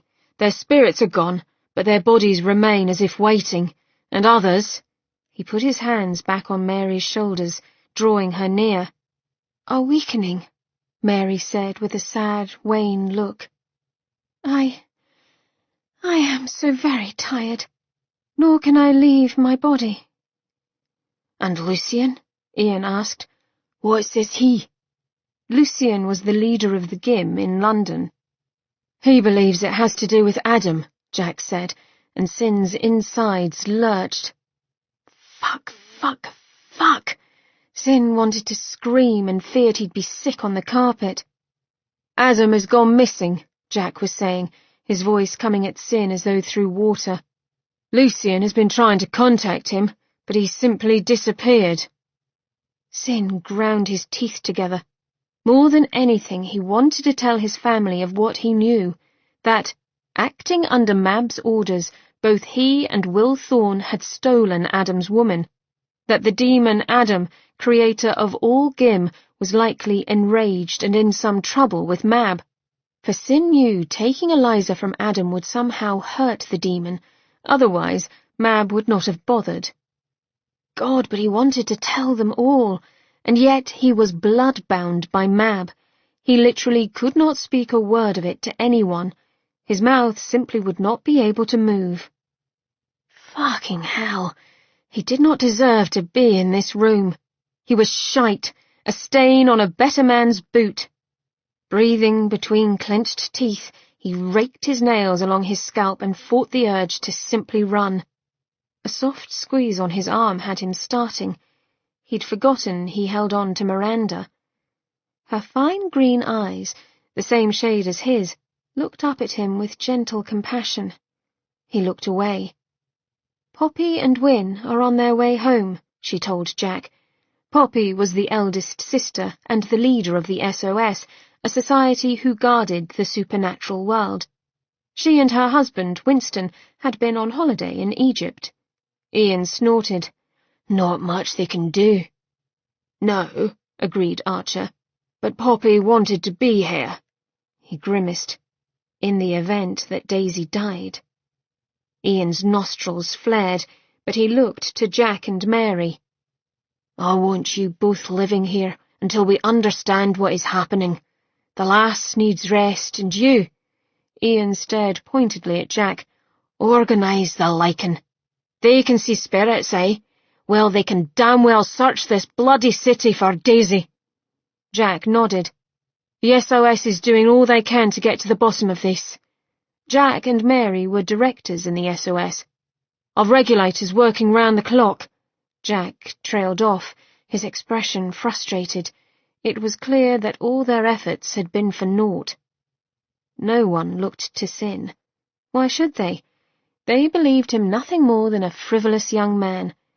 They never entertained the idea that he was their greatest traitor.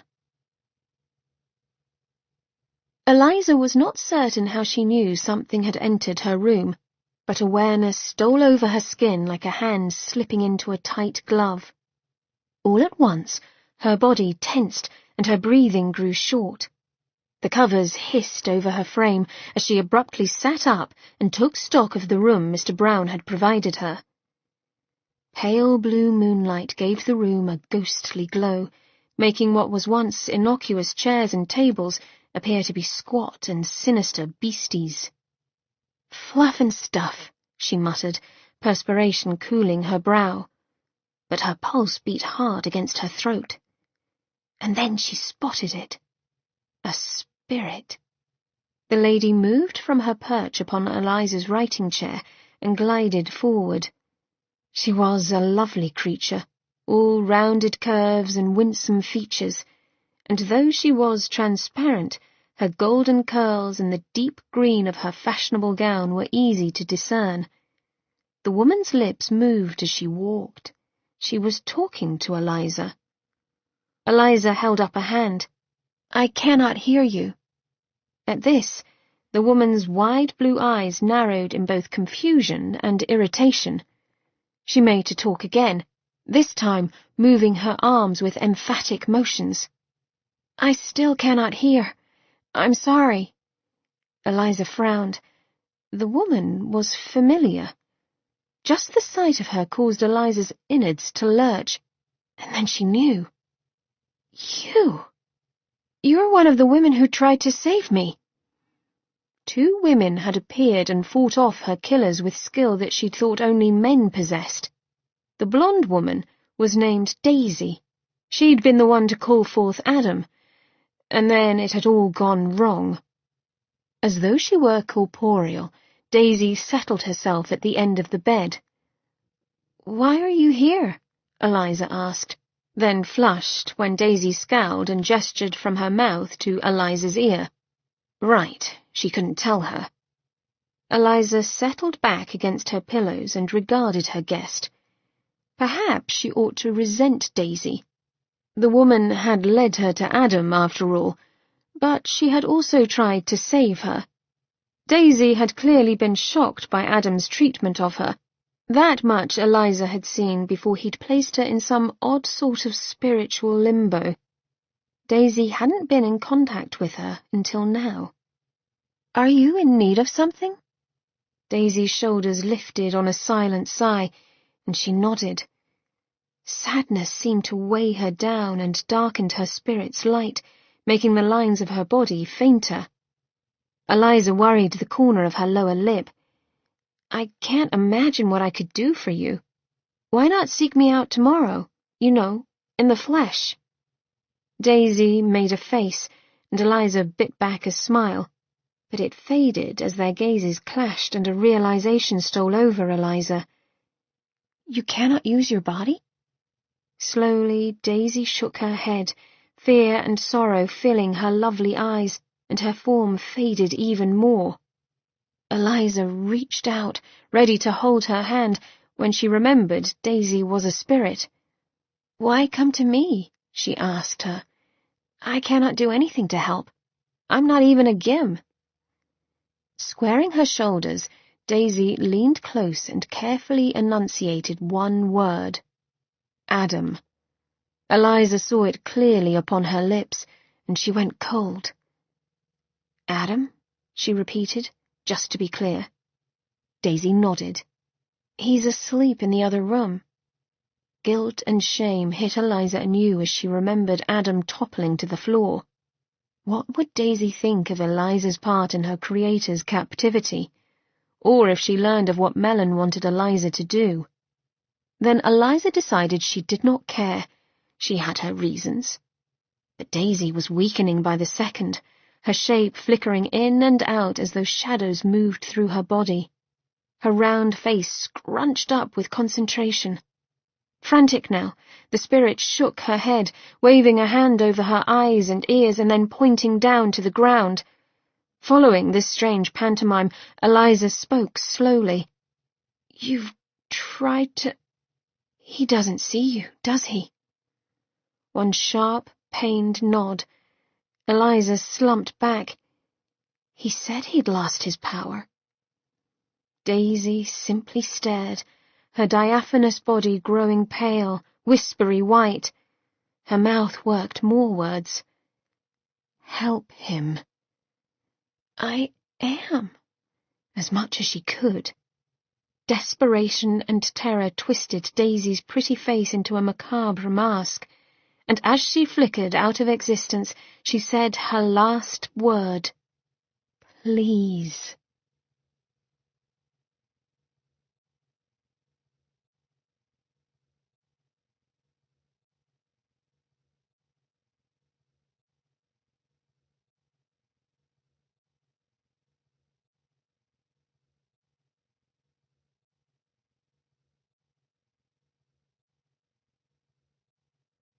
Chapter 11.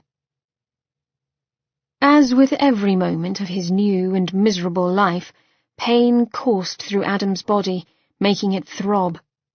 Even in the dark, he recognized the pain, as if it had become an extension of himself. However, something was different. Softness cradled him, and warmth enveloped him. It felt so bloody good that he did not want to move for fear it was a dream. It had to be. Or perhaps one of Mab's tricks, a new method of torture. A muffled creak, as though someone sitting in a chair had stirred, had him tensing. Only when his eyes opened did he realize that they'd been closed, that he was in a bed. The room was dark, heavy curtains drawn, and the weak glow of a bedside lamp casting flickering shadows along rough stone walls. And then he saw her, tense and too pale, and sitting in a chair next to him. Eliza. He hadn't meant to say her name, but it burst out of him in a rather pathetic croak. Pathetic, too, was the relief he felt upon seeing her. She'd been reading a book, but upon hearing him, set it aside and picked up a glass of water. She moved to the bed, bringing her clean, sweet scent closer, and offered him a drink. The wall of his abdomen ached as he shoved up on one elbow and drank deep. Cool, clear water washed down his parched throat. His hand shook only a little as he passed the glass back to her. I have some broth for you as well, she said, gesturing to a table at the other end of the room where a tray sat. He eyed the soup bowl with displeasure. Where was a good slab of beef when a man wanted it? I've not had my teeth pulled. Am I to be offered pap next? Pap? She blinked in confusion. Right, she was a Yank. Food for infants. Adam waved a negligent hand. Never you mind. He surveyed the room again. Where are we? With the Gim, of course. Her brow wrinkled as she peered down at him. Or did you think that they'd turn us away? They'd have every right to, but he didn't voice the obvious, only moved to sit back. She stopped him with a fleeting touch on his shoulder before leaning over him to adjust the pillows. Adam closed his eyes and simply breathed her in, letting her warmth seep into his bones. Should he look at her now, at the smooth arch of her neck or the soft rise of her breasts, he'd pull her into the bed with him. And then what? He was too weak to do what he wanted with her, and she'd surely clout him. Thankfully, Eliza was quick and soon stepped away from him, giving him room to breathe without fear of drowning in her heady scent. He leaned back, never taking his eyes from her. "Believe it or not," she said, a smile forming in her dark eyes, "you're much improved." He wanted to snort, but his ribs hurt too much. "So then, not so much resembling a man trampled beneath a carriage's wheels. Now that is an improvement." The smile reached her lips. "Battered, but not wrecked." Heat rushed through his blood.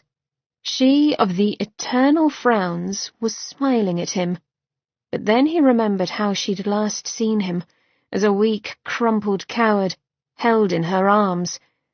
Running a tired hand over his face, Adam surveyed the room before glancing down at himself. He wore a worn yet soft work shirt, and it lay half undone, exposing a swathe of his chest. The infernal chains remained. That had to be dealt with, among other things. Eliza tidied his covers before refilling his glass of water and generally fussing about, doing everything other than look him in the eye. She smoothed her woolen skirts as she sat once again. Only then did her brown eyes meet his. "Do you feel better?" He gave a slight nod. "Have I been out for a fair bit?" "All night. It's going on noon now. I drew the drapes so that you might sleep." She picked a spot just above his shoulder to study with undue attentiveness. "What," Adam said in a firm tone, "are you hiding from me, Miss May?" Her pretty pink mouth opened like a blooming rose, then abruptly shut. "Tell me, what is it that Melon wants?" "You only ask after Melon's desires," he said carefully. "Not Mab's?" Her gaze slid over him and then flicked away.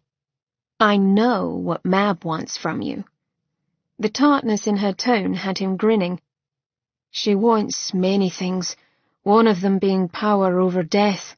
All Fae want that because death frightens them." "Well, it frightens me too, if I'm honest," Eliza retorted. "You have Fae blood, love." She did not like that. Her nose wrinkled and her eyes narrowed. Adam thought it prudent to move on. "Mab was under the impression that I know the location of a weapon called the Golden Horn Unboss. It's thought to call the dead and command them. I've no idea where this weapon is, or if it's even real," he added when Eliza leaned forward in anticipation. With a little huff, she settled back. "Well, that won't be very helpful." "I do, however," Adam said with a small smile of satisfaction, "know the location of an object Melon desires." At this, Eliza went oddly stiff, her mouth thinning. Adam watched her as he spoke. "My sword, the one I used when I was a knight those many centuries ago. He fears this sword because it is one of the only objects that can actually kill a Fae." The chair beneath Eliza scraped over the floorboards as she lurched to her feet and paced over to the curtained window. She did not peek out of it, but leaned her head against the thick woolen hangings. "Eliza," Adam said softly, when really he wanted to shout, "tell me what it is you hide from me." Her shoulders tensed on an indrawn breath. "He wants me to kill you." Little surprised Adam any more, but the confession kicked him in the gut just the same. "And how are you to accomplish that?" Slowly she turned and pinned him with her dark brown eyes. "He said for me to free you, and that you would lead him to a prize he's been coveting.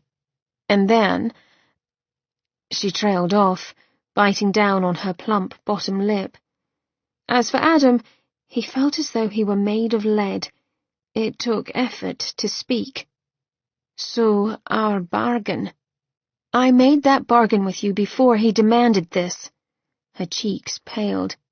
He was not fooled when I refused to whip you, and he became suspicious. With a jerk of his head, Adam nodded. It eased him to know she hadn't initially sought his help as part of Mellon's plan. Though the thought of Mellon sending Eliza on a fool's errand to presumably cut off Adam's head with his own sword had him seeing red. How could the bloody fool possibly think Eliza could go up against a seasoned fighter? And are you? Eliza frowned. Am I what? Going to kill me? At this point, Adam did not know if he'd try to stop her. He did not think he could bear defending himself against her. She lowered her head, her lashes fluttering down as well. I suppose I deserve that. When she looked at him, her expression was composed, but hate burned in her eyes. It was strong enough to have him flinching. Her smooth voice flowed over him. There is only one being I long to destroy, and that is Mellon. She leaned in a little. You promised to help me be free. Then help me be free of him, and I shall— What? He whispered. Do whatever I want. Give yourself to me. Her nostrils flared, but she did not waver from her fierce stare. Adam waved a hand. Be at ease. I thought I made it perfectly clear that I have no interest in having you under duress. Eliza merely blinked, still not moving, and Adam resisted the urge to fidget in his bed. What is Mellon to you, Eliza? An old lover? What is the connection? She flinched. We never— He'd hint at wanting that, use it as a threat to scare me, but no. Thank the gods, no. A fine flush covered her cheeks. There was a man or two, young lieutenants in his gang in Boston, when I wanted basic comfort. At once she stopped and took a breath and gave him a glare. Not that it is any of your business. Adam laughed a little, holding up his palms. You'll find no judgment from me, although, in the fairness of truth, the idea of Mellon touching you revolts me, if only because I hate him. Thus, it is more the notion of being offended on your behalf, lass. She smiled then. In the spirit of honesty, Adam, I feel the same outrage over Mab on your behalf. He found himself grinning like a fool. Were he not weakened and in pain, he'd pull her into the bed with him. The moment between them grew thick and taut, and his breath quickened, despite his wretched state. But she broke from his gaze, and a frown worked its way across her brow. So then, Mellon wants some old sword of yours. Old, he scoffed. You make it and me sound like a dusty relic. Almost as if she had no control over it, her gaze went to his bared chest. He felt it like a soft glove stroking his skin, and his gut tightened with sweet pleasure. Lord, if he got his hands on her, let him not unman himself by going off like a lad. Adam cleared his throat, and so did she. There's more, she said. Last night, I had a visitor. Adam scowled. Who? Are you hurt? What happened? Nothing like that. She eyed him. It was Daisy, the woman who called you to me? Ah, yes. Daisy Ranulph. He quite liked this saucy wench. In truth, there was much about her that reminded him of Eliza. Did she want to see me? Adam really didn't want to be seen in this condition, but Daisy was his child just as any other, and he would not turn her away. Yes. Eliza's expression was grim. Adam, she was stuck in spirit form. She could not return to her body, and— Eliza sucked in a breath. Adam, the Gim are ill somehow. Did you not notice how wan they all are? I've been talking to them. They say there are those who have simply vacated their bodies and died. All these months, Adam had known fear and rage, but it had been directed toward his own predicament. Now his chest constricted as a lump rose within his throat. His children, ill, dying. Rage without an outlet or hope of recourse was a terrible thing. It turned in on itself and ate away at one's soul. A man could wither under such emotion. Adam ground his teeth, taking a ragged breath as he stared up at the rough-beamed ceiling. "I cannot help them." "What?" Eliza's question was a breath of outrage. His chains clattered as he punched the mattress. "Have you gone deaf? I cannot do a thing. I've lost my power. Nor do I know why this has occurred." Adam blinked rapidly. "What am I to do, Eliza? I'm no longer their king, but a mere man." "You are our king still," said a voice from the doorway. Mr. Brown, the proprietor. He looked at Adam as though he was a source of salvation. Weariness weighed down Adam's body. "No, I cannot help you." He lifted his head and took in the Gim hovering at the door. It seemed the whole of the inn had crowded forward, wanting to hear his confession. Pain turned to regret. "The fey bitch spoke true. I am without power." Slowly he eased to standing, swaying a bit with the effort. "To harbour me is ill-advised." A ripple seemed to go through the room. They knew what he was saying. He was giving himself up to their care, or letting them turn him over to Mab. "Can you no see our souls, or hear our thoughts?" said a young woman, her brow furrowed as she looked up at him. "No." The word punctured the taut silence. It hurt to say, more than he'd expected. He'd ruled them with utter conviction, but no more. Instead of sneering, however, the woman's lashes swept down as if his confession wounded her. "Which explains why you don't realize that we would never hand you over." And as a lump of emotion clogged Adam's throat, a fine-looking man with a youthful face but a world-weary voice spoke up. "Were you to hear our thoughts, you'd know. You are our sire, now and forever." The clothes Mr. Brown brought Adam were not of good fit or high quality. Adam hadn't wanted that. "I need to appear working class," he'd told the Gim. The assumption being that Adam would attract less notice that way. Eliza rather thought he could not be more wrong. A fine specimen of a man without window dressing simply made the architecture of his body that much more appealing. No matter how dull and shapeless the cut of his trousers were, they could not hide his massive thighs, nor the length of his legs. The wrinkled white work shirt, worn open at the collar with the sleeves rolled up to his elbows, merely drew attention to the strong column of his throat and the ropey muscles along his forearms. They were going out today. They had two objectives now: meet with an oracle and obtain the sword from Lucian Stone. In that order. If Melon expects you to lead him to your sword, that means he's following us. Logic would assume so. Adam, having apparently decided to put on a jacket, proceeded to secure the top button of his collar. "Then why on earth should we go to retrieve it? You are not at your best." Eliza winced as he frowned, and she hurried on. "I'm sorry to be blunt about it, but it does concern me." "Concerned about my welfare or my ability to protect you, Miss May?" "I'll leave that to your imagination, or rather, you may let your rather large conceit decide." "I'm being serious, Adam." His chest lifted at her use of his name. "Why go after your sword with this threat hanging over our heads?" He was silent for a moment, and she dared not lift her head to meet his eyes. With a distinct step backwards, he put a small distance between them. "We need it for these." He lifted his wrists and the chains clanked loudly.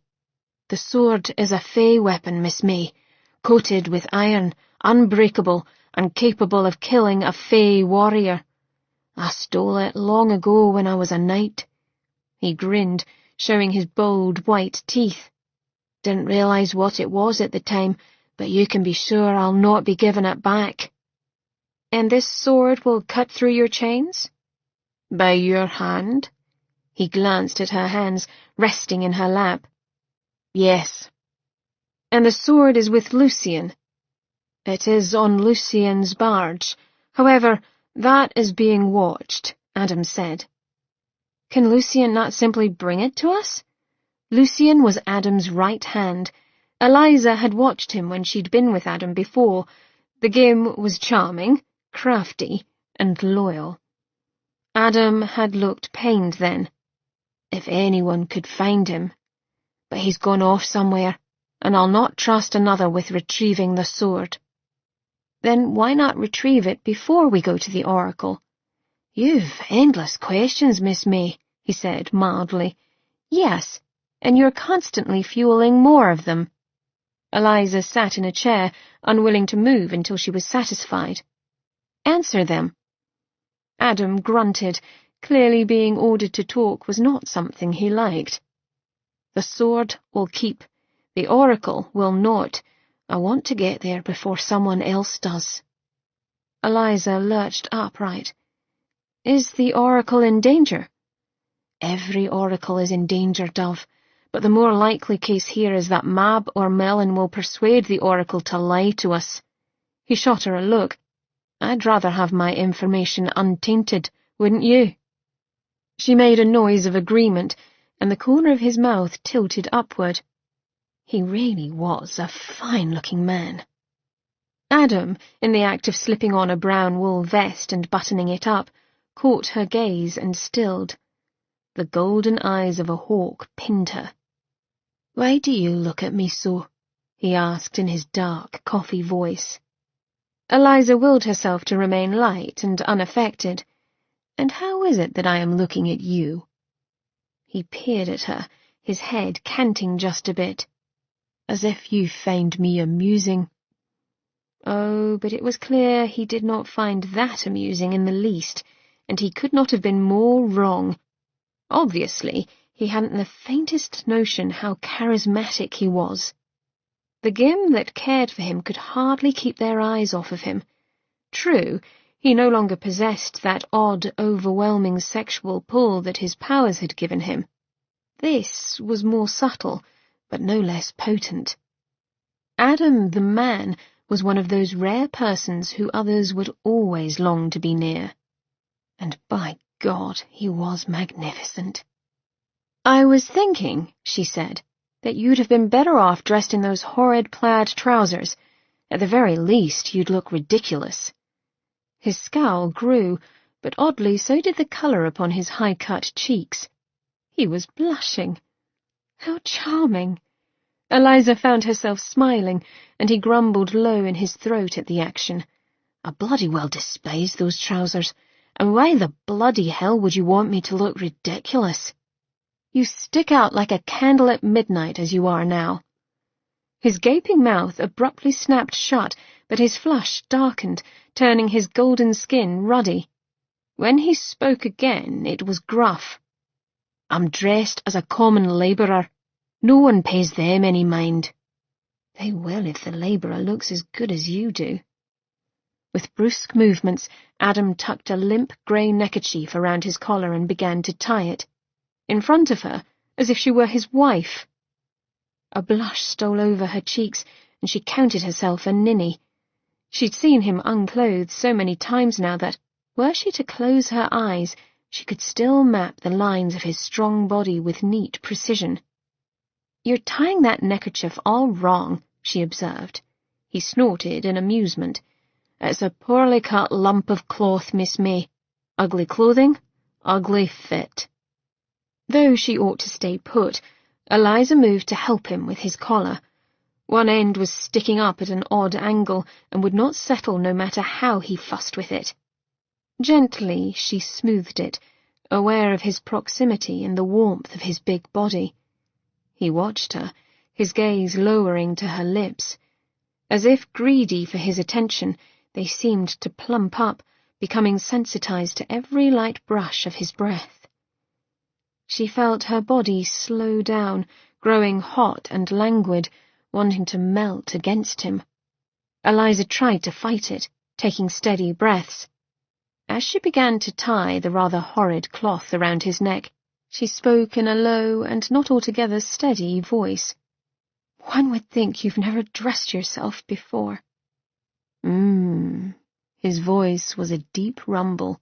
"Or perhaps I'd rather you helped me." Her gaze flicked open, shocked. She started to speak, but the door burst open. Adam and Eliza flinched as one, and his hand came to the small of her back. In trod a young serving girl holding a tray of food. She caught sight of Eliza and Adam standing close, and she halted. "Begging your pardon, my lord, The girl went pink in the cheeks and promptly lost the power to speak further. Eliza took the moment to move away from Adam, noting how his fingers tensed as if to hold her back, but she eluded him and went to the window. A tremor went through her hand as she gripped the heavy curtain. The man was too potent, too tempting. An opinion she gathered the young Gim shared, for the girl merely stood, gazing at Adam as if he was something of a god to her. It did not help matters when he gave her a graceful nod of the head, his deep voice mellow with command when he addressed her. "Good morn, Miss Annabel. I see you have something for us." He eyed the tray that was presently tilting at an alarming angle. Cups and crockery rattled as Annabel righted the tray. "You'll be wanting your breakfast, then?" "Breakfast would be most welcome, my dear." Outwardly, Adam gave no indication of insincerity or impatience. Indeed, he had that rare ability to make every person believe that his attention and interest rested solely on them. Eliza, however, knew better. She did not miss the tight rein he kept on his body, or when his gaze flicked to hers, communicating in seconds his amusement over being interrupted and how he wanted to get her alone. The knowledge connected them on a level that disturbed her, and yet made her feel somehow as though she were finally precisely where she ought to be. Eliza took a quick breath and turned her attention back to watching Annabel. Annabel's flush grew in depth and hue as she set the tray down. "Well then," the Gim bumped into the doorway, "I'll be going." The poor girl was a lovely shade of magenta as she fled the room, slamming the door behind her. The corners of Adam's eyes crinkled as he went to latch the door. "She's developed a bit of a tundra for me, I'm afraid." His wide mouth twitched. "Or for the king of the Gim, rather." Eliza swallowed down a snort. "Doesn't everyone who meets you?" The quip was out before she could think better of it. The latch clicked shut. Adam glanced at her from over his shoulder, and his mouth quirked. "Everyone but you." He strolled across the small space between them, his gaze rapt. "You never gave me the chance." Eliza pushed past him, seeing the question forming on his lips and not wanting to answer. But he followed, close on her heels, the looming wall of his body providing warmth in the cold chill of the dim room. "And if you'd had the chance?" Eliza stopped. Behind her, Adam stood, his chest not quite touching her shoulder blades, but near enough to feel his heat. Not turning, she stared up at an intricately carved cuckoo clock that hung above the wall, and she pretended that warmth wasn't blooming over her breasts. A moot point, as that time has come and gone. Gently, but with clear purpose, he caught hold of her elbow and turned her to face him. His expression was stern, his brows drawn over eyes of deep gold. God, but he was too much for her. Every time she looked at him directly, she could barely breathe. He was like the sun, blinding her, making her want to both turn away and look upon him endlessly. When he spoke, his voice was deep, almost urgent. "And if you had the chance now?" The press of his fingers seemed to burn through her sleeve and into her bones. She could lie to him, drive the wedge between them deeper. He stood, motionless, waiting for her answer. Eliza took a breath, aware of her ribs and breast pushing against her corset. "I am drawn to you." His nostrils flared, his lids lowering in a lazy, leonine way that was pure sin. "And I to you." A river of heat snaked down her centre. He drifted closer, his broad chest nearly touching the tips of her breasts. Eliza fought the urge to put a hand up to stop him. "It's merely attraction." Her voice was too faint, too unsteady. "Attraction does not mean that we are meant for each other," he supplied, low and dry. "Yes, that." She raised her chin and pinned him with a quelling look. "Attraction is not so precious. It happens all the time." Again his gaze roamed her face. It felt like a caress. His wide mouth went soft. He stared at hers for only a moment before meeting her eyes. "Not to me. Not until you." The intensity of his statement, the way he looked at her, as if willing her to understand how it could be between them, made her dizzy, unable to breathe. She spun away from him, her skirts swishing. "I cannot believe that." Idly, she ran a finger over a battered dressing table, leaving a dark trail as dust clung to her skin. "I'm certain you've had many women." Cold amusement lit his voice. "I was a Templar knight, Dove. I took a vow of celibacy when I was not but 18 years, and before that I was a squire, and before that a page, always in training to be Templar." Her breath stuttered, and she could not help but look at him. "Surely, at some point, you must have felt—" He shook his head. "Better not to allow yourself to let those feelings in when there is no chance of releasing them. I channeled it into aggression, used it in battle. I've never known the pleasures of a woman, never allowed sin to rule me."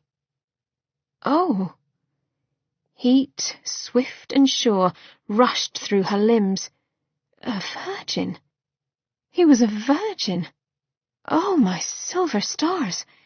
He'd confessed without shame, but the look in his eyes, the hot need that darkened his eyes, told their own story. 700-odd years this man had gone without release. He was through with waiting. Should Eliza offer, he'd take her without pause. She tried again, for she could not fathom this man, so very strong and virile, not leaving a swathe of broken hearts in his wake. "But afterwards, when you lived as the king of the Gim?" His smile turned bitter. "Dear old Mab was quite creative with her curse. She unmanned me while making me irresistible to others." The cruelty of it lanced through Eliza's middle, but she did not want to pity Adam. It seemed an even worse insult. "You once told me that you'd fallen in love with a girl at a May-Day fair." It felt like ages ago, when she'd been his captive and he'd taunted her with that tale, but she remembered every word he'd spoken to her. "I lied." He did not appear sorry for doing so. In truth, there was a slight smile upon his lips. She needed to stop looking at his mouth. "And I'm supposed to believe you now?" she said with more irritation than she felt. His head canted as he peered at her. "Confessing one's virginal state is hardly something a man would do unless it were true." She merely returned his look, and his wry smile grew. "I was trying to rile you up then, to get you to acknowledge me." "And you aren't now?" "No, you're acknowledging me quite well at the moment, Dove." Her cheeks heated. A soft, dark chuckle rumbled in his chest. I was told, he went on, that when I found the other half of my soul, I'd feel again, in all ways. Adam pushed off from the wall he'd been leaning against and took a step closer to her, careful, however, to hold her gaze, as though he did not want to frighten her off. And I do. Her mouth went dry. I've nothing to lose now, lass, so when I say that my want of you was one of the reasons I knew I'd found you, slowly he reached out. You can believe it. The warm, rough tips of his fingers grazed her cheek. Eliza jerked back, stumbling on her skirts as she edged away from him. Perhaps my attraction toward you is merely Mab's magic, making you irresistible to all beings. You find me irresistible? His husky, laughing question had her shooting a glare over her shoulder. With his smiling mouth and eyes brightened with glee, irresistible was definitely the word for him. Damn all. Just so you know, he said, I find you quite fetching as well. Isn't that the point? She tossed up a hand in irritation. I cannot know if this attraction is because of Mab's curse upon you, and you cannot know if what you feel is out of some strange, misplaced gratitude, or if it is simply another one of Mab's tricks. Nothing feels real. His smile faded, but he did not appear offended. No, he was calm and rational as always. I've lost my powers. A huff broke from her lips. What has that got to do with anything? I no longer possess an unnatural ability to attract others, so what you do or do not feel for me has nothing to do with Mab. Eliza edged back. I've noted a good number of ladies, and a few gentlemen, gravitating towards you. She gave a pointed glance towards the door. Even now. He took one small step closer. I never said I was without natural charm. Perhaps they merely want me for me. She harumphed. You've an answer for everything, don't you? A man learns a thing or two during 729 years of life. His eyes flashed with a hint of his former gim glow. Or he ought to. Either you are not listening to me or are deliberately misunderstanding. Educate me then, love. His easy capitulation annoyed her. She wanted a fight. Perhaps that way he'd stop looking at her as though she were an especially tasty treat. I do not believe in soulmates, she said. I do not believe that this attraction we feel has anything to do with fate or anything deeper than a simple surface interest. Mine, based on the fact that you come wrapped in a pleasing package, and yours perhaps due to some misplaced gratitude, because you suddenly feel something you've been denied for hundreds of years. When he kept on watching her with that self-same easy smile and heated want, she stomped her foot. We've been at odds since we met. You are correct, he said. I've fostered an intense dislike of you for the past year and a half. That ought not to sting, but it did. He wasn't finished, however. I like you better now. Horribly, she liked him better too. Somehow he'd drifted closer without her knowing it. Stopping beside her, he leaned his hips against the windowsill and crossed his arms over his chest. The stance ought to have diminished him. It only made his shoulders appear broader and highlighted the bulge of his biceps beneath his plain coat. You should kiss me, he said. The breath left her body in a rush of air and a raspy, "What?" His gaze drifted to her lips. How else are we to know? Kiss me, and find out if your want of me crumbles to dust or grows. A gentle throbbing started low in her belly, travelling downward. They stood so close, a handspan apart, close enough that his smoky scent and powerful warmth enveloped her, compelling her to move closer still. She planted her feet, refusing to give in. His hands grasped the edges of the sill, holding it tight, as though he needed an anchor as well. You'll be in control. I'll not touch you, nor try to stop you from pulling away. I vow it. He spoke softly, forcing her to strain her ears and edge toward him. Put your lips to mine, sweet dove. See if you like my taste. Her mouth went dry, her lips parting. She wanted. It was perverse, this need. He'd chained her, kept her at his side without a care of how she'd felt about the situation. To even consider this. Her heart beat hard and strong within her chest. Adam's own chest rose and fell with greater speed. Half sitting as he was upon the wide windowsill, they were nearly eye to eye. Trying to buy time, Eliza looked him over with a deliberately bland expression. Was this entire conversation simply a trick to get me to kiss you? He grinned again, the pink tip of his tongue just visible between his even teeth. Absolutely. I thought you did not want to kiss me. Eliza scowled at the memory of him outright rejecting her.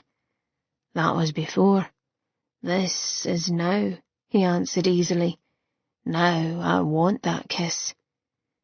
On a deep breath, his lids lowered, his gaze somnolent and hot on her mouth, his voice rough and urgent. Kiss me, Eliza. She was going to. She had no resistance when it came to him. This close, he seemed immense, not just in size, but in presence. Vitality sparked along his skin, drawing her like a magnet to his firm flesh. Not daring to meet his gaze, she studied his mouth. It tempted her. So finely shaped, the upper lip just slightly bigger than the bottom, as if it was swollen. Dark stubble of the day's growth framed that soft mouth of his, and she wanted to feel the different textures of his skin. As if bidden, her fingertips drifted up and grazed along his chin, just beneath his lower lip. Rough, silken. His breath visibly hitched, and a puff of warmth escaped him and ghosted over her skin. Her hand slid down to his chest to press against the rapid beat of his heart, and then she was closer. Their lips nearly touched, but he halted. I've not done this before, so you'll... His breath caught when, unable to resist, she brushed her lips against his, the contact fleeting but capturing all of her attention. A spark of heat lit through her. She wanted more. Have to, he groaned, opening his mouth to let her lap at his upper lip with the tip of her tongue. Guide me. Part of her had kissed him simply to shut him up, call his bluff, and yet a whimper of want echoed in her mouth as she leaned into him, her lips melding with his. Heat and need suffused her, and she delved farther into the warm depths of his mouth. He tasted divine. That she knew more than he, that she was teaching him, gave her a heady, erotic little thrill. Eliza tilted her head, the tips of her fingers cradling his jaw as she enjoyed his mouth. He made a murmur of approval, his slick tongue twining with hers. A quick study. Adam's breath came in disjointed pants, his lips following hers, seeking and nuzzling. How very good it felt to kiss this man. Her head swam with pleasure, and she pressed her body into his until there was no space between them. The hard length of his cock seemed to throb against her lower belly, and Eliza moaned. At the sound, tremors rent Adam's body and his mouth surged forward, capturing her lower lip in a suckling kiss. Let me touch you, he whispered, tasting her mouth in a series of urgent nibbles. Let me, Eliza. Release me. She wanted that. Her skin seemed to stretch and tighten with the need to feel his hands upon it. But it wouldn't end there. She'd soon want him inside of her, filling her up. Madness. Her mouth shaped the word even as she kissed him. No. A half laugh, half groan left him. Evil wee besom. She could not help but smile against his mouth. Wily, wicked demon. He huffed, and she pulled back a little. The corners of his eyes crinkled as he smiled, the lush curve of his top lip touching hers. Little shivers of pleasure danced along her spine as he spoke. I told you, Dove, I'm no demon. She moved back another step, taking herself away from temptation, but her hand lingered on his cheek. You are to me, burning heart and the devil's own temptation. His nostrils flared, the need in his eyes almost pained as he leaned in, his lips parting. She held him back, an illusion, for even with the cursed chains draining his strength, he was far from helpless. In truth, she was in more danger of succumbing to him than ever before.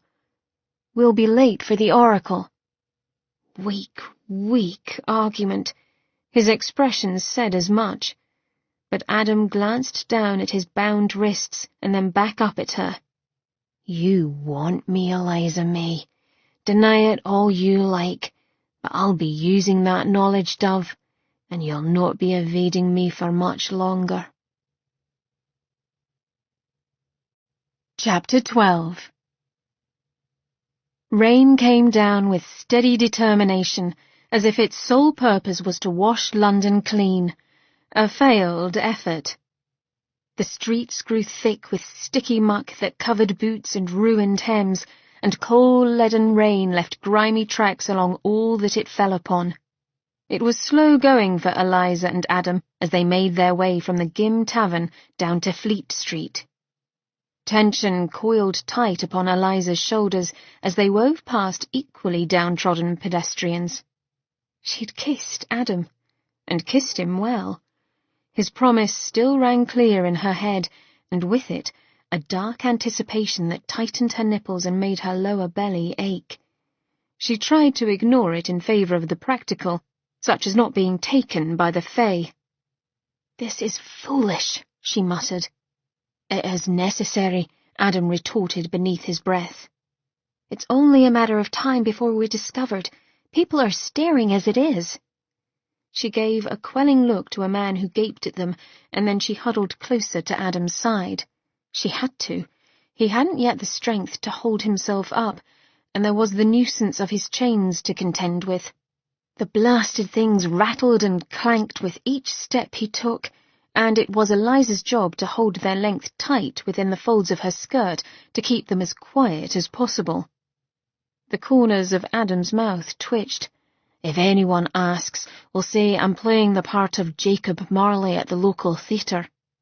A Christmas carol? In April? She hissed.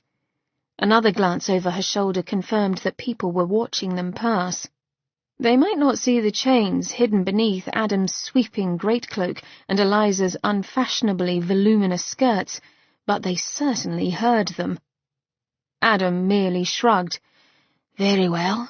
Perhaps you have a penchant for clattering chastity belts. Eliza made a noise of disgust. I rather think that would be your proclivity. What? To wear one? He appeared so utterly horrified that she snickered. I meant asking women to wear them. Wasn't that just the thing back in your days of jousting, old man? He snorted. Those chastity belts are a myth, you realize, made up in this century, likely by some bored lord in need of titillation.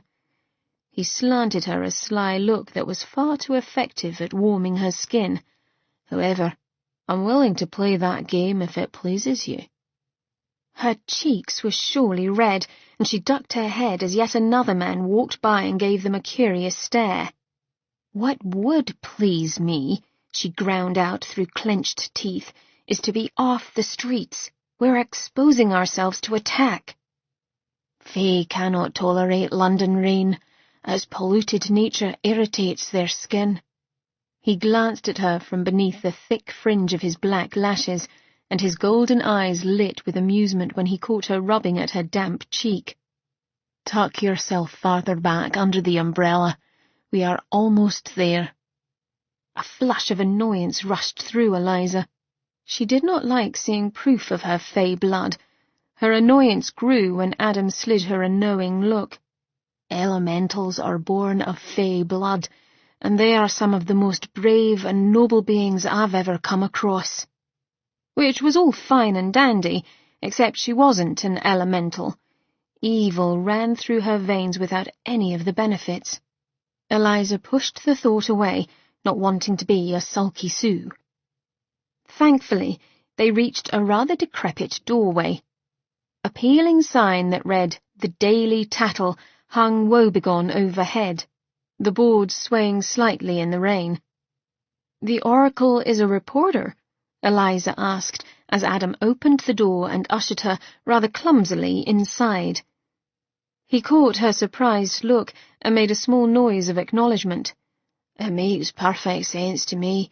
After all, who else is in a better position to warn us of future woes than one who chronicles the stories of our present folly?" "I don't know," Eliza muttered. "I pictured a gypsy woman leaning over her crystal ball." "What a pedestrian imagination you have, Eliza." His white teeth flashed in the dim light as she scowled, but then he turned his attention to their surroundings. A darkened and narrow stairwell stretched upward, and Adam muttered a ripe curse under his breath. She knew how badly he hated his weakness. Likely, he'd never been anything less than extremely fit his entire life. Until now.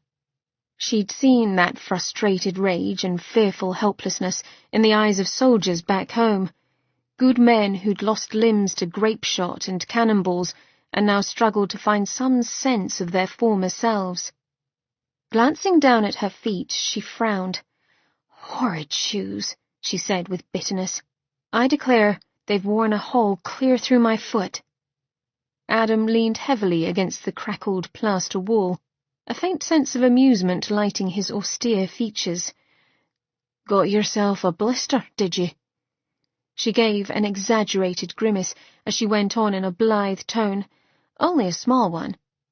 Go on without me. I'll just rest here a moment." His expression grew softer. She knew perfectly well he was on to her. They both knew, but neither of them addressed the truth. Instead, he offered her his arm. "Lean on me," he said in a soft rasp, "and we'll climb the stairs together." And if, in truth, Adam ended up leaning into her, letting her shore him up as they limped up the stairs, it was nobody's business but theirs. Nor did she take notice when he panted upon reaching the landing. Instead, she pulled out a kerchief. "Here," she said, wiping the sweat from his brow with brusque strokes. "You are filthy. I thought Mr. Brown gave you leave to use his bath." Tall as he was, she had to rise up on her toes to reach him, and his hands settled upon her waist to steady her. Eliza ignored the little kick his touch set off inside of her. Quietly, he watched her, his face bent towards her so she might clean him, but she felt the weight of his stare, the strange tenderness of it. What on earth was she doing? He did not need fussing over, and certainly not by her. She took a hasty step back, pocketing her kerchief. "There!" She made her voice bright and cheerful. "All better." He watched her for a moment more, his expression solemn, then cleared his throat. "Come along then, mother hen." His fingertips found the small of her back as he led her into the inner press office, and she realized that, no matter what his mood or predicament, he acted the gallant knight first and foremost, and though the chain leached his strength, he moved with the grace of a warrior. Cheaply dressed Adam might have been, yet as soon as they walked into the cramped newsroom, a man hurried over not with an intent to eject them from the premises, but with clear deference. "May I help you, sir?" "We are here to see Mr. Michaels." Mr. Sean Michaels, it turned out, was a cheerful Irishman of medium height, with hair the precise shade of Christmas gingerbread. It curled around his ruddy face and highlighted the colour of his brilliant blue eyes. "Have a seat, then."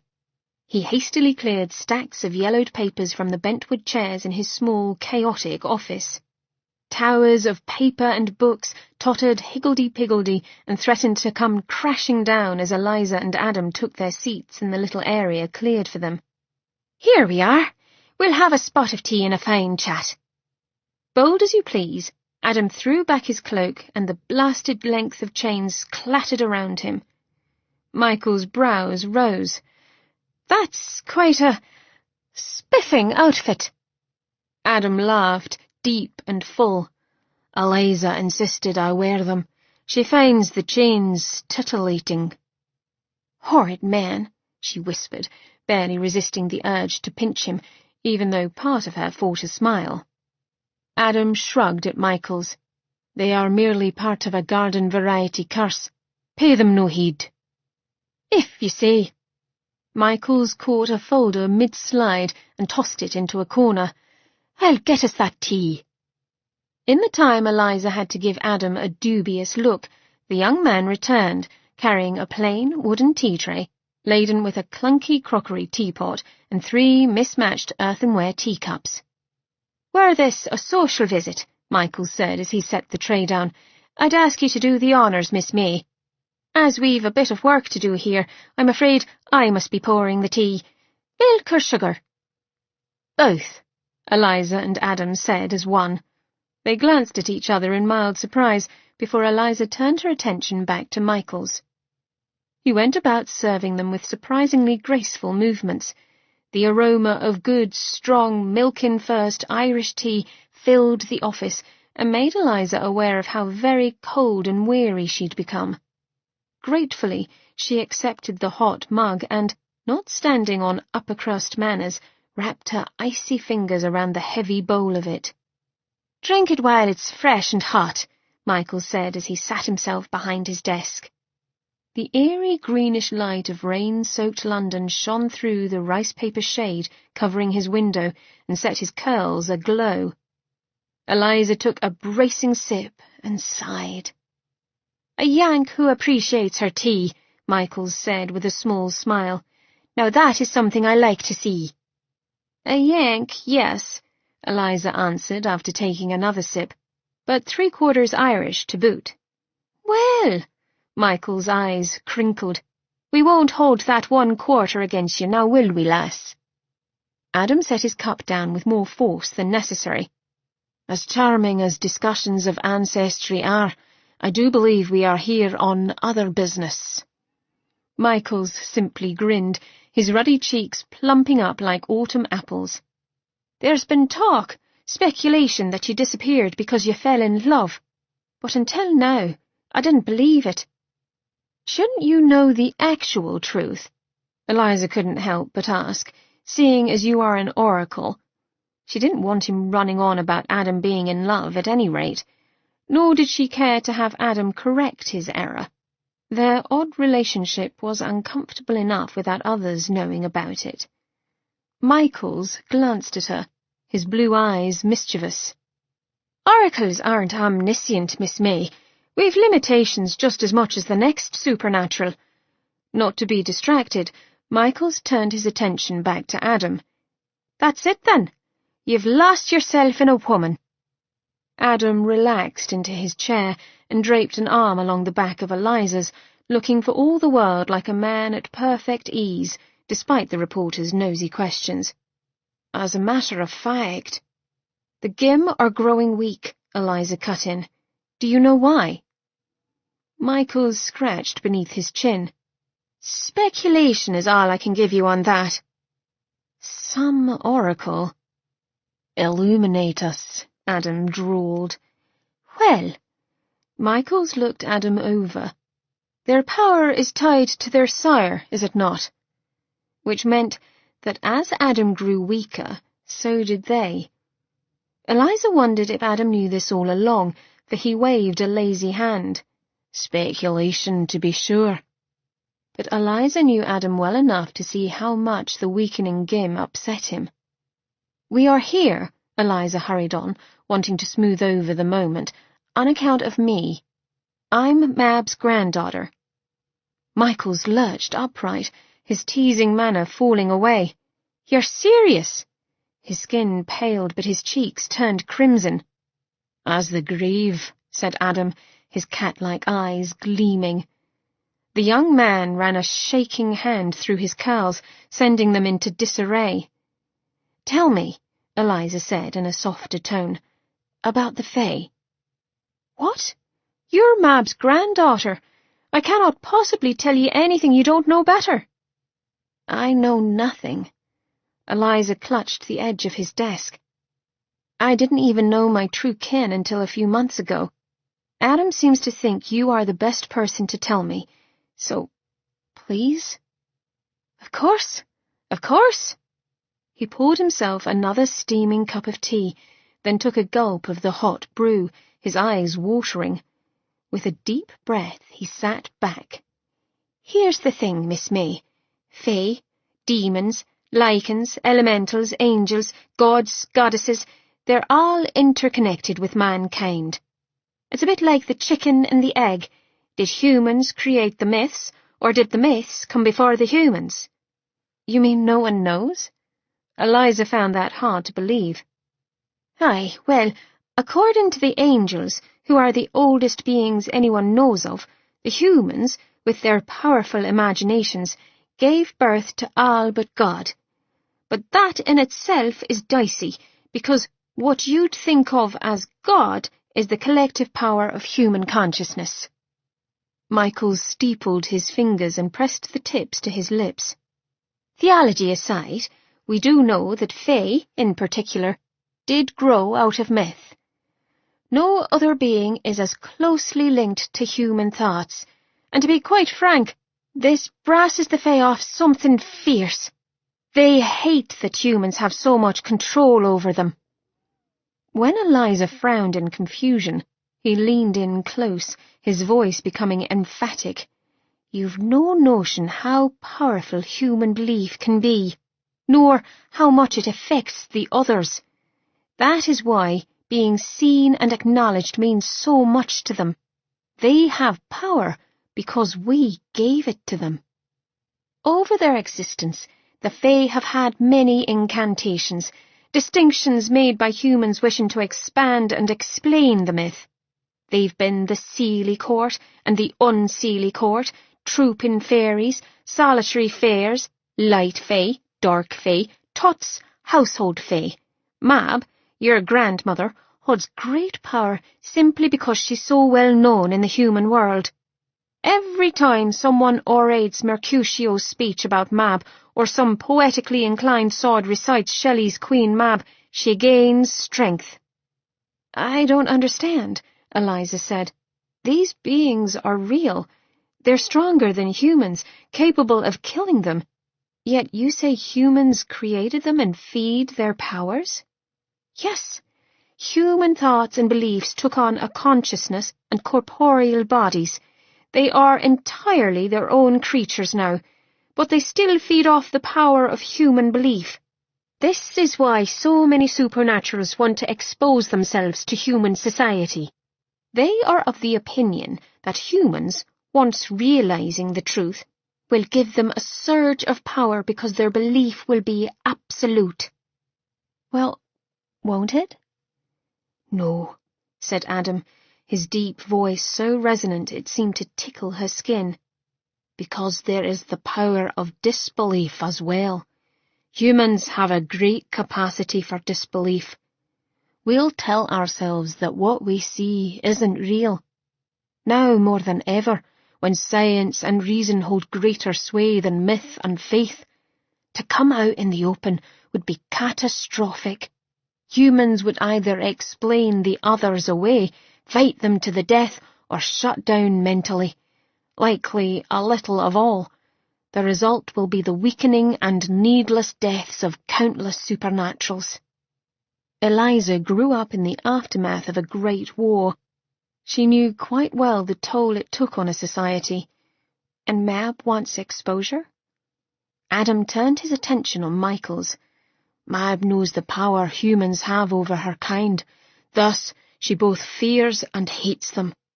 However, She's cunning enough to know that she's better off feeding the myth of herself than destroying it. What she wants is power over supernaturals, not humans. Aye, Michaels sat back. But the trick is finding something stronger than immortality. A dark smile curved Adam's lips. Don't you know what that is? Eliza didn't, but she rather thought they both did, given the way Michaels smiled too. Pray end my suspense, she clipped out. Michaels answered first.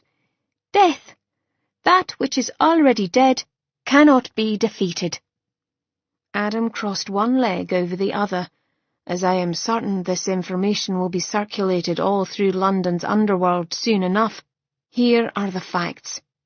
For the past 6 months, Mab has tortured me. First for the fun of it, but recently to discover the location of the Golden Horn on Bass, which I supposedly took hundreds of years ago while pillaging Ireland. Adam waved an idle hand. Rot, all of it, but if Mab wants it, then so do I. So then, you want to find its true location before Mab can. Michael shook his head. You know finding lost items is beyond my talents. Adam regarded him for a quiet moment, then spoke, his voice low and serious.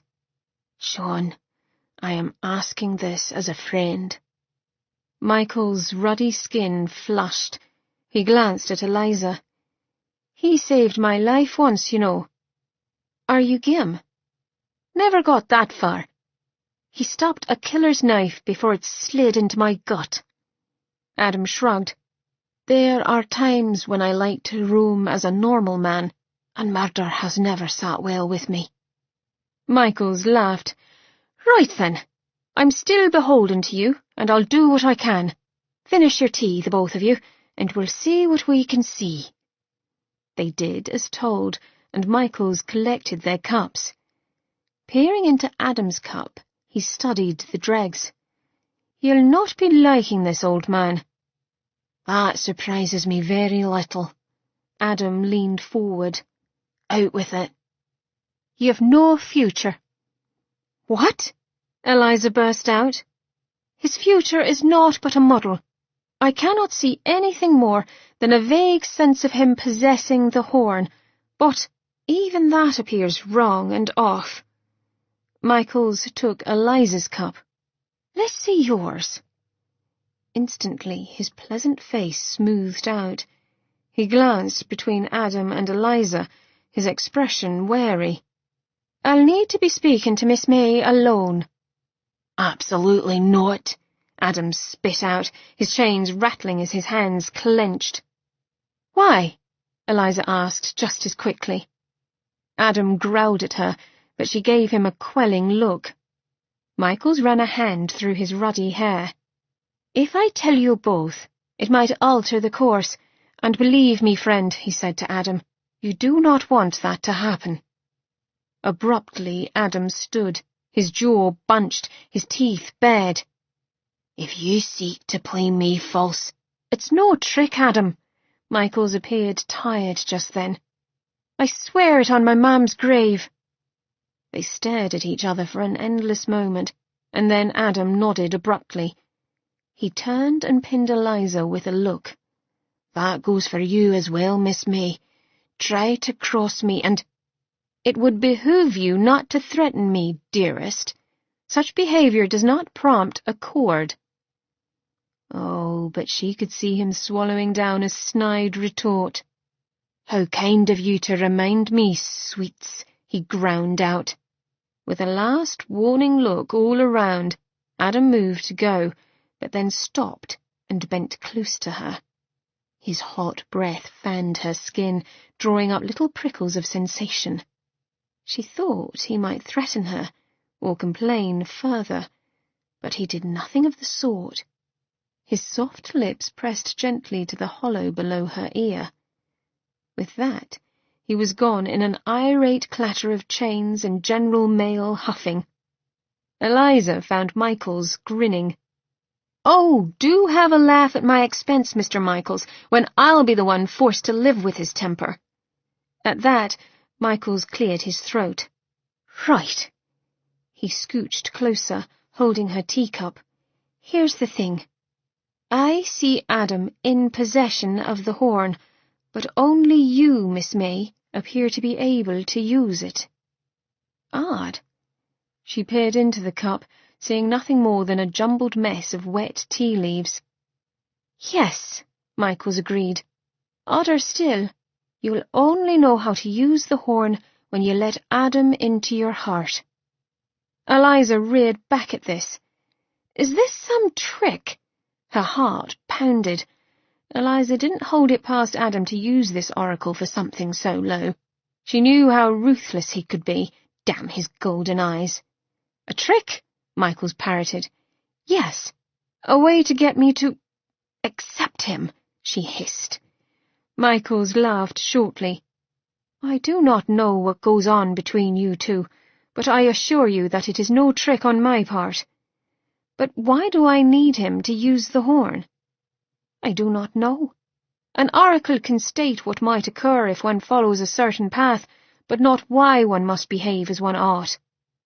Rather irritating, that, Eliza groused. His blue eyes took on a soft light. I've heard as much, and you're wise to keep your trust close at heart, Miss May. Lies make our world go round. Then why, she said, should I trust you?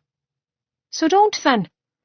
Michael set the cup onto his desk and slouched back in his chair as though he hadn't a care.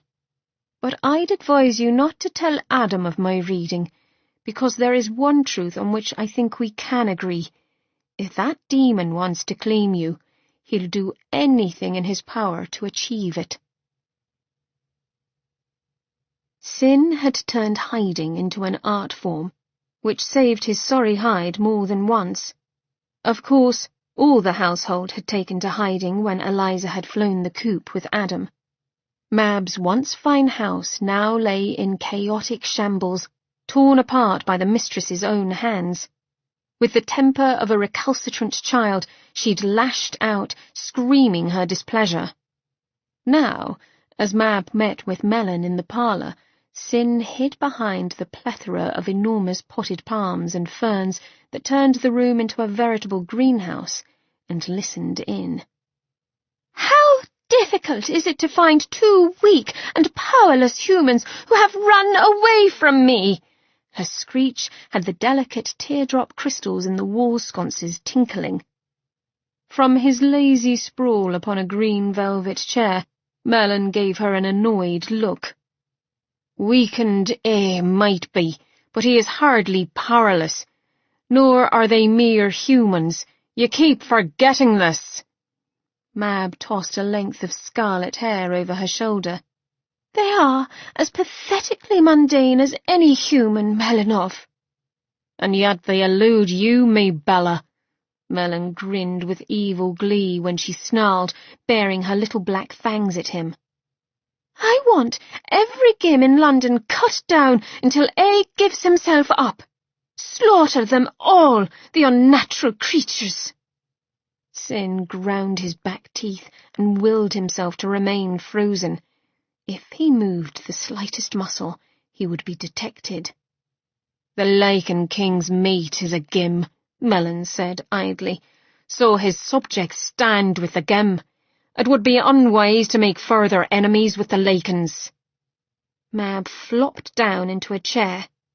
Their numbers are few. But fierce. She shot Mellon a glare. Are you attempting to irritate me? Merely guiding your wayward thoughts back to solid ground. Mellon's thin lips curled. Irritating you in the process is not without its enjoyment. His smile fell. You've always been too possessive of the night. A is a lost cause, pet. He'll never be yours. It seemed the very air stilled, then grew so humid that the walls beaded with condensation. Around Sin, the plants began to grow, leaves coiling and crackling as they wound around his face and slithered over their pots. Mab's pretty human countenance fell away, her fangs growing long and her eyes flashing purple. Melon simply looked back at her. For a moment, Sin thought Mab's temper would explode, but then she gave Melon a syrup-sweet smile. "And you believe Eliza will be yours, do you?" "You think I have a care if she doesn't want me?" He laughed, dark and slow. "It matters not if she ran off with E. I shall track her down. It is but an eventuality." Mab examined her black fingernails, her mouth in a saucy tilt. "And then what? You claim her as your bride, and our kingdom is secure?" Melon's eyes narrowed. "As you well know." It was clear that Melon knew she was baiting him, and just as clear that he'd let her. To a point. His utter lack of fear intrigued Sin. Everyone feared Mab. Mab lifted one red brow. "A rather difficult task," she said silkily, "given that she and A are now handfasted." While Mab's displeasure had heated the air, Melon's had a decidedly different effect. It froze. With the force of a blizzard, icy air swept through the room, cracking mirrors and destroying the plants in an instant. Had Sin not been an elemental capable of frost, he'd have died. Slowly Melon stood, his skin pale blue, his hair turning snow-white. Ice gathered around Melon's temples and over his brow, forming a crown. Hell, Sin thought, as shock speared through him. Bloody hell! From her seat, Mab's eyes went wide, her lips parting as if to take back her words. Sin had never seen her afraid. "Repeat yourself, Maybella," Melon said in a terrible voice, so deep it vibrated throughout the room. Mab pulled an object from her skirt pocket. It was a rag, bloody, and tied in a Celtic love knot. "This was found in A's cell. It is A's blood. I can smell it. There can be no doubt that A has handfasted to the girl." Melon's roar shook the house. "Who is laughing now, Melon?" Mab's words were cut short from the force of Melon's blow. "Stupid cow! You know nothing!" "It does not matter if the girl joins with A. He has already ceded his powers to me. He's lost." "As it is, I cannot wed her if she's handfasted to A. Our laws forbid it, as you damn well ought to know." Her eyes slid away, and Sin understood at the precise moment that Melon did. Melon shouted his rage, shaking Mab as though she were a porcelain doll. "You want to kill her, foolish chit, always letting your lust blind you. The girl means everything." "He is the one with potential," Mab shot back. "She is just a balm to his ego, and yours, apparently, oh great, unseelie prince." With a flick of his wrist, Melon flung Mab across the room. The Rosewood secretary exploded as she slammed into it. "Idiot! If they truly bond, you'll not be able to kill one without destroying the other. 2 millennium I've waited to find the means to control death, and thanks to my sister's base needs and vanity, it is in danger of slipping past me once again."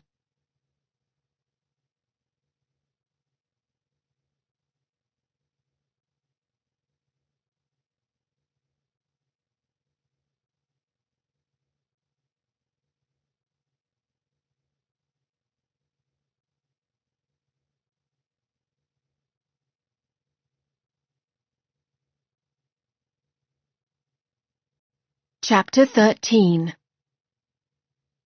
By the time Miss Eliza May exited Michael's office, Adam was ready to smash his fist through a wall. It did not help that Eliza merely gave him a pleasant smile and announced that she was ready to depart. He tromped through the press office and led them outside. For a while, they walked in tense silence. He hated silence between them, hated it almost as much as being left in the dark where she was concerned. Adam could hold his tongue no longer. "Tell me what the Oracle said." Adam was reasonably certain the words sounded like a request instead of a plea. He'd be bollocks if he ever pled for another thing in his life, especially from her. Eliza fussed with her wrapper, drawing it farther around her slim shoulders. The rain had stopped, and she'd hooked the handle of her umbrella over her forearm. "Well?" he snapped out. She was acting as she'd done when he'd chained her those many months ago, settling back into herself, shoring up those bloody defences that, once in place, he knew he'd have a snowflake's chance in hell of breaching. He ground his back teeth, fighting the urge to smash his fist into the side of the brick wall they were walking past. "Eliza, if this is about your orders from Mellon—" "Oh, for the love of— I already told you that I have no wish to do as he says. It has nothing to do with that, Adam." Only slightly appeased, he searched her face. "Then what?" She sighed. "Michael's told me to hold my own counsel." Adam was going to kill Sean bloody Michaels, turn around and stuff his fist right into the man's gob, maybe pull his tongue out for good measure. "Why? Why would he tell you that?"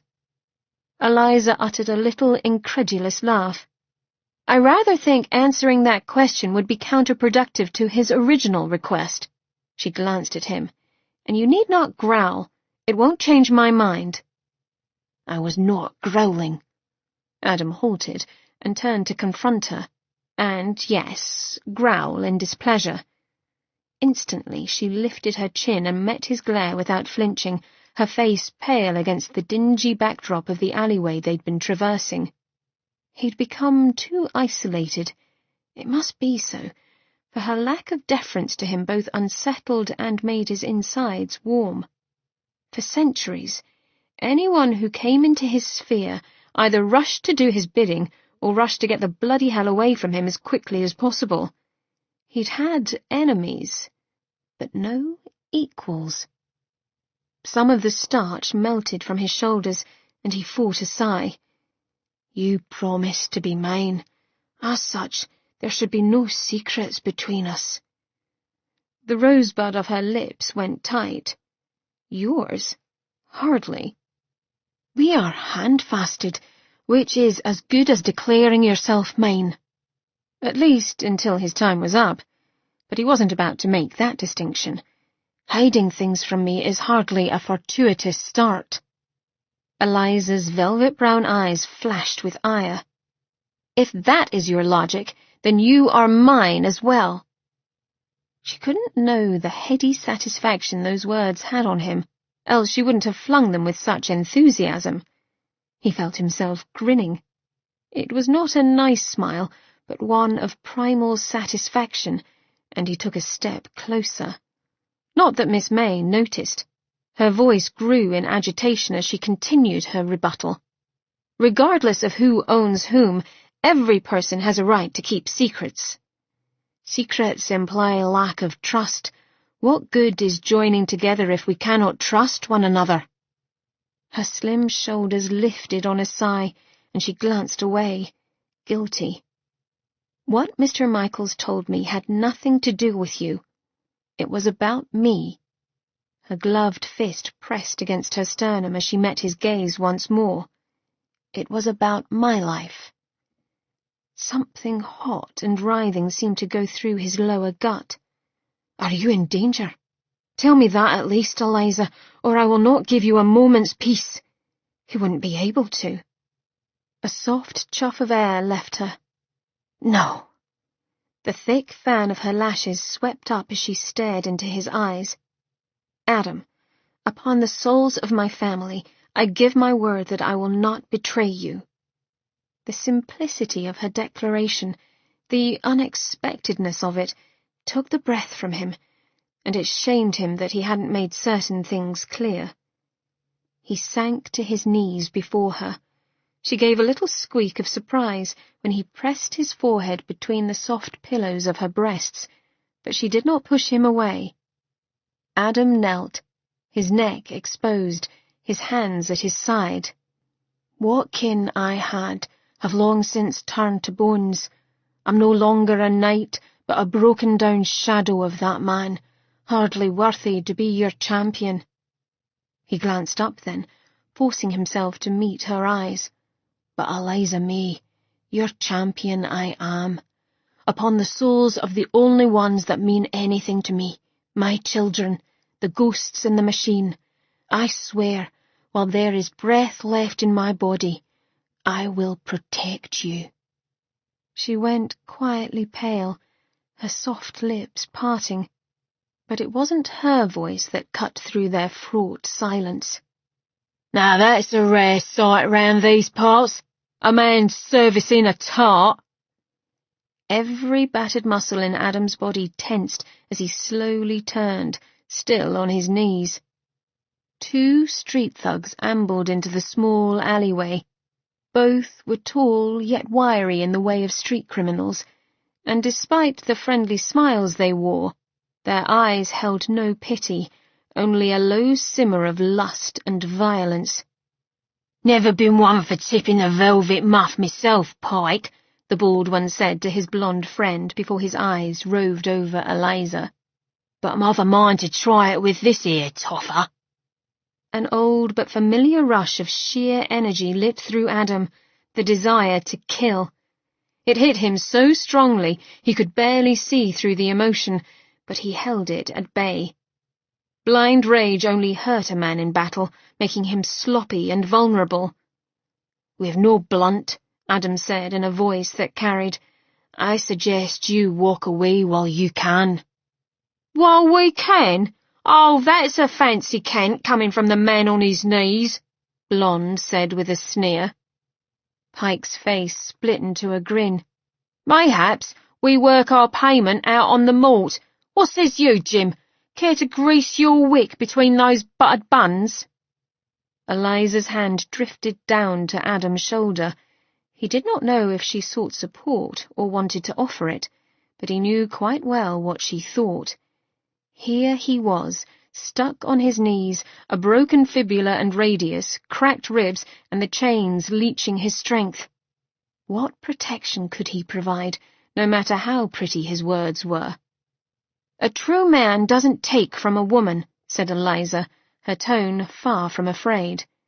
Pike snorted. "You'll be bowing to me before the night is over and working the gutter lane." Another, stronger wave of black rage crashed over Adam. He'd kill Pike last, let the man realize what was coming for him. Jim he'd merely damage.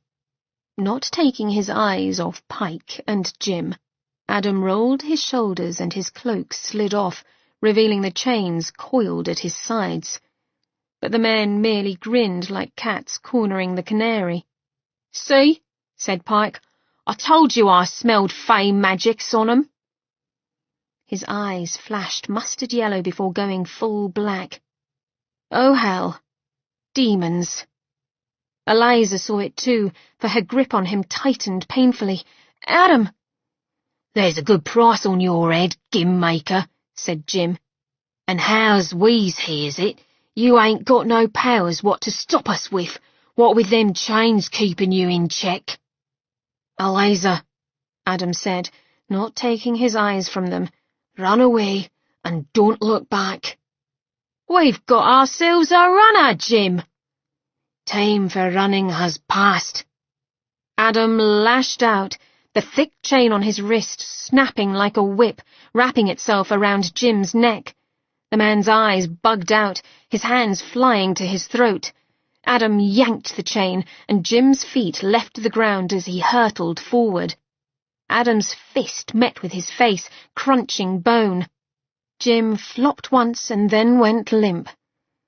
A blur of movement caught Adam's eye. Pike, recovering from the shock of the moment, rushed him. Adam rolled into the charge, catching Pike's legs with his shoulder. The thug toppled over him and landed flat on his back. With a roar of vengeance, Adam twisted and slammed his elbow into Pike's throat, crushing his windpipe. Pike gagged, his arms flailing, trying to rise. Adam grabbed a handful of greasy hair and wrenched the head hard. A sharp crack rang out, and Pike went limp as a doll. It wasn't enough. They'd soon rise, and he hadn't a weapon to truly destroy them. For now, there was only silence, the feel of his breath rushing in and out of his lungs, and the foul stench of demon bowels letting loose. Then Eliza stirred, a bare flutter of skirts and a soft gurgled sound of shock. He was not at all surprised to find her still standing there. Adam shoved the body away from him. Eliza's brown eyes were round and glossy against the pale of her usually honeyed skin. Golden strands of hair fell about her face. He could not read her expression. Was she disgusted? Frightened? Warily he reached out to her. "Help me up?" His voice was soft, even as his heart beat hard and painfully. Aye, he could incapacitate 2 demons, and yet he hadn't the strength to stand. Or maybe he simply needed to know she was still willing to touch him. Eliza's gaze darted from his outstretched hand to the bodies on the ground and back to his eyes. It was then he took note of the gun she held, pointed directly at his heart. Cold flooded his veins. "Do you plan to use that, Miss May?" She blinked, then glanced down at her hand, and her lithe body jerked as if she'd forgotten about the weapon. It went so quickly." Licking her pink lips, she lowered the weapon. "I was going to shoot them, but you took care of them first." Tenderness swelled within his chest. "If it pleases you, the next bastard who tries to assault us is yours to vanquish." Making a face, she tucked the pistol into her skirt pocket, then took hold of his hand. Her fingers were ice cold, even through her gloves. "I realize the women in your world are warriors, capable of killing without turning a hair." She eased her shoulder beneath his arm, and together they stood. "I'm afraid you'll find me lacking.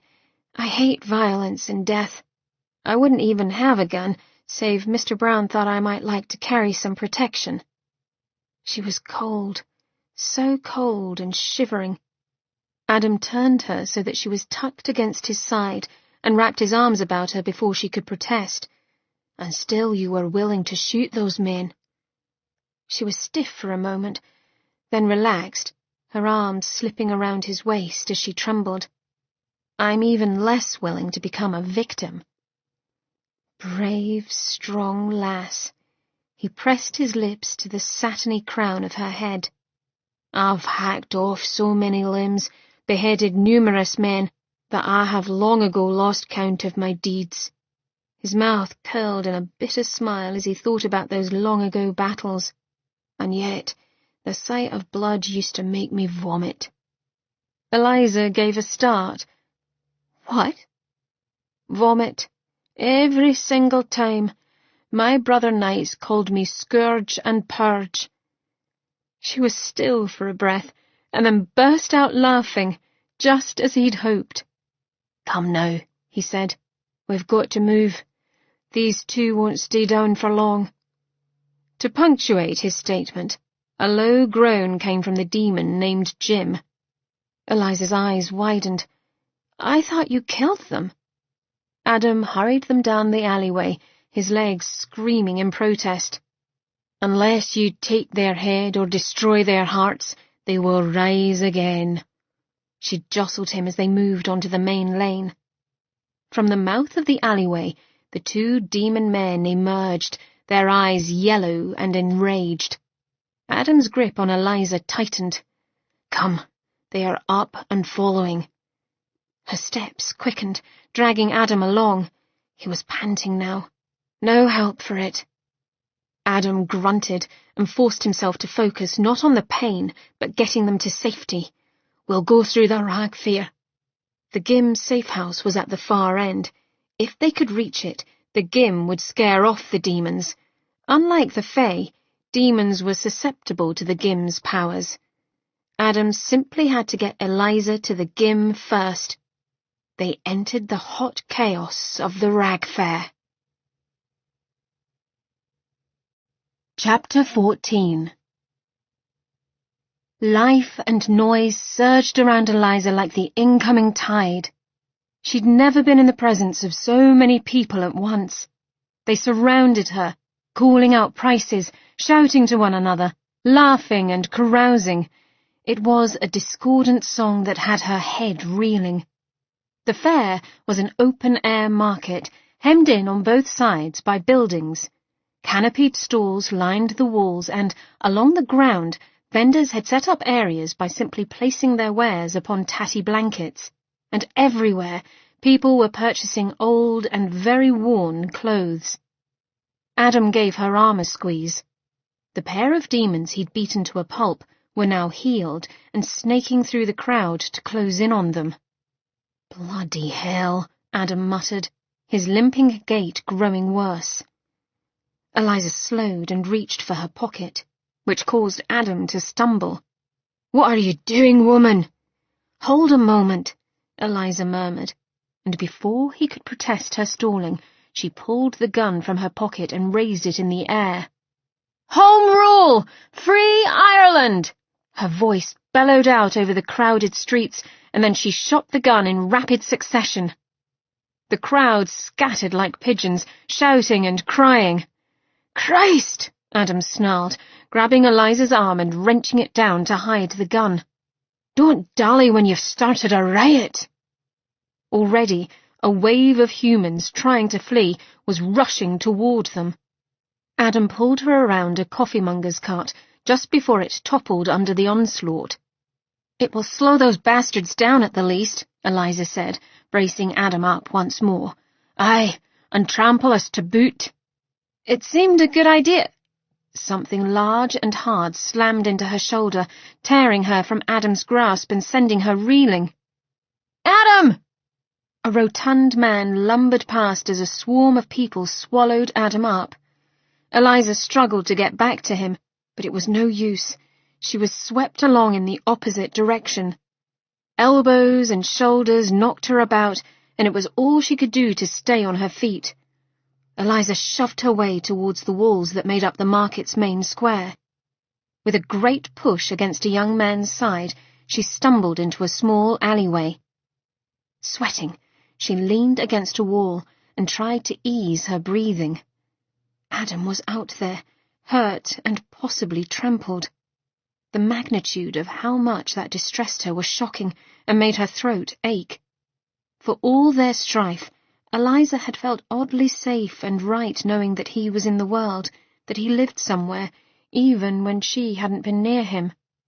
If he were to die, if the golden light of his soul were to go dim, she'd be bereft. The wrongness of his demise struck her to the core, and her chest began to quake with the mad urge to cackle like a harpy. "No," she whispered, terror clutching her heart. She knew that laugh. Hot, acid tears burned in her eyes. No, no! Adam could not be dead. She would not laugh at his death. A small snicker escaped her. Gods, but she was deranged. Why did she laugh near death? She hated herself for it. A hard hand grasped her arm and spun Eliza around. "Adam?" The man looking down at her was not Adam. Tall and wide with bulk and rumpled beneath a battered coat, the man had the eyes of a killer. The sort of man who took joy preying on the weak. Eliza had spent far too much of her life either facing or avoiding such men. Their gazes clashed, his flat and cold. Eliza glared back, putting every ounce of her will behind the look. "Who are you?" The poor sod assigned to watch your arse. What? You heard me. Lord Mellon had me follow you and see that you don't muck things up.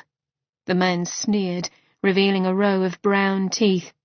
Looks like you have already. He gave a jerk with his head toward the market where people were calming down but still shouting. You weren't supposed to kill the man until he led you to the sword. The mention of Adam sent a bolt of urgency through Eliza, and she wrenched free of the man's brutal grip. You're human. Were he Fae, she wouldn't have been able to get free of him, nor would he have smelled like rotten tobacco. Well, I know, Mott. The man shrugged. Lord Mellon suspected this Adam bloke might notice a Fae. She straightened her spine. I have to go. As you say, I've a job to finish, and it won't get done sitting here with you.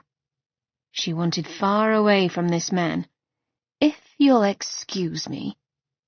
His weathered face split into a jack-o'-lantern's grin, complete with naught but 2 yellowed teeth hanging from the maw of his mouth. Hot, fetid breath brushed her cheeks. Why, the rush lamb. The gim-maker will keep. I've seen to it. He'll keep? Disgust warred with fear. What did you do? Slipped me shiv into a pair of demon hearts. They won't be chasing him. The man laughed, a rusty, broken sound. As for your wayward Mark, he's likely lying in the gutter where the crowd pushed him.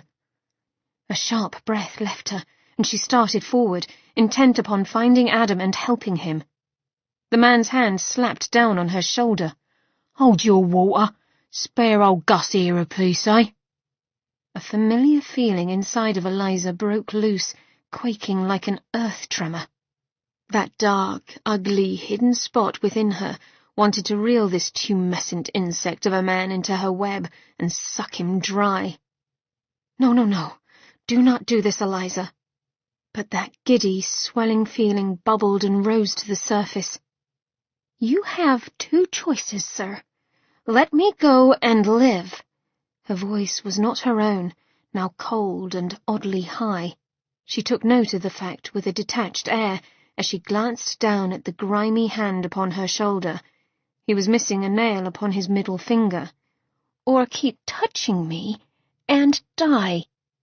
He laughed then, a wheezing sound, sending more of his foul breath into her lungs. You've got spirit. A rough hand grabbed hold of her skirts, yanking on them as his eyes went duller. I like that in me women. She hit the brick wall with such force that she saw stars, and then her mad cackle rang out, giving her attacker pause. It was the last sound he'd hear. When she spoke, it was ice, coating her tongue and lips with frigid cold. Wrong choice. His form grew hazy, a grey fog settling over him, or perhaps it was her vision. She did not care. Rage punched into her, giving her strength. Her fingers wrapped around his neck. Her laughter grew in force until it sounded more like a screech. He gaped at her, his mouth hanging open, and that strange, muddy fog surrounded him and then coalesced, swirling even as he writhed, trying to break free of her grip. He ought to be able to, yet he struggled, the grey fog growing thicker. A cold sweat broke out over Eliza, and again came the unnatural twitching need to laugh or cry. Her chest shook with it, tears forming in her eyes. "No more," she said, and the fog shot free from his body, flying up high into the sunlit sky and evaporating in the next instant. In her hand, the man sank, a suddenly unbearably heavy weight. As if burned, she let go, and he flopped to the ground, his eyes sightless, and a dark stain of urine spreading over his undone trousers. Dead. Eliza spun and vomited, over and over, until there was nothing left. Pressing the heels of her hands against her eyes, she fought back a revolting laugh. How could she laugh? She needed to be away from this place, away from the body. With wooden movements, she walked out of the alleyway. Ice filled her veins, made her steps stiff. She shivered. Too cold. Too sick. He mustn't know. Adam could not know what she'd done. Mellon had used her talent for his own gain, and while she did not think that Adam would do that, he might refuse to help her, repulsed by the darkness inside of her. For she also knew that, despite his flaws, Adam was not an evil man. The Rag Fair's main square had quieted down. People milled about, some in a daze, others talking heatedly about what had happened. Coppers were in full force, ordering those loitering to move on. Shaking and cold, Eliza surveyed the square, searching for a sign of Adam and fearing the worst. "Eliza!" His deep voice rang out with such power that several heads turned. A sob tore from her as she spotted him limping forward, bearing his weight on a thin length of timber that appeared to be a table leg. She thought no more on the oddity, but found herself wrapped up in his arms, her face pressed up against the warmth of his chest. God, but she was cold. So cold. She tucked herself closer to Adam's big body. It was the only solid, real thing around her. She could rest there forever and be happy. "Eliza," he breathed, hands running over her back. "Thank God." His heart beat rapidly within his chest, and the scent of his sweat mixed with hers. She'd run to him. The realization stole over her. She'd run across the square and thrown herself at him, and he'd caught her. "I'm sorry," she whispered. "So sorry I lost you." "You didn't lose me," he said softly. "I'm here." And her tension eased. He was here, alive and whole. And suddenly she felt foolish for carrying on so. "Were you hurt?" she asked in what she hoped was a calmer tone. He snorted. "Crippled further, you mean?" The muscles along his chest flexed. "No, thrown about more like, but I'll live." The disgruntlement in his voice made her want to smile. He clearly berated himself for his weakened state. Foolish man. He was a warrior, pure and simple. Eliza had underestimated Adam, smugly thinking herself safe, that she could control him because he was wounded of body and kept weak by Mab's chains.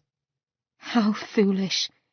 He'd dispatched 2 large and street-hardened demons without even standing, and done it in less time than it would have taken Eliza to unlace just one of her walking boots. Eliza was able to defend herself against one man, but against a group of them? She was far too helpless, her power only working with one-on-one contact. A group of men had killed her before Adam restored her life. Strangely, she'd never had a man protect her without demanding she be of service to him. He'd fought for her, and he would do so again. Her champion. And she was grateful to him. But when he tried to ease back to look at her, she resisted for a moment. Adam, however, was insistent, and pried her from his chest. "What happened?" His worried gaze darted over her face. "Why have you been crying?" Damn her weak eyes. Damn him for noticing. "I haven't been crying." She wiped at the sticky wet of her grimy cheeks. "I got coal smoke in my eyes. This blasted city is as foul as the devil's den." Adam did not appear to be appeased by her answer, and Eliza spoke before he could. "We've got to get those blasted chains off you so you can properly heal. It won't be easy now that we've demons looking out for us." Eliza nodded, but her mind worked through the problem. "I've an idea who can get us to Lucian's barge." Chapter 15. Eliza looked up at the house. An ugly, cruel, iron-spiked gate circled the massive structure, whose long windows were shuttered against the street. Not precisely the most welcoming home in London. This is Holly Evernight's house. Adam did not appear pleased. No, he wouldn't be. As Sin had told Eliza, Holly's man, Will Thorne, had been the one to distract Adam while Sin had set Eliza free. He'd have to get over it. Holly is the greatest inventor in London. Eliza took his arm, and my distant cousin to boot. Lucian's barge is being watched, thus we have to figure out how to get to it. Holly might be able to help. Or slam the door in their faces. Eliza hadn't met her, but desperate times and all that. Grumbling, he hit the door buzzer, a wondrous thing, and they waited. What Eliza did not expect was to see her cousin, Sin, jogging down the drive, his gaze darting about as though something might soon tackle him. "Eliza!" He got out a bit breathlessly before glancing at Adam. Sin blanched but gave him a nod. "Adam of the Gim." Eliza's heart was beating too fast. Sin was Mab's creature. Whether he willed it or not, she could not take chances. "Let us in, Sin." And when he moved to open the gate, she caught Adam's eye. He peered back at her, frowning. "Follow my lead," she tried to say with a look. He barely blinked, and she wondered if it was an acknowledgement. She'd have to believe so. The moment they entered Evernight's drive, Eliza rounded on Sin. "Hold him," she said to Adam. In an instant, Adam whipped one of his chains around Sin's neck and pulled tight. Adam held him fast, his free hand fisted in Sin's shirt. For Sin's part, he did not fight but stood still, his green eyes narrowed and annoyed. "I'm sorry," Eliza said, "but you've admitted to being bound to Mab. I'd not have come here had I known you were in residence." Sin nodded as much as he was able. "Choose your words carefully, and we'll have no problems." "Lad," said Adam conversely, "you're the one with the chain around your neck." "Oh, aye," Sin drawled, his accent suddenly lilting Irish. "And there you stand, weak as a newly born kitten. I'm quaking, I am." Adam growled and gave the chain a squeeze. "You realise," Sin said, "that I'm all elemental. I could freeze you solid before burning you alive." Adam showed his teeth. "And I could snap your neck before you take your next breath." "Oh, stop," Eliza said, and then thought about Sin's earlier confession. "You're bound to tell Mab if there is a danger of my consorting with Adam." "To the letter," Sin said, sounding somewhat pleased given that chains were choking him. "Since the two of you are already consorting, can we dispense with these?" "Not yet." Adam leaned in. "You and I both know Mab will be asking if you know where Eliza might have gone." "Yes," Sin admitted. "Swear that you'll stay out of her way for this day, and I'll let you go." Adam glanced at Eliza. "After that, it will not matter what the boy tells her." Sin's dark brows knitted, and Eliza swore she saw flames in his eyes, but he conceded. "I swear." He rubbed his neck as soon as Adam let him go. "You needn't have squeezed so tight." Adam snorted. "Call it a bit of payback thrown in." Both men tromped up the drive, and Eliza followed in tow, biting back a small smile. Evernight House was much like any other, if one ignored the strange brass panels on the walls, sporting numerous buttons that Adam longed to push and then take apart to see how the ingenious Miss Evernight had done it. He'd always admired the lady. It was too quiet here, however, like that of a tomb. As St. John Evernight led them down a hall, their footsteps echoed in the eerie silence, punctuated by Adam's limping step and the rattle of chains. Adam bit back a smirk. The ghost of Jacob Marley, indeed. Eliza was not far off there. Adam would be well and glad to be rid of the blasted things. A flash of dull grey caught Adam's attention, just before a young woman with black hair strode around the corner. "What is that infernal racket?" she snapped. "I'm conducting a very delicate experiment." They stopped at the sight of Holly Evernight, and she stopped as well. Her cool gaze moved over them, her blue eyes hit upon Adam, and she backed up a step. "I know you. What do you want?" Adam made as graceful a bow as he could, given his chains and a lame leg. "Miss Evernight, please know that I bear you no ill will." "Perhaps I bear some toward you," Miss Evernight retorted, but she turned to Eliza. "Miss me?" "Eliza," Miss May corrected, taking a tentative step towards her. "I'd been meaning to visit, though I'd hoped it wouldn't be under these circumstances, and I do apologize for coming to call unexpectedly." Holly Evernight's stiffness broke like a tart crust. Suddenly she beamed, her stern features brightening. "And I've been meaning to visit you, to assure that you are well. Please do forgive my rudeness. I've been known to get caught up in my own world." "Perish the thought, Petal." A man popped his head out from a doorway, his white hair brushing the tops of his shoulders. He had the grin of a man content with his lot in life. Adam knew him on sight. Will Thorne, Holly Evernight's mate, and the demon responsible for freeing Eliza from Adam. As if he sensed a threat, Thorne caught Adam's gaze, and his entire frame tensed. He stepped into the hall, and his fangs peeked out from the corners of his lips. "What goes on here?" Miss Evernight lifted her hand, just enough for Thorne to move to her side, which he did in the blink of an eye, and take hold of it. "Dearest," she said to him, "Eliza and Adam are here for a visit." Thorne's expression was dubious. "Tea with the Gim King? I am honoured."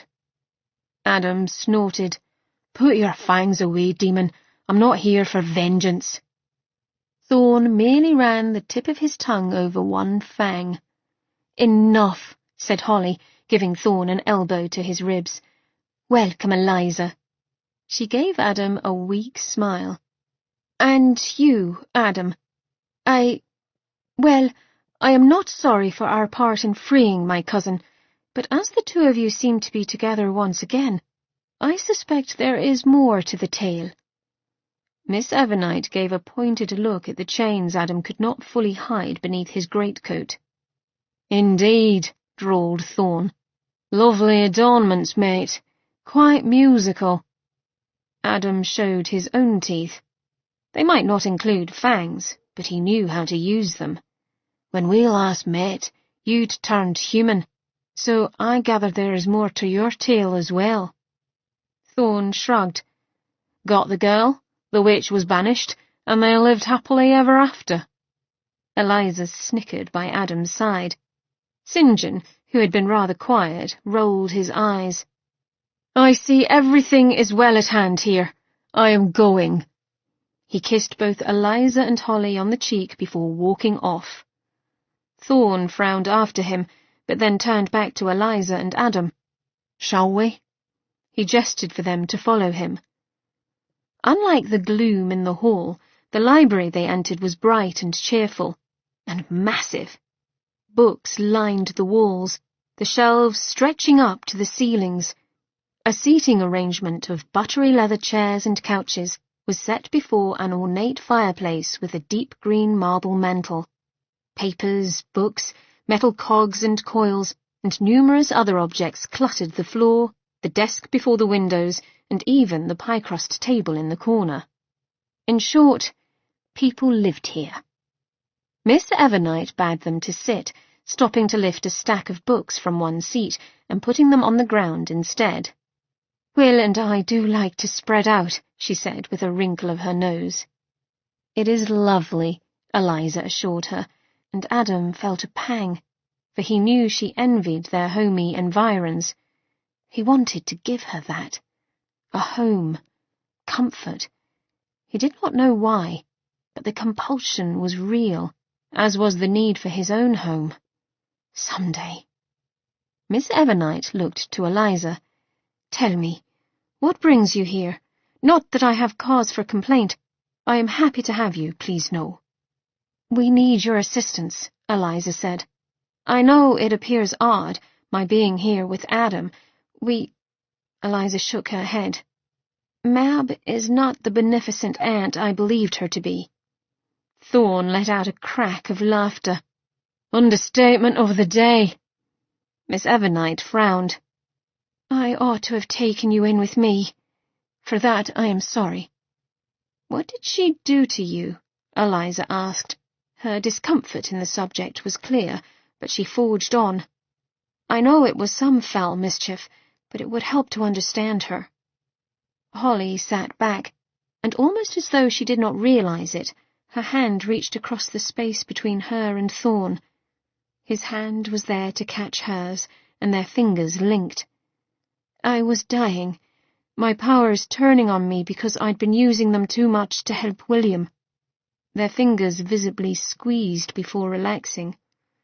Mab was the only one to offer help, which she would do in exchange for a price. Thorne's gaze locked on Adam. To save Holly, I agreed to take Eliza from you and forfeit both my immortality and Holly.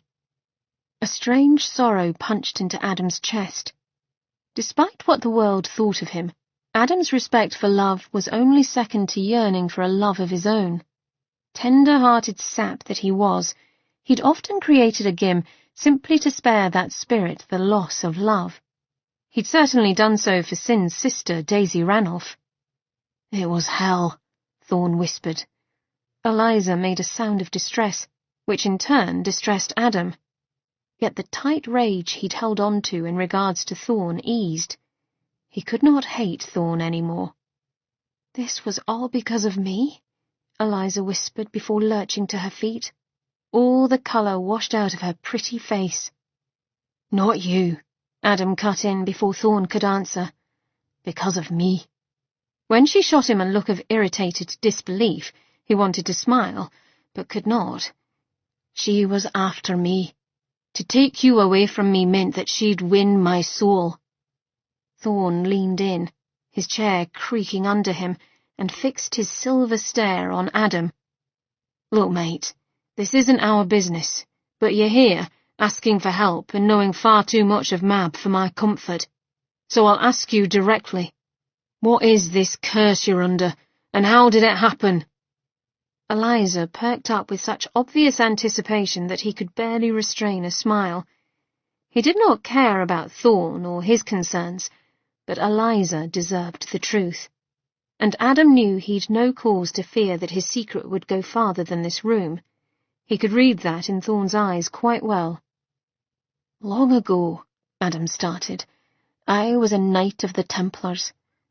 After returning from my pilgrimage to Jerusalem, I was sent to explore Ireland under the express orders to gather heathen relics and bring them back to the church. Adam gave a wry smile, the idea being that they would destroy them, though I knew full well they merely wanted to possess these items because they feared the power within them. Adam waved a hand. I thought it ridiculous superstition, but did my duty. I'd plundered half of Ireland when I came upon a low hill. The locals called it She, a fairy mound. Thorne snorted. Let me guess, you did not believe in wee fairies either. No, Adam said with equal humour. I'd soon learn otherwise, for I'd attracted the attention and the ire of their Queen Mab. Even all these centuries later, Adam could perfectly recall the visceral shock as the beautiful red-headed woman with strange purple eyes simply appeared from out of a thick green fog. Mab, you must know, loves men. She loves to bed them, but particularly the reluctant ones. Adam kept his gaze away from his audience. I was most reluctant. She was beautiful, yes, but I'd taken a vow, and there was an inherent evil about her that made my innards recoil. So then you offended Mab's pride, Miss Evernite murmured, her tone knowing. That, Adam acknowledged, and I'd stolen from her. Those were her objects, after all. Admittedly, I was an arrogant arse, not caring one whit about what I'd taken from the unnatural woman. Eliza's muffled snort had him sliding her a sidelong look. She met it with a pointed raising of her brows, as if to say, "Am I wrong?" No, she was not wrong to laugh. He still had his arrogance, and was not likely to be losing it any time soon. He thought of his old self. He'd carried many titles back then. Son of Niall of Moray, Knight of the Templars, and upon roaming Ireland, Cushee, the harbinger of death. Yet there was one title he'd coveted, was never to be his. Husband. Aye, he'd killed countless men in the name of God. He'd lived the austere life of a monk, travelled from the verdant mists of Scotland to the acrid deserts surrounding Byzantium, and yet all he'd ever wanted was a wife, a family, a home. She held me for 7 days, he said in a low voice, recalling when Mab had taken everything from him, always trying to get me to submit, to want her, and on the 7th day, her patience ran out. He'd been chained to a massive stone in a glen, his arms stretched wide, his chest bared to the cold air. Had thought his life was at an end when the fey bitch lifted a stone dagger to his throat. But she merely grinned, her little black fangs glinting in the morning light. "You are mine, I claim your soul, and you shall belong to me." The tip of the dagger punctured the skin at the base of his throat, and hot blood welled up. Mab's cloying scent choked him as she leaned forward and licked. Strained against the bonds, cursing her to hell and back, but she merely laughed and pressed her hand over his heart. Green light poured from her palm and into him, making scream in rage and pain. "Never to die," she chanted, "never to age, young and mine forevermore." He felt his soul slipping into her grasp, as if she were siphoning it from his flesh, and yet he fought it with all that he was. He would not go like this. He would not lose his dream, his hope. But his vision began to fade, only to be brought back when a flash of white light flooded the glen. Mab turned, a snarl of impatience tearing from her lips, and there, standing calm and straight, was a man made not of flesh, but of crystal, or so it seemed to Wings of translucent silver and wide as tree limbs arched from the man's back. An angel. The man glanced at him. "Yes, human, though you may call me Augustus." The words rang clear in A's head. Augustus turned back to a seething Mab. "A's soul is not yours to take, Maybella of the Fae." "Odd, as I was doing so with great ease." As if to stake her claim, she dug her claws into A's chest. "And yet he does not bend to your will. Thus you have resorted to theft. Nay, Mab, he is one of the divided, one half of a soul torn in two." Mab's claws sank deeper into A's chest. "You jest! Begone, foul angel! This affair is not yours to attend." The angel merely gazed back.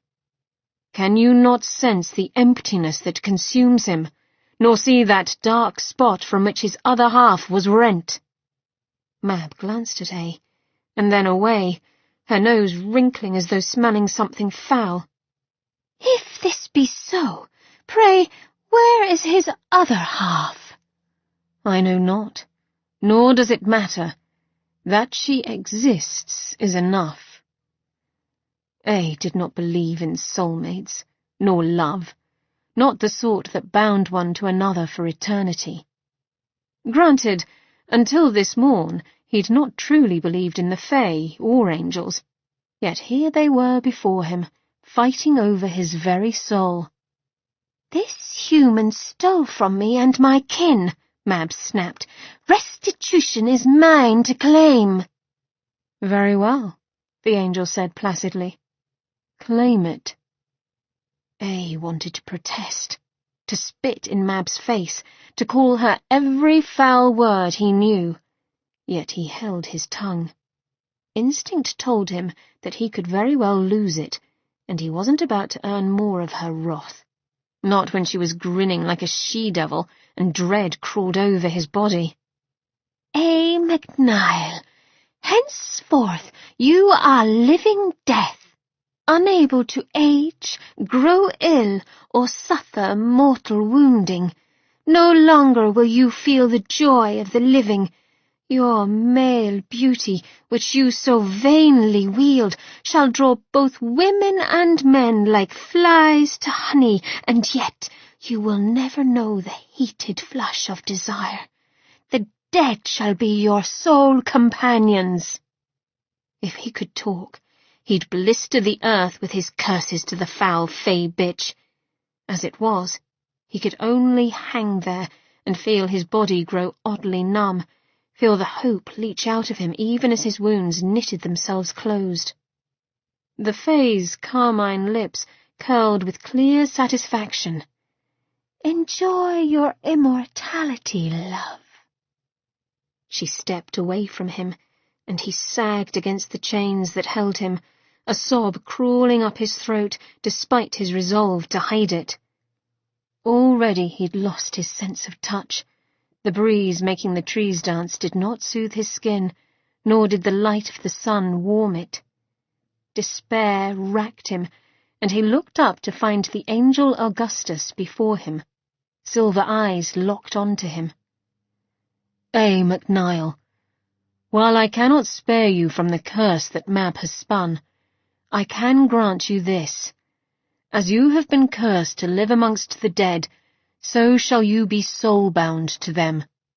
Death shall be the source of your greatest power and your salvation. Look to the dead to lead you to your soul's mate. She will dwell amongst them. When you find her, you shall feel once more, and you shall love." "You cannot!" screeched Mab. "And yet I have." Augustus stared at Mab, and it seemed his wings stretched wider, his chest lifting higher. "Do you wish to challenge me in this?" The Fae broke the stare first, her cheeks flushed with rage. "Interfering pest!" Mab gave a huff, but then glanced at A, her dark gaze calculating. "And if he fails to find his soulmate, or she rejects him?" "Then he remains as he is." "No!" The denial screamed in A's mind. Augustus regarded him with an expression as smooth as still waters. "You have 700 years to complete your quest, A, or Mab's curse remains." Kind eyes surveyed him. "Worry not, 'tis but a drop in the bucket of time." To immortal beings, perhaps, but to A it was nearly unfathomable. Centuries of hell stretched forth, a bleak, empty road. The angel held his gaze. "One more gift to help you on your way." Ignoring Mab's squawks of protest, Augustus pressed the tips of his fingers against A's forehead. "I grant you the ability to create life out of what was once dead."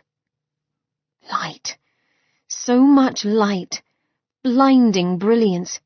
It shimmered around him, took his breath, filled him up until it seemed to pour from his mouth, out of his eyes, ears, and nose, until A became light.